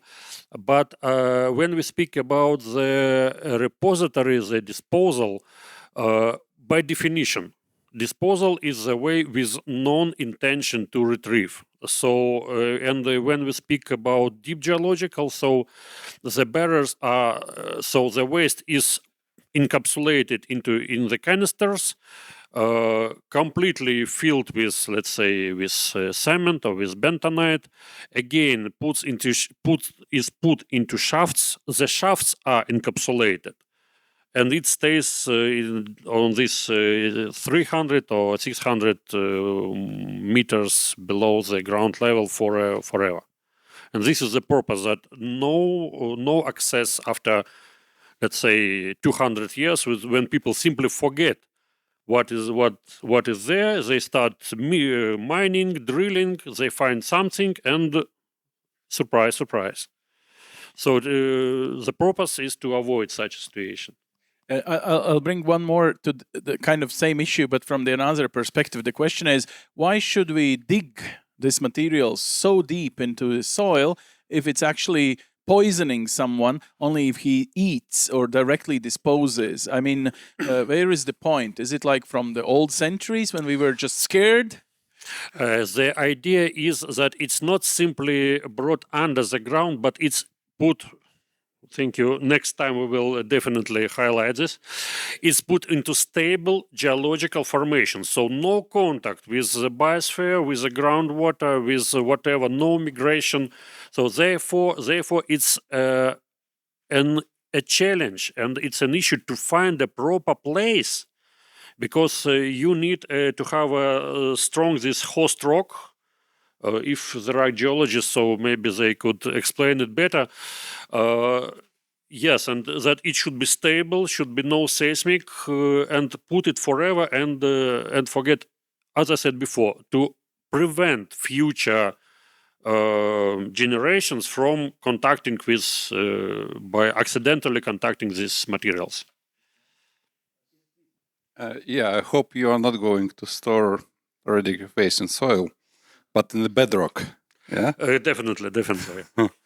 Yeah, but speaking, I don't know, I'm not a geologist, but I know that in Lithuania you have a very deep, about 3,000 meters, where the bedrock. So in contrast to Finland or Estonia, where it's near surface. And but I understand you're from Lithuanian Energy Institute, and your experience in Ignalina, yeah, more or less.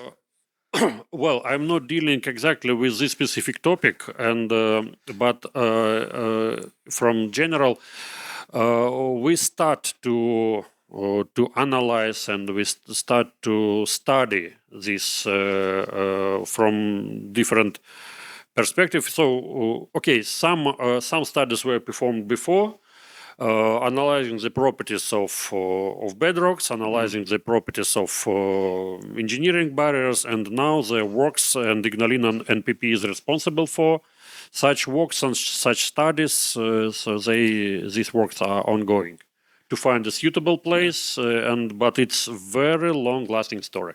As I understand, this final disposal, it's maybe in several countries in the world, like now in Sweden, they're in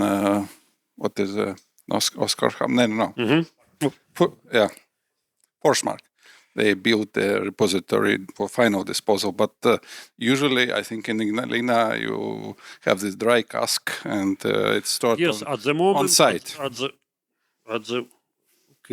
But my question will be about the high activity wastes and during the decommissioning of Ignalina nuclear power plant, what highly radioactive materials will be stored below the ground, like this graphite or some pressure channels, or you are not going to dismantle the reactor at all? It will be fully dismantled. The concept is to bring it to the to completely clean the territory. Will it be a so-called greenfield or brownfield? It still depends if information is different. But again, depending on the class of waste, because now the very low level waste, it's already brought and that photo, it was from Swedish side, but the same process is now going on. So we have the same concrete plate with this hill of waste, and they are being filled right now. And it was very low level waste. For low intermediate level waste, short-lived, this near surface repository is now, the construction started. So this is, as I said, half underground. And but for the reactor waste and for long-lived waste that include and graphite and this activated metal from the reactor and the spent nuclear fuel. So this is to be stored in the disposed, not stored, to be disposed in the deep geological repository. And this is, as I said, now it's temporary storage, and until the question is. So one day we go there and there is just a green field. Imagine. Which year is it? In accordance to the program, 2038 is declared. We will be still alive, okay? Let's see, but yes, according to the plan, it's good. So we plan our trip to Ignalina. Yeah, you're invited. Thank you. Okay, thanks a lot, Roman, for this insert. This gives us a lot of thoughts. So now, and I think it will be interesting for you as well, we go to Finnish experience, because we will now call in to Matti Palakka from Technical Research Center of Finland. So what about status of your nuclear capabilities, and also how do you develop this SMR idea for your country? Hello, we probably hear you. Yes, hear me? Yes, we hear you. And let us check your presentation if you have one. Yes, I have a presentation. I believe I'm sharing it right now. Okay, just a second. It's kind of coming. It is yes, coming. Now we see you and we hear you and ready to follow. Please. The world is full of wonders. Yeah. Technology shows itself again. Okay, good. So, yes, thank you very much for this opportunity to present the status of Finland as it stands to nuclear energy and how we see the perspectives on Baltic collaboration on this important matter. Thank you very much for the very informative day. A good series of presentations. I have been following many of them, and I believe that you will also get a copy of my presentation. So actually, I will be very brief regarding the first 5 or 6 slides. That is the status of nuclear energy as it is now in Finland. 3 reactors in Olkiluoto, owned operated by TVO, Teollisuuden Voima, and as the licensee, and then 2 reactors at Loviisa, operated by Fortum as the licensee. And I'm representing VTT Technical Research Center of Finland. We do applied research, we give technical support, and we have offices around Finland, but our nuclear laboratories are here Helsinki area. So it's the smallest circle here. Right. I will come back to all of these stakeholders a bit later, and there are actually more than these three. Right. Then in Finland's energy, these are some key figures. You can read them in the material, but nuclear is really important for our power mix, and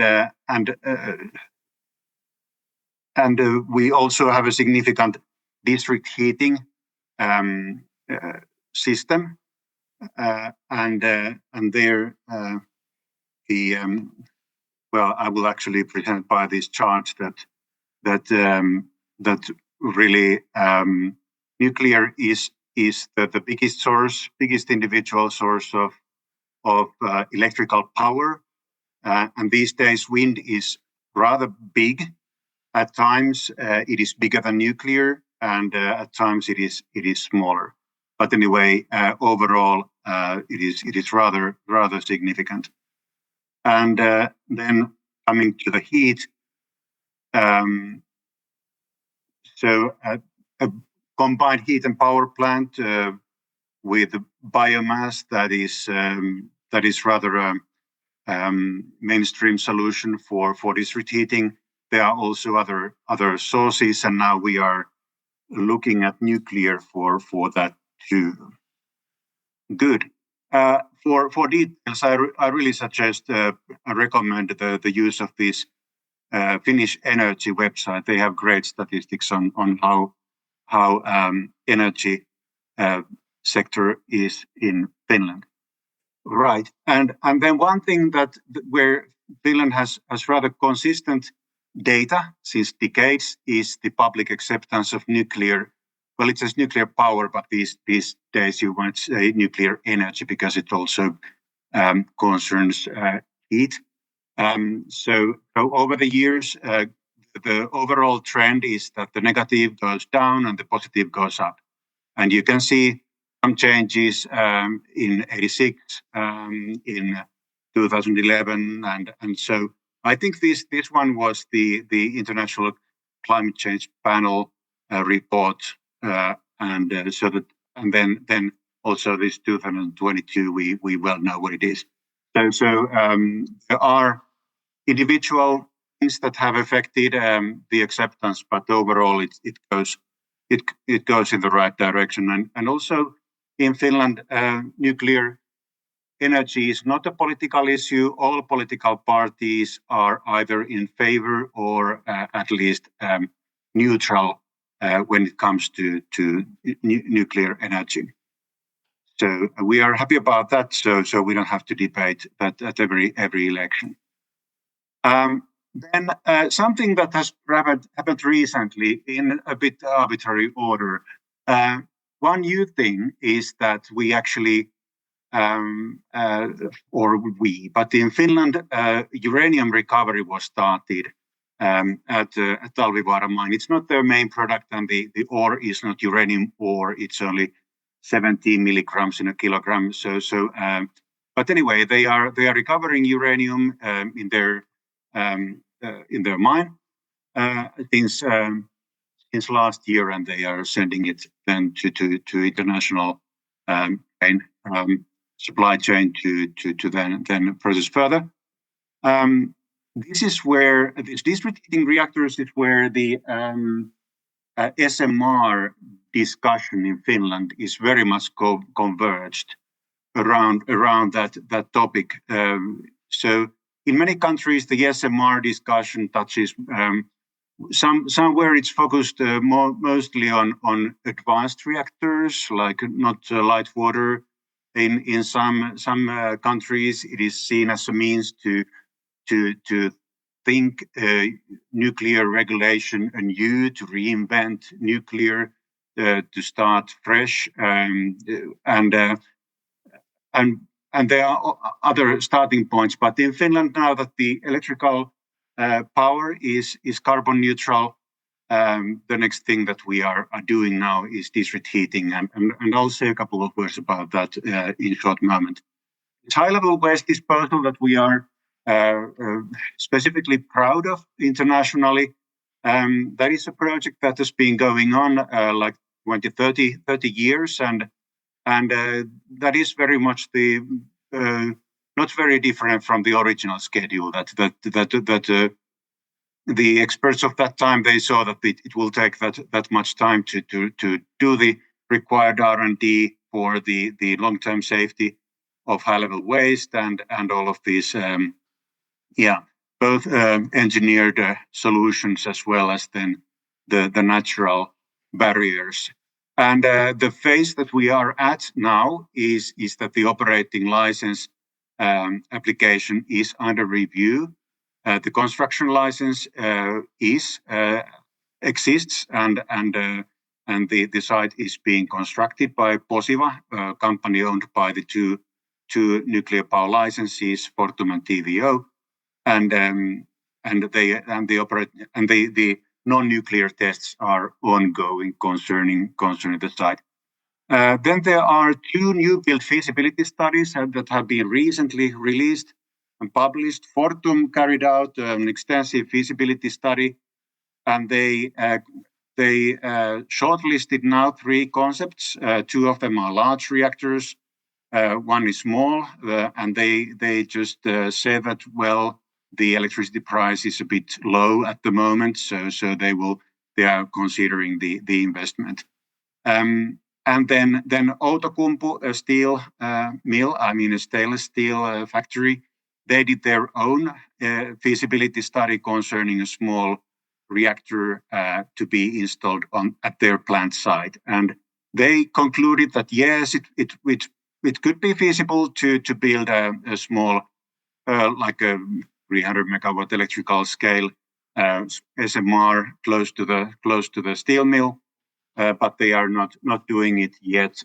So they are further elaborating the economy of the project and the technology projects. Then a couple of words about this heat-only reactor. So we are talking about a reactor that does not have a turbine for electricity generation. We just extract heat from the reactor core, and that's it. So it's low pressure, low temperature, low cost, low risk. So really, it was initiated by VTT like 3 years ago when our experts saw that this kind of a reactor does not exist on the market. And then recently it was spun out to the company Steady Energy, and that they have now collected some funding from the investment market, and they have just announced that they will make a non-nuclear demonstrator in Helsinki by the end of this decade, and also the legislation and regulation, they are now under review and renewal by the government authorities, and the aim is that these kind of innovative concepts should not be blocked by like our inability to agree on the rules under which they are made. But they are so the idea there is to make things less technology dependent. Okay, a brief glimpse of who is who, because this is what I always wonder when I travel and go to seminars to meet different countries. So in Finland, the system is rather simple. We have a rather compact nuclear sector. The Supreme Command and Control, which means that the development of legislation as well as the granting of different licenses is done by the Ministry of Employment and the Economy, and then STUK that operates under a different ministry, under the Health and Social Affairs, is the Safety Authority. So in different licensing steps, the review report by STUK that is a key part of the evidence that is presented to the ministry and then to the State Council. I think I should have maybe written on this slide somehow what really makes Finland different is that actually the government itself is not a party in nuclear projects. So that's not really the case in many countries. The government's role is to enable projects, and all projects are carried out on a commercial basis by commercial companies. So the ministry doesn't sign any EPC agreements. The ministry doesn't decide on operative issues in projects, and they just grant those specific licenses, and they just develop the legislation under which these projects are carried out. Yes, and there are really two different licenses concerning the operating reactors. Fortum is 51% state-owned, and also stock-listed open company, public company, but old TVO is what was referred already earlier, Mankala companies or cooperative, owned by big consumers of electricity, and so it's their means to mitigate and manage the risk of long-term availability of electricity as well as then the price. And Posiva is owned by Fortum and TVO. Their single mission is to build the high-level waste facility. Finnuclear Association is an interesting association for finding partners within the Finnish cluster. They have dozens of member companies, VTT being one of them. And this applied research and technical support is very much concentrated under VTT. So surely universities do research as well to support the education, but mostly the technical support is given by VTT. Right. And we have a couple of means to develop and maintain human capacity, which is, in my opinion, human capacity is there are two possible bottlenecks in whatever you do: materials and human capacity. And so also the nuclear success is very much dependent on how competent organizations are. So this course is an annual course that where different stakeholders they contribute by lectures, and then they send their staff to study, and that's a great success. I can tell you more about. And then the strategic nuclear research program consists of topics that have been jointly identified by the regulator and the industry and the research. But these are things that we should really know in this country now that we have nuclear energy here, right? So and that is funded by a fund that is collected from the nuclear licenses, right? And then okay, and this is VTT's roles in different phases. I will not read that through. And these are the topics where we carry out research all the time, both in the National Strategic Nuclear Energy Research Program, as well as in other means. Euratom is even more important or bigger volume to us than the domestic one. Then I have referred to the term TSO a few times. Sometimes TSO, Technical Support Organization, is understood as being a regulatory support organization. We are actually Finland's appointed member in the European TSO network. So we work for the regulator. We do that on a commercial basis, competing with other TSOs. Often we win because we know the Finnish licensing basis rather well. We also work on the industry side. We call that too technical support because that's what it is. But it's more like licensing support and safety assessment in a manner. Okay, and so we have our internal processes to take care of the independence of resources and tools and methods, and to avoid the conflicts of interest. Then to the beef of the presentation, how to collaborate and what we can do for you. We are working in an industry where everybody's success is like the benefit of each. So that if you succeed, it's not away from us. Like it's our benefit as well. So we want you to be successful in this industry, and we are eager to learn what you need concerning these different support and different joint research actions. For instance, EU-funded actions. Then focused expert missions to develop the way the nuclear program is executed, to bring some additional expertise to individual projects. Surely that can be organized with a couple of phone calls.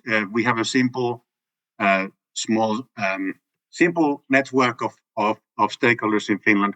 We can involve just the right people who have that experience from Finnish projects. Should use of facilities. You take your sample and your staff to our laboratory and we'll study together. So this is our hot lab for irradiated material research. This is the world's largest air gun for aircraft impact studies. The universities have their own programs. Okay, so for more, use those links to see more information. Thank you very much for your attention. Yeah, I'm available for questions. Yes, Matti, we still have questions. Thank you very much. Terve, Matti. Terve, Matti. Tässä Kalevi Virosta. Terve, Kalevi. Yeah, I don't know whether you listened to Andrei Skulberg's had an earlier presentation about district heating and co-generation of power and district heating. And in that regard, I was a little bit surprised that you didn't mention the wonderful company called Helen, Helsingistä, that is also considering the reactor type that we are very interested in, the Beaver X300, for exactly co-generation for Helsinki, the capital. Would you comment on that? Thank you. Well, I think yes. My only comment. I don't really comment on Helen's plans, but surely I referred actually to Helsinki as a site of steady energies pilot or demonstrator. But surely they also consider combined heat and power. Yes, and they are building. They have built a team of experienced nuclear experts at Helen. So yes, we are very much looking in Finland what they are planning to do. Yes. But no further comments to individual technologies.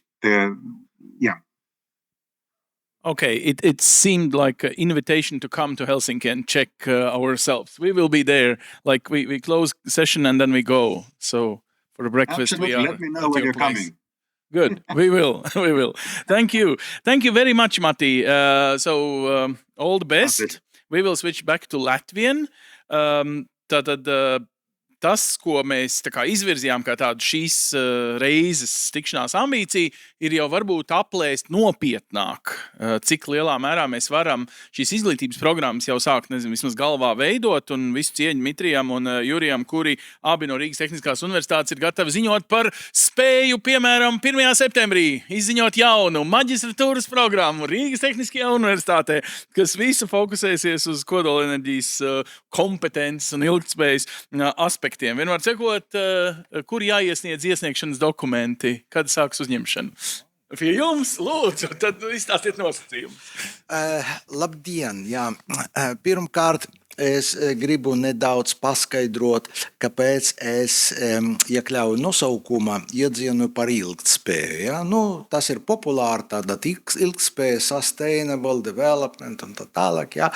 Bet es tikai pārbaudīju Latvijas Wikipēdiju. Ja? Ilgtspēja, tas ir ceļš, kā mēs varam apmierināt savas esošas vajadzības, neapdraudot nākamās paudzes iespēju darīt to pašu. Ja? Un līdz ar to es uzskatu, ka īpaši kodolenerģijas nozari šo kompetenci, kura būs ilgtspējīga, tas ir ļoti svarīgi. Tā, man liekas, jā, tieši tā mikrofona. Tas ir labi, jā, tā. Tad nākošais, paga, šitais, jā. Tātad neliels atskats uz vēsturi, jā. Tad bija tāda avīze forums, es nezinu, vai tas pastāvē vai ne, Un šeit ir intervija ar profesoru Dirbu, tas bija 2008. gads. Un viņš apgalvo, viņš saņem toreiz kādu goda balvu par mūža ieguldījumu enerģētika, ja? Un viņš apgalvo, ka jau tā laika Latvija sava AES vajadzīga jau šodien. Ja? Un viens no uzdevumiem, ko viņš izvirza toreiz, viņš teica tā, ka žurnālistiem vajadzētu attīstīt sabiedrības izpratnē par kodolenerģētiku, lai paaugstinātu tās uzticības līmeni. Un tā sakarā mums tiešām ir nepieciešama kvalitatīva izglītība šajā jomā. Tagad mēs šodien sadzirdējam, ka tika pieņemts ministru kabinets pieņēma ziņojumu no Klimata enerģētikas ministriju par kodolenerģētikas attīstības iespējas Latviju. Un tā ir minēts, ka ir nepieciešams sagatavot zināmu skaitu speciālistu, lai nodrošinātu ar cilvēku resursiem šo nozari. Ja? Un šeit pat ir tabula, jūs varat saskaitīt, cik daudz tur tie cilvēki ir vajadzīgi. Ja? Protams, šis process nav tik ātrs. Ja? Tur vajag kaut kur no 8 līdz 10 gadiem, lai sagatavotu teiksim, cilvēka, kurš iestājas universitāti, sagatavot speciālistu, kurš var strādāt nozarē. Un pacēlas jautājums, kā mēs varam sākt risināt šo uzdevumu, jo mums vajadzētu kaut kādu atskaites punktu un uz kaut kā pamatot šo mūsu vēlmi, mūsu ambīcijas. Ja? Tātad, zināmā mērā pastāv skaidra analoģija starp termoelektrostācijām un kodoleelektrostāciju, jo abas darbojas pie līdzīga enerģijas pārveidošanas principa, tas izmanto siltumu, lai ražot elektrību. Ja? Un galvenā atšķirība ir siltuma avots, bet es gribu teikt arī tā, ka siltuma avotam notiek diezgan līdzīgi procesi. Šodien mēs atdzirdējam no Kulberga kunga diezgan tādat laba atsauksme par termoelektroģenerāciju, un es gribu teikt tā, ka tieši tāpēc es uzņemos atbildību sagatavot tādu referātu kopā ar akadēmiķi Juriju Dehteru. Ja? Kāpēc ir tā? Esmu siltumenerģētikas un siltumtehnikas studijas programmas direktors, un es ilgu laiku, jau gandrīz 40 gadi, ņemos ar šo speciālistu sagatavošanu, un tagad TEC 1 un TEC 2 pārsvarā ļoti liela mērā strādā mūsu absolventi. Ja? Diemžēl vai kā, starp politikas veidotājiem nav daudz mūsu absolventi, bet viņi strādā pārsvarā tur, kur vajadzētu regulēt un nodrošināt siltumenerģijas piegādi. Un tas ir ļoti atbildīga loma. Un man iedvesmo taisīt šo pieeju caur siltumenerģētiku, kodolenerģētikas jautājumiem tieši šitais Japāņu pieredze. Jūs šeit varat redzēt nelielu tādu daļu no prezentācijai, ko pasniedz 2023. gada. Rīgā bija ļoti interesants seminārs, ko organizē Klimata enerģētikas ministrija kopā ar valsts departamentu ASV, un tur bija tāds nosaukums FIRST. Ja? Tas ir Foundation for Infrastructure Responsible Use of Small Reactor Technology. Ja? Un tā semināra, tas bija 2 dienas, bija kaut kur gandrīz 5 vai pat 7 referētāji no ASV, un tā skaita no Japāņa. Ja? Un man bija tur liels pārsteigums, cik lielu uzmanību cilvēki veido, lai dabūt piekrišanu no sabiedrības kodolenerģētikas ieviešana. Ja? Viņi visu laiku runa par stakeholder involvement un tā tālāk. Ja? Tas mums drusku, kā lai teikt, neīpaši labi zināma pieeja. Ja? Un tā skaita tur bija referāts no viena speciālista no Japāņa profesora, un viņš teica tā, tad, kad viņam pacēla šo jautājumus, viņi sāk celt šos kodolenerģētikas, ja, kur ņemt šo speciālistus. Ja. Nu, tad viņi atsaucas tā, kā thermal power plant, tas varētu būt viens no tiem atskaites punktiem, kur var ņemt šo inženierus un to pārkvalificēt. Ja? Piešķirt viņam jaunas, teiksim, prasmes. Ja? Nu, un šeit tāda neliela skice, ja? Avotu šeit tā neminēju, ja? Kur mēs varam redzēt, ka principā pusi no elektroenerģijas ražošana, ja, ir absolūti vienāda gan kodolenerģētika, gan termoelektrostācija. Ja.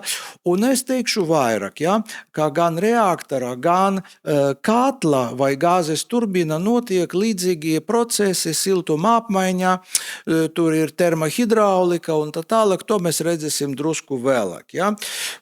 Un abas divas stācija veidi, viņi izmanto turbīni, kondensātoru, siltumaiņu, sukni, ventilātoru, viss tas apvieno šo divus nozares. Ja? Un mūsu universitāte pastāv, tagad ir divas programmas. Viena, pa kuru es minēju, ja tas ir siltumenerģētika un siltumtehnika, tur viens no priekšmētiem mums ir siltumelektrostācijas, kur kādreiz mums bija diezgan liela daļa veltīta kodolenerģētikai, bet pēc tam 2 gadi atpakaļ mēs to samainījām ar daļu mākslīga intelekta elementu. Ja? Jo tagad mēs uzskatām, ka ir nepieciešams arī iekļaut šo sadaļu, lai palīdzētu cilvēkiem saprast, kā darbojas šo automātika un kādas ir perspektīvas. Ja? Un paralēli mūsu programmai, mūsu fakultāte ir programma medicīnas, inženierija un fizikā. Ja? Un šeit ir ļoti liela daļa ir veltīta tieši radiācijas drošībai un visiem jautājumiem, kuri ir saistīti. Ja? Tas varētu būt 2, teiksim, sākuma punkti. Ko vēl es gribu teikt, ja, ka kodola enerģija, kodola jautājumi, tas nekas jauns Latvijai nav. Ja. Mums ir pietiekoši daudz literatūras, jūs šeit varat redzēt, atomelektrostācijas grāmata, Valda Gāvara autors, ja, Valdis Gāvars. Jā, bija galvenais inženieris Salaspils kodola reaktoram, kurš veiksmīgi funkcionē vismaz 50 gadi. Šeit arī pa to grāmata ir. Arī ir grāmatas pa fundamentālam lietam, kvantumehānika, kodola fizika. Ja? Tā kā pamati mums ir. Ja? Vienīgais ir jautājums, kā mums visu to apkopot un pasniegt pareiza veida. Ja? Pateicoties tam, ka pastāv vadlīnijas no starptautiskās atomaģentūras rekomendācijām, ja? Tad mēs varam apskatīt, kādi ir galvenie uzdevumi, kādi galvenie moduli šo izglītība ir vajadzīgi, kādas galvenes kompetences mums vajadzētu pasniegt. Ja? Un tajā pašā minētā semināra first, ja, kad es ieraudzīju šo attēlu, ja, kompetences, kuri nepieciešami kodolenerģētika, ja, tad man vispār radās tā, ka mūsu jaunais fakultāts, kuram nosaukums ir būvniecības un mašīnzīmību fakultāte, var saražot praktiski pusi no visiem inženieriem, ja, kuri ir nepieciešami tur. Ja. Mums ir metālu speciālisti, mums ir būvniecības speciālisti, mums ir speciālisti kontroles vadīšanai, varbūt dālie kopā ar citiem fakultātiem, ja? Un, protams, ir speciālisti, kuri var nodrošināt to nosauktu termohidrauliku, tas ir tā siltuma apmaiņa un tā kā siltuma elektrostācijas un tā tālāk. Ja? Un kopā ar kolēģiem no enerģētikas fakultāti tiešām mēs varam nodrošināt visu nepieciešamu kompetenci. Ja? Šeit ir nedaudz arī apskats par to, kā iet kopā reaktoru fizika un termohidraulika, stārojuma aizsardzība un dozimetrija. Protams, šeit ir ļoti daudz specifiskas lietas, ja, un apkopot to tas nav viegli. Ja. Līdz ar to es apskatīju, kādas ir rekomendācijas tā starptautiskā atomaģentūra par tām bakalaura un magistra programmām. Tas viss ir izklāstīts pa gadiem, kādi priekšmeti, cik tur kredītpunkti vēl vēlami, tas viss ir zināms. Ja? Un tur ir 2 līmeni. Un tātad arī tur ir, teiksim, pamatkursi un ir specializācijas, ja? Bet galvenais, ko es gribu ieraudzīt, ja? Kādi mums ir piemēri. 2 nedēļas atpakaļ es biju Kaunā un es konsultējos ar kolēģiem no Lietuvas enerģētikas institūta. Šodien mēs atdzirdējām ļoti labu prezentāciju, jā, par kodola atkritumiem, bet arī es painteresējos, kas notiek ar izglītību tā virzienā. Ja? Kādreiz Kaunas Tehniskā universitāte bija speciālais kurs, ja? Vai pat studijas programma par kodolenerģētiku. Pēc tam bija pārtraukums un šogad viņi plāno to atjaunot. Ja? Un viņam diezgan sarežģīta schēma ir veidota, ja jūs redzēsiet, tur ne tikai universitāte, tur ir mācības centrs, tur ir objekti, kur viņi var strādāt, un viss, kas viņam ļoti attīstīts. Ja? Paralēli salīdzināju šo situāciju, kas notiek Stokholma Karaliskā Tehniskā universitāte, viņam ir magistru programma, ja? Tā ir virziena. Arī es painteresējos, kas notiek Taltehā. Jā, šeit es piesaucu Tālu kā labāku studentu draugu čatu, jā, un viņš man tika atbildēja, jā, ka patreiz Tallinā pastāv kurs mūsdienu kodolenerģija. Un šodien es parunāju ar Fermi Energia pārstāvi, jā, viņš apliecināja, jā, tas kurs ir un tā notiek. Jā. Un manuprāt, ja, mums arī vajadzētu RTU un Latvija sekot tāda pati virziena, ja, mums varbūt nevajadzētu uzreiz atvērt kādu studijas programmu, jo tas prasa akreditāciju, ļoti lielu resursu, ja, bet mēs varam atvērt vienu priekšmetu, kurš var dot, teiksim, mūsu studentiem, ja, ieskatu par kodolenerģijas jautājumiem. Es jau zinu, ka dažus priekšmetus mēs to mēģinājām darīt, ja, gan mūsu kolēģi no enerģētikas fakultātes, gan es tur drusku ņemos, ja, bet laikam mums vajadzētu atsevišķu priekšmetu veidot, ja, un, protams, kā lai teiktais, atvērt sadarbībai, ja, kam ir kādi priekšlikumi, tas es labprāt sadzirdēšu, ja, un tā kā kopīgiem spēkiem mēs pamēģināsim sāk veidot kodolenerģijas kompetenci Latvijā. Jā. Paldies par uzmanību. Labi, paldies. Tad vēlam veiksmes ar jauno priekšmetu un tad varbūt tālāk akreditāciju. Kurš par? Mēs nobalsots. Gatavi. Studenti jau ir, redziet, pieraksts pilns, tā kā sāciet. Paldies liels. Paldies, lai izdodās. Kuram vēl kā ne jums Rīgas Tehniskajai universitātei? Labi, tad liels paldies par to. Agri Maucem vienmēr ir tas tā kā apkopojuma un status secinājuma uzdevums šajā ikgadējā konferencē.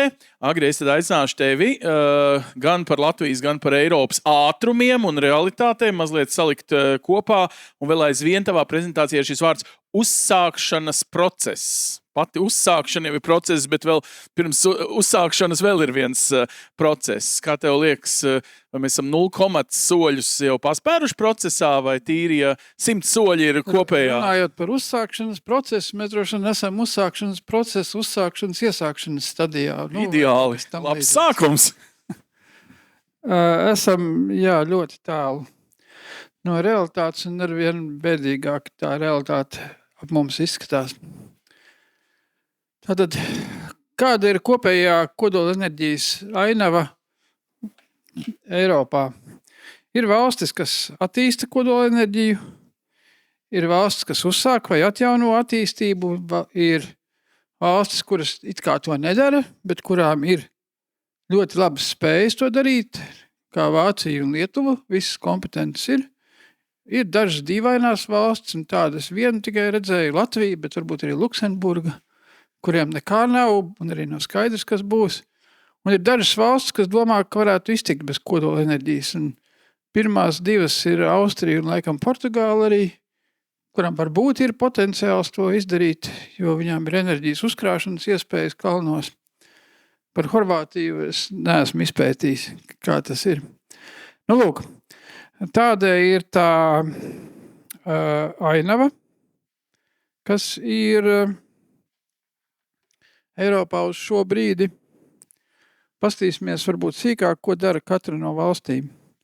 Pirmkārtām skatīsimies, kāda tad ir tā kopīgā problēma enerģētikā un arī mūsu klimata enerģijas ministrijā, un pirmais ir strukturālie meli enerģētikā. Un vislielākais strukturālais melis ir levelized cost of energy, kas tiek piesaukts kā tāds lozungs, un mums ir jāsaprot, ka tie ir strukturāli apzināti vai neapzināti meli, lai sasniegtu kaut kādus savus mērķus, jo nekādas vispār salīdzināmas enerģijas cenas nav. Ir vienkārši tirgus cena, jo enerģiju mēs nevaram uzglabāt īpaši daudz, un realitātē tirgus cena ir tuvu nulei vai zem nulles, tad, kad mums ir saules un vēja enerģijas pārāk daudz, un cena ir liela, tad, kad saule un vējš ir nepietiekami daudz. Attiecīgi salīdzināt levelized cost of energy šādiem te nesalīdzinājumiem enerģijas avotiem ir, vienkārši bezjēdzīga ļurināšana, runājot tautas valodā. Uz to arī, diemžēl, ir balstīts viss mūsu klimata dokumenti. Ļoti apēdinoši.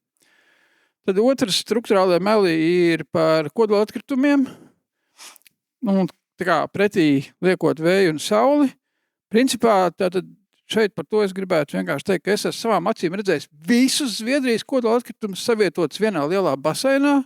Tā kā 2 RTU peldbaseini apmēram.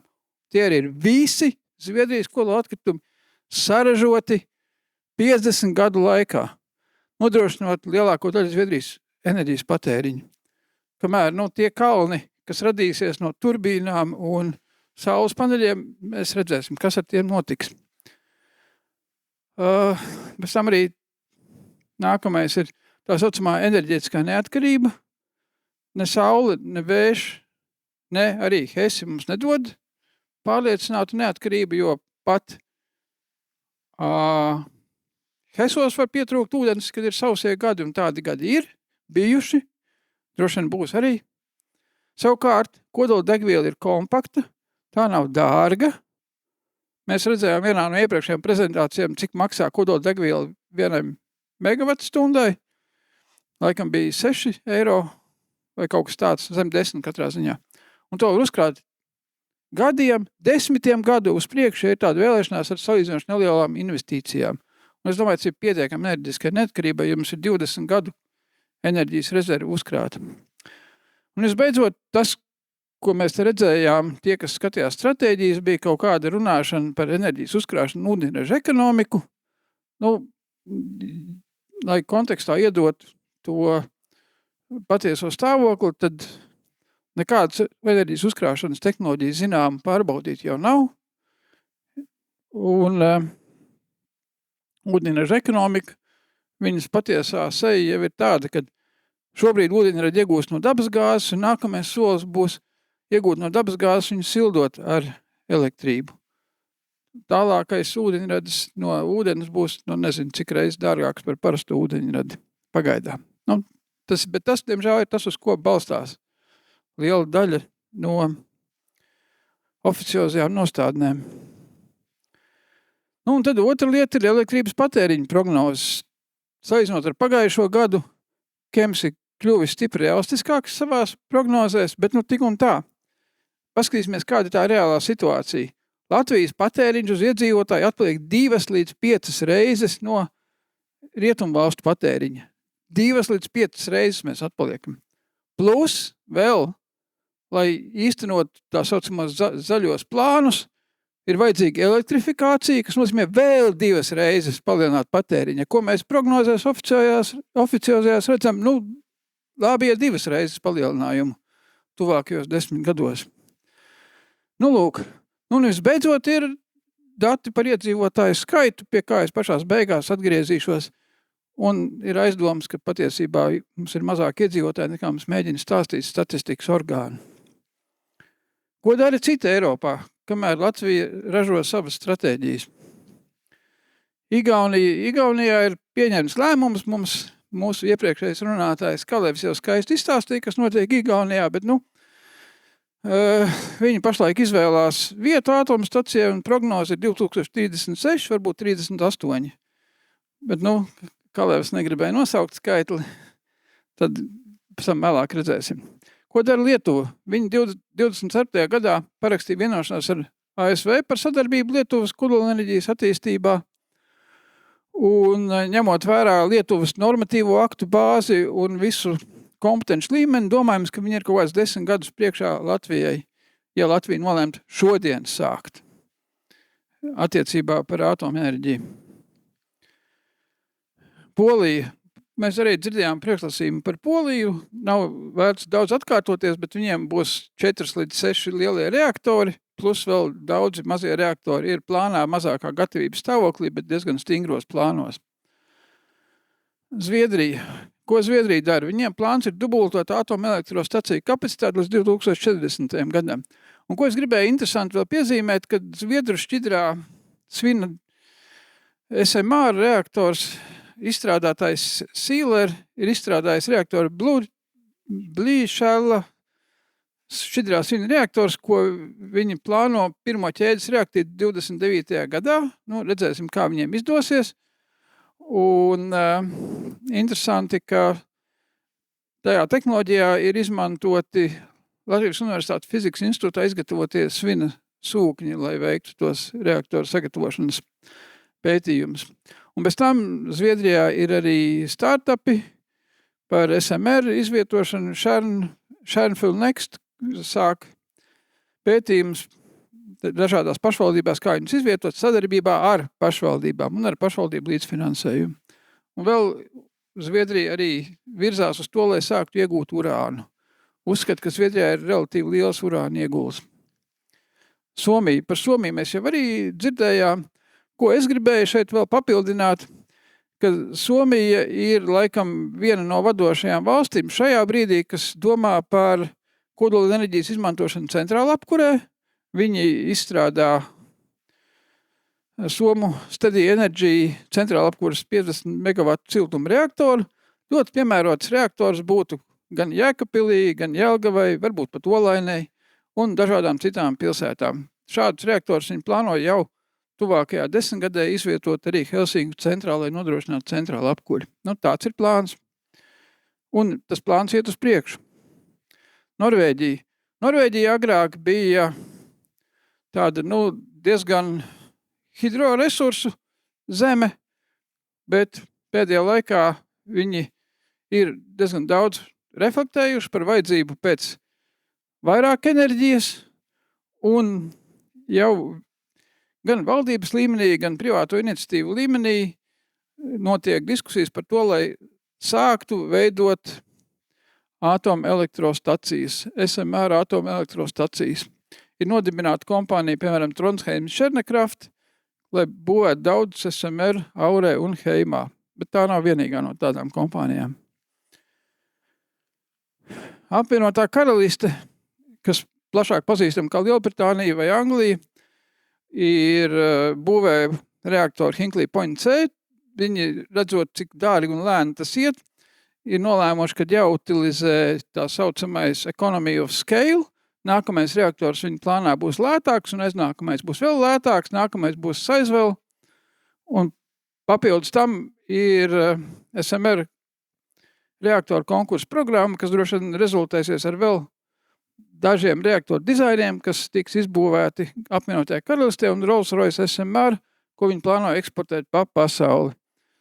Neoficiāls, jeb oficiāls vērtējums saka, ka viņiem tuvākajos, 5 vai cik gados būs vajadzīgi 20,000 jauni kodolenerģijas speciālisti civilajā kodola nozarē. Līdz ar ko diez vai mums būs, kur pasmelties ārzemēs kodolenerģijas speciālisti, ja viņas nosūks citas valstis, kurām ir gan labāki resursi, gan skaidrāks skatījums, kur tos pielietot. Francija. Francijā nesen ir pievienots Flamanville jaunais reaktors tīklam. Plāns ir 6 jauni EPR, tas ir tas jaunais viņa uzdizainētais reaktors, uzbūvēt līdz 2040. gadam. Vienlaicīgi Francija virza jauno SMR reaktoru Nuvard, kas tiek plānots gan uz vietas, gan eksportam galvenokārt, kā arī koncepts stadijā ir 9 SMR attīstības projekti, droši vien varbūt pat vēl vairāk, bet 9 ir lielākā gatavībā un 2 kodola sapludināšanas reaktori, par kuru man ir mazāk skaidrība, un kas, teiksim, Latvijas diskusijai būtu ārkārtīgi svarīgi zināt un saprast, ir tas, ka Francija runā par enerģētisko neatkarību. Un pēdējie notikumi pasaulē varbūt ir zināms pamats, jo notiek cīņa par kontroli par urāna iegūstošajām valstīm. Un viens no ceļiem uz enerģētisko neatkarību ir plutonija un ātro neitronu reaktori, kas ļaus izmantot nevis 0,7% no urāna, kas ir urāna šķeļamais izotops, bet gan visus 99% no atlikušā urāna, kas reāli nodrošinātu jau ar esošo urāna uzkrājumu rezerves 100 gadu uz priekšu. Un plāns ir ap 2050. Gadu, kad būs gatavi dizaini arī šādiem reaktoriem. Tas ir franču plāns. Un izklaidēji var teikt, ka franču startups Jimmy 2026. Gadā grib uzsākt būvēt industriālo siltumu kodola reaktoru franču cukurfabrikai. Tā kā mums cukurfabrika vairs nav, tas varbūt nav tik aktuāli šajā brīdī. Nīderlanda. Valdības plāni ir turpināt esošās atomstacijas, kādas viņiem ir, un pagarināt to dzīves laiku, kā arī būvēt 2 jaunās lielās atomstacijas, kurām jābūt gatavām 2035. gadā. Tātad visnotaļ drīz pēc atomstandartiem. Kā arī būvēt SMR flotu un vēl vairākas atomstacijas vēlāk. Tie ir valdības plāni. Spānija pagājušajā gadā un šogad Spānijas kongress pieņēma lēmumu atgriezties pie kodolenerģijas. Tas ir atteikties no atteikšanās vai izbeigt atteikšanos no kodolenerģijas. Itālija arī uzsāk atgriešanos pie kodolenerģijas. Valdība apstiprināja likuma projektu iesniegšanai parlamentā par atomelektrostaciju atsākšanu Itālijā. Tas ir 87. gadā viņiem referendums bija izbeigta atomenerģija. Savukārt, ko es gribēju pieminēt kā īpaši interesantu attiecībā uz Itāļiem, tad viņiem ir startups Nucleo, lai attīstītu šķidrā svina kodola reaktoru dažādu atbalstu un nianšu mehānismu dēļ. Tas Nucleo ir piereģistrēts vairāk Francijā, bet pēc būtības ir itāļu rumāņu. Un tur strādā jau 850 darbinieki, un savu pirmo reaktoru viņi plāno 2033. gadā. 850 darbinieki, lai attīstītu to. Beļģija. Beļģija ir kā īsti nezinu, ko darīs ar saviem atomreaktoriem viņa esošo dzīves laiku. Tā kā pagarinās, tā kā nē, bet vienlaicīgi viņiem ir apstiprināts un tiek īstenot 100 miljonu eiro investīcijas SMR programmā, kur sadarbībā ar Itāliju un Rumāniju tiks izstrādāta šķidrā svina SMR. Čehija izvēlējās 2 Korejas reaktorus savam nākamajam atomelektrostacijas būves kārtai, un tas iet uz priekšu. Kas interesanti šajā kontekstā, tad tos reaktoru piedāvājumus izvērtē 206 čehu ekspertu komandu. Tas īpaši šo skaitlis man patīk. Un tad es iedomājos, cik mums Latvijā būtu eksperti, kas varētu izvērtēt kādu atomelektrostacijas reaktoru piedāvājumu. Nevarēja izdomāt. Slovākijā savukārt ir palaisti Mohovicas jaunie reaktori, un plāns nākamajai atomstacijai ir Jevlonski Bohunicē ar plānoto tenderi piegādātiem 2028. gadā un būves sākšana 32. gadā un pabeigšana 39. Relatīvi arī strauji, ja mēs salīdzinām gan ar mūsu zemes kapacitāti, pat, ja mēs salīdzinām ar mūsu kaimiņu valsti Igauniju. Kā arī AS centrāla apkurei. Tur tiek izmantots Ungārija. Ungārijā plāns ir būvēt viņa esošajai atomstacijai Paks vēl 2 vienības, un nākamgad paredzēt pirmais cements. Dānijā, lai arī nav atomstacija, ir 2 SMR startupi, kas būvē. Slovenijā viņi arī plāno būvēt un ir aprēķini par cenām, bet Slovenija būvēs pati nevis kopā ar Horvātiju. Šveice uzsāk likuma izmaiņas, lai varētu būvēt jaunas atomstacijas, un man šeit patīk šis citāts no enerģijas ministra Rosī, kad tad, ja ne tagad, jo pēc 20 gadiem noteikti būs jau pārāk vēlu. economy of scale, lielākā daļa Eiropas valstu ir ievērojuši economy of scale, ka katrs nākamais atomreaktors būs lētāks par iepriekšējo, līdz ar ko es domāju, ka Kalevs pēc kāda laika tajā maketiņā, kas uz galda būs nevis 2, bet jau kādi 4 reaktori, un sevišķi, ja vajadzēs enerģiju Latvijai pārdot. Un kas tad Latvijā ir, 7 gadu atpalīdzība no Igaunijas, bet varbūt visi 10 gadi bāzes kompetenci mums nav, valdības kompetences ir niecīgas, likuma un normatīvo aktu bāzes nav, apmācību programmas arī nav, un tehniski ekonomiskās kompetences arī nav. Un mēs esam tādā jocīgā, ļoti skumjā pēdējā vietā, man zināmajā Eiropā. Varbūt Maltu neskaitot.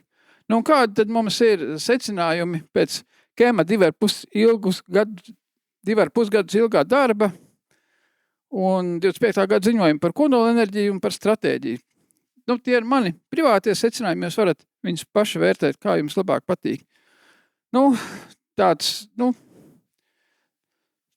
Tāda tā kā drusciņu pasaku grāmata, jau te daži iepriekšēji runātāji viņu komentēja, nebūtu vērts iedziļināties tajā vairāk. Un izvilkums vienīgais, ko es atradu par kodolenerģijas stratēģiju 2050 ar vārdiem, tas pašlaik nav piemērots Latvijai. Kēma ziņojumā par kodolenerģiju tas viss pamatojās uz kaut kādām šitiem te levelized cost estimates, kas, kā jau es sākumā teicu, ir, tad jautājums ir, ko dara tie, kam vajadzīga droša elektrība? Visas lielās tehnoloģiskās kompānijas un Amerikas kompānijas, kam vajadzīga enerģija, šobrīd nodarbojās ar SMR sadarbību ar SMR attīstītājiem. Jautājums, vai Latvijā būs nopietnas datu centrs vai cits patērētājs, kam vajadzīga enerģija? Atbilde skaidri nebūs. Kāds ir vēstījums pēc šīs stratēģijas biznesam un iedzīvotājiem? Vēstījums ir ļoti vienkārši. Ja varat, jums ir jāatstāja Latvija, jo te paliks tikai sliktāk enerģijas jautājumā. Ja nu vienīgi jūs varat izdzīvot ar malku, tad būs viss kārtībā. Bet varbūt Kem tomēr ir taisnība par 2050. gadu, jo, ja iedzīvotājs skaits patiesībā būs tikai 500,000 50. gadā, tad jau varbūt mums arī pietiks ar esošajām jaudām. Un nav ko uztraukties. Paldies! Paldies! Vienīgais, ko es secinu, tad sanāk, ka malkai varētu bišķiņ pieaugt cena, ja šitā ies, ne? Tur jāsāk investēt malkā, varbūt. Labi, varbūt ir kāds, kurš vēlas... Jā, apmēram tā. Varbūt kāds grib iebilst zināmam pesimismam, ko Aucis kungs iezīmē. Varbūt, kad... Bet, Agri, jūs gandrīz vienmēr esat otrajā rindā tur un cītīgi klusējat. Un tad pēdējā mirklī savēlkat šitos, bet nav tā, ka patiesībā, ja skatās cilvēku daudzumu, interesi arī to diskusiju kvalitāti, kas ar katru šīs gada konferenci mainās, uzlabojās, paplašinās, vēl viss kaut kā, mēs tomēr tā kā formējas kaut kāds cilvēku daudzums, kuriem tā kompetence vai vismaz vēlme tā virzienā doties tomēr vairojas. Es nezinu, man ir optimists, es varbūt nelabojams optimists esmu. Man laikam nošaus ko optimistu. Jā, es redzu, ka interese vairojās. Šogad interese ir lielāka par iepriekšējo gadu. Arī ziņojums par kodolenerģiju ir labāks nekā iepriekšējais ziņojums, bet stratēģija paliek stratēģija. To varēs mainīt, bet tā mūsu vieta Eiropā ir tāda, kāda ir. Mēs no tuvākās valsts, Igaunijas, atpaliekam par 7 gadiem. Ar to ir jārēķinās. Protams, ka to apalīdzību var mazināt ar strauju enerģisku un mērķtiecīgu darbību, bet vai ir redzama vēlme tādu īstenot? Pagaidām ir... Bet varbūt vienkārši modes kliedziens. Zaļais, vēja turbīnas un saule tagad ir modē. Nezinu, sauksim varbūt pie šī ministra. Būs cita valdības politika pavisam drīz, drīz ir Saeimas vēlēšanas. Attiecīgi varbūt, ka tas ir vienkārši mirkļa vājums. Mirklis jau ilgs daudzus gadus. Labi. Citreiz par mirkli, jā. Jā, es gribēju varbūt tā nokomentēt... Nav varbūt tik pesimistiski, kāpēc?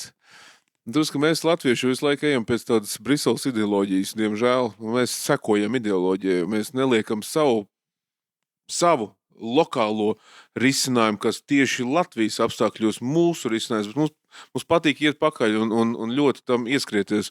Un šobrīd ir tāds, man sajūta, ka es strādājot ar 10 Baltijas jūras valstīm, ar tā skaitā Vācijām, tā tālāk, es pilnīgi jūtu kā 2 gados. 2 gados ir lūzis ledus, ir jau nācis klajā šis, ka tu vari pat runāt par kodolenerģiju. Jo 2 gadu atpakaļ tu biji automātiski, sliktais, ļaunais, tu ārpus reliģijas uzvedies. Ja? Un tagad ir tas, tāpēc, ka iespējams, ka varbūt tam triecienam ir mums vēl vajag vairāk saulu un vēju, lai mēs dabūtu pa zobiem un tad saprast, ka tomēr vajag klausīties enerģētiķos. Bet šeit jau es gribētu teikt, ka šī konference jābūt plašākai. Mums jārunā visur ir vairāk. Mēs nevaram būt mazs. Tas bija ielūgums Saimā nākamo Tas ir ielūgums gadu, runāt tajā Baltijās zālē, ja? Jā. Labi. Bet kas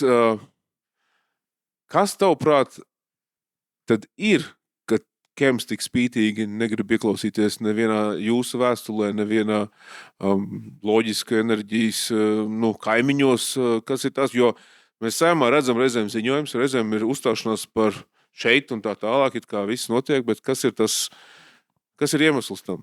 Ideoloģija, intereses? Tad Latvija ir atšķīrusies no Ziemeļu valstīm un no daudzām citām valstīm, kad pie mums varēja runāt par kodolenerģiju visu laiku un nekas par to nebija. Ja, bet runāt savukārt tīri praktiskā aspektā mums ir notikusi sistemātiska, ilgstoša kompetences pazemināšanās kodolenerģijas jautājumos. Visi tie cilvēki, kas ir strādājuši kādreiz ar saulespilsnes reaktoru vai guvuši kaut kādu izglītību Latvijā, ir vai pensijas vecumā krietnā vai nomiruši. Nav jau. Līdz ar ko ir ļoti grūti vispār runāt par kaut kādu lēmumu pieņemšanu, ja nevienam nav skaidrs, par ko tas ir. Ja, tad tas pirmais solis ir kaut kāda bāzes kompetence vispār, lai varētu runāt par šiem jautājumiem. Otrs, kas ir uztraucošais, runājot par to, ja mēs skatāmies Eiropas plānu, tad visās Eiropas valstīs pēc 10-15 gadiem būs atomreaktori, izņemot Latviju. Ja Vācija tā nolems, viņi uzbūvēs 7 gados. Viņiem viss ir, kas ir vajadzīgs, lai uzbūvētu. Dānija nevarēs tik ātri to izdarīt. Pārējās viss būs. Ja viņi tā gribēs, Vācija. Varbūt viņi gribēs, jo viss viņiem ir. Kompetence ir, cilvēki ir, likumdošanas bāze ir. Lokācijas ir, viss viņiem ir. Latvijā nav nekā, līdz ar ko pienāks tas brīdis, kad mums Latvijā vienīgiem nebūs. Tā izskatās, ka pienāks, tāpēc, ka mums tas cikls ir daudz ilgāks. Mēs sākam no tādas pilnīgākās nulles. Un kas tad notiks ar industrijām? Vai viņas ies uz to vietu, kur elektrība nodrošinās ar vadiem no citām valstīm, vai viņas ies uz to vietu, kur elektrība būs? Tā tad ir tā mūsu nākamās 10 gadus iespējamā nākotne. Sērīgi. Labi, es neredzu lielu roku mežu, bet es gribētu, ja jūs varētu pārvērst darbībā, ja jūs piekrītat šeit, tas bija roku mešs, ja? Lūdzu, Valdi. Es vēlētos turēt pie vārda Saeimas deputātus un nākamo konferenci varbūt tās varētu organizēt nevis RTU un entuziastu līmenī, bet jau valdības līmenī. Tas nozīmētu, varbūt, ne? Varam? Kā tev tur sanāk tām vēlēšanām? Es gribēju teikt, ka es biju viens no tiem ar daudzu pārējo ekspertu palīdzību iesāka šo jautājumu Saimā, ka mēs vispār, tāpēc, ka jūs redzat kaut ko Kemā šobrīd uzrakstīt, tas ir tas, ka mēs 2023. gadā uztaisījām Saimā stratēģijas konferenci, kurā tika parakstīts memorands. Šī memoranda bija jau jātop un sen jau bija jābūt rezultātam, viņš ir tikai tagad. Jā, rezultāts nav tik labs, bet vismaz ir vispār par kaut kas. Iepriekš nebija nekā, nulle, ne pozīcija, jā, nē, nekas. Es uzskatu, ka ir jāturpina. Un šī saruna ir jābūt katru gadu, tāpēc, kad ir 2 lietas, kas mūsu valstī nodrošinās labklājību. Pirmkārt, tās ir dzīves lietas. Dzīves lietas ir enerģētika. Nekas bez enerģētikas nenotiks mūsu attīstībā un ražošanā. Otrs ir banku sektors. Divas lietas, kas noteiks mūsu ekonomisko attīstību.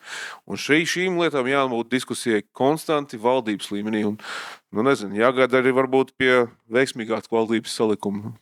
Opozīcija teikt, ne? Kā mēs teikt, es savu naudu labāk liktu uz enerģētiku nekā uz banku. Labi, bet pie reizes, ja Valdim ir rokā mikrofons, vai mēs varam aplaudēt Valdim un Ievai un visai pārējai komandai, kuri mūs te sasauc reizi gadā. Paldies par iniciatīvu un paldies par līmeni, paldies par Austrāliju, paldies par Somiju, paldies par saslēgumiem krūtākā Eirovīzijā, krūtāk.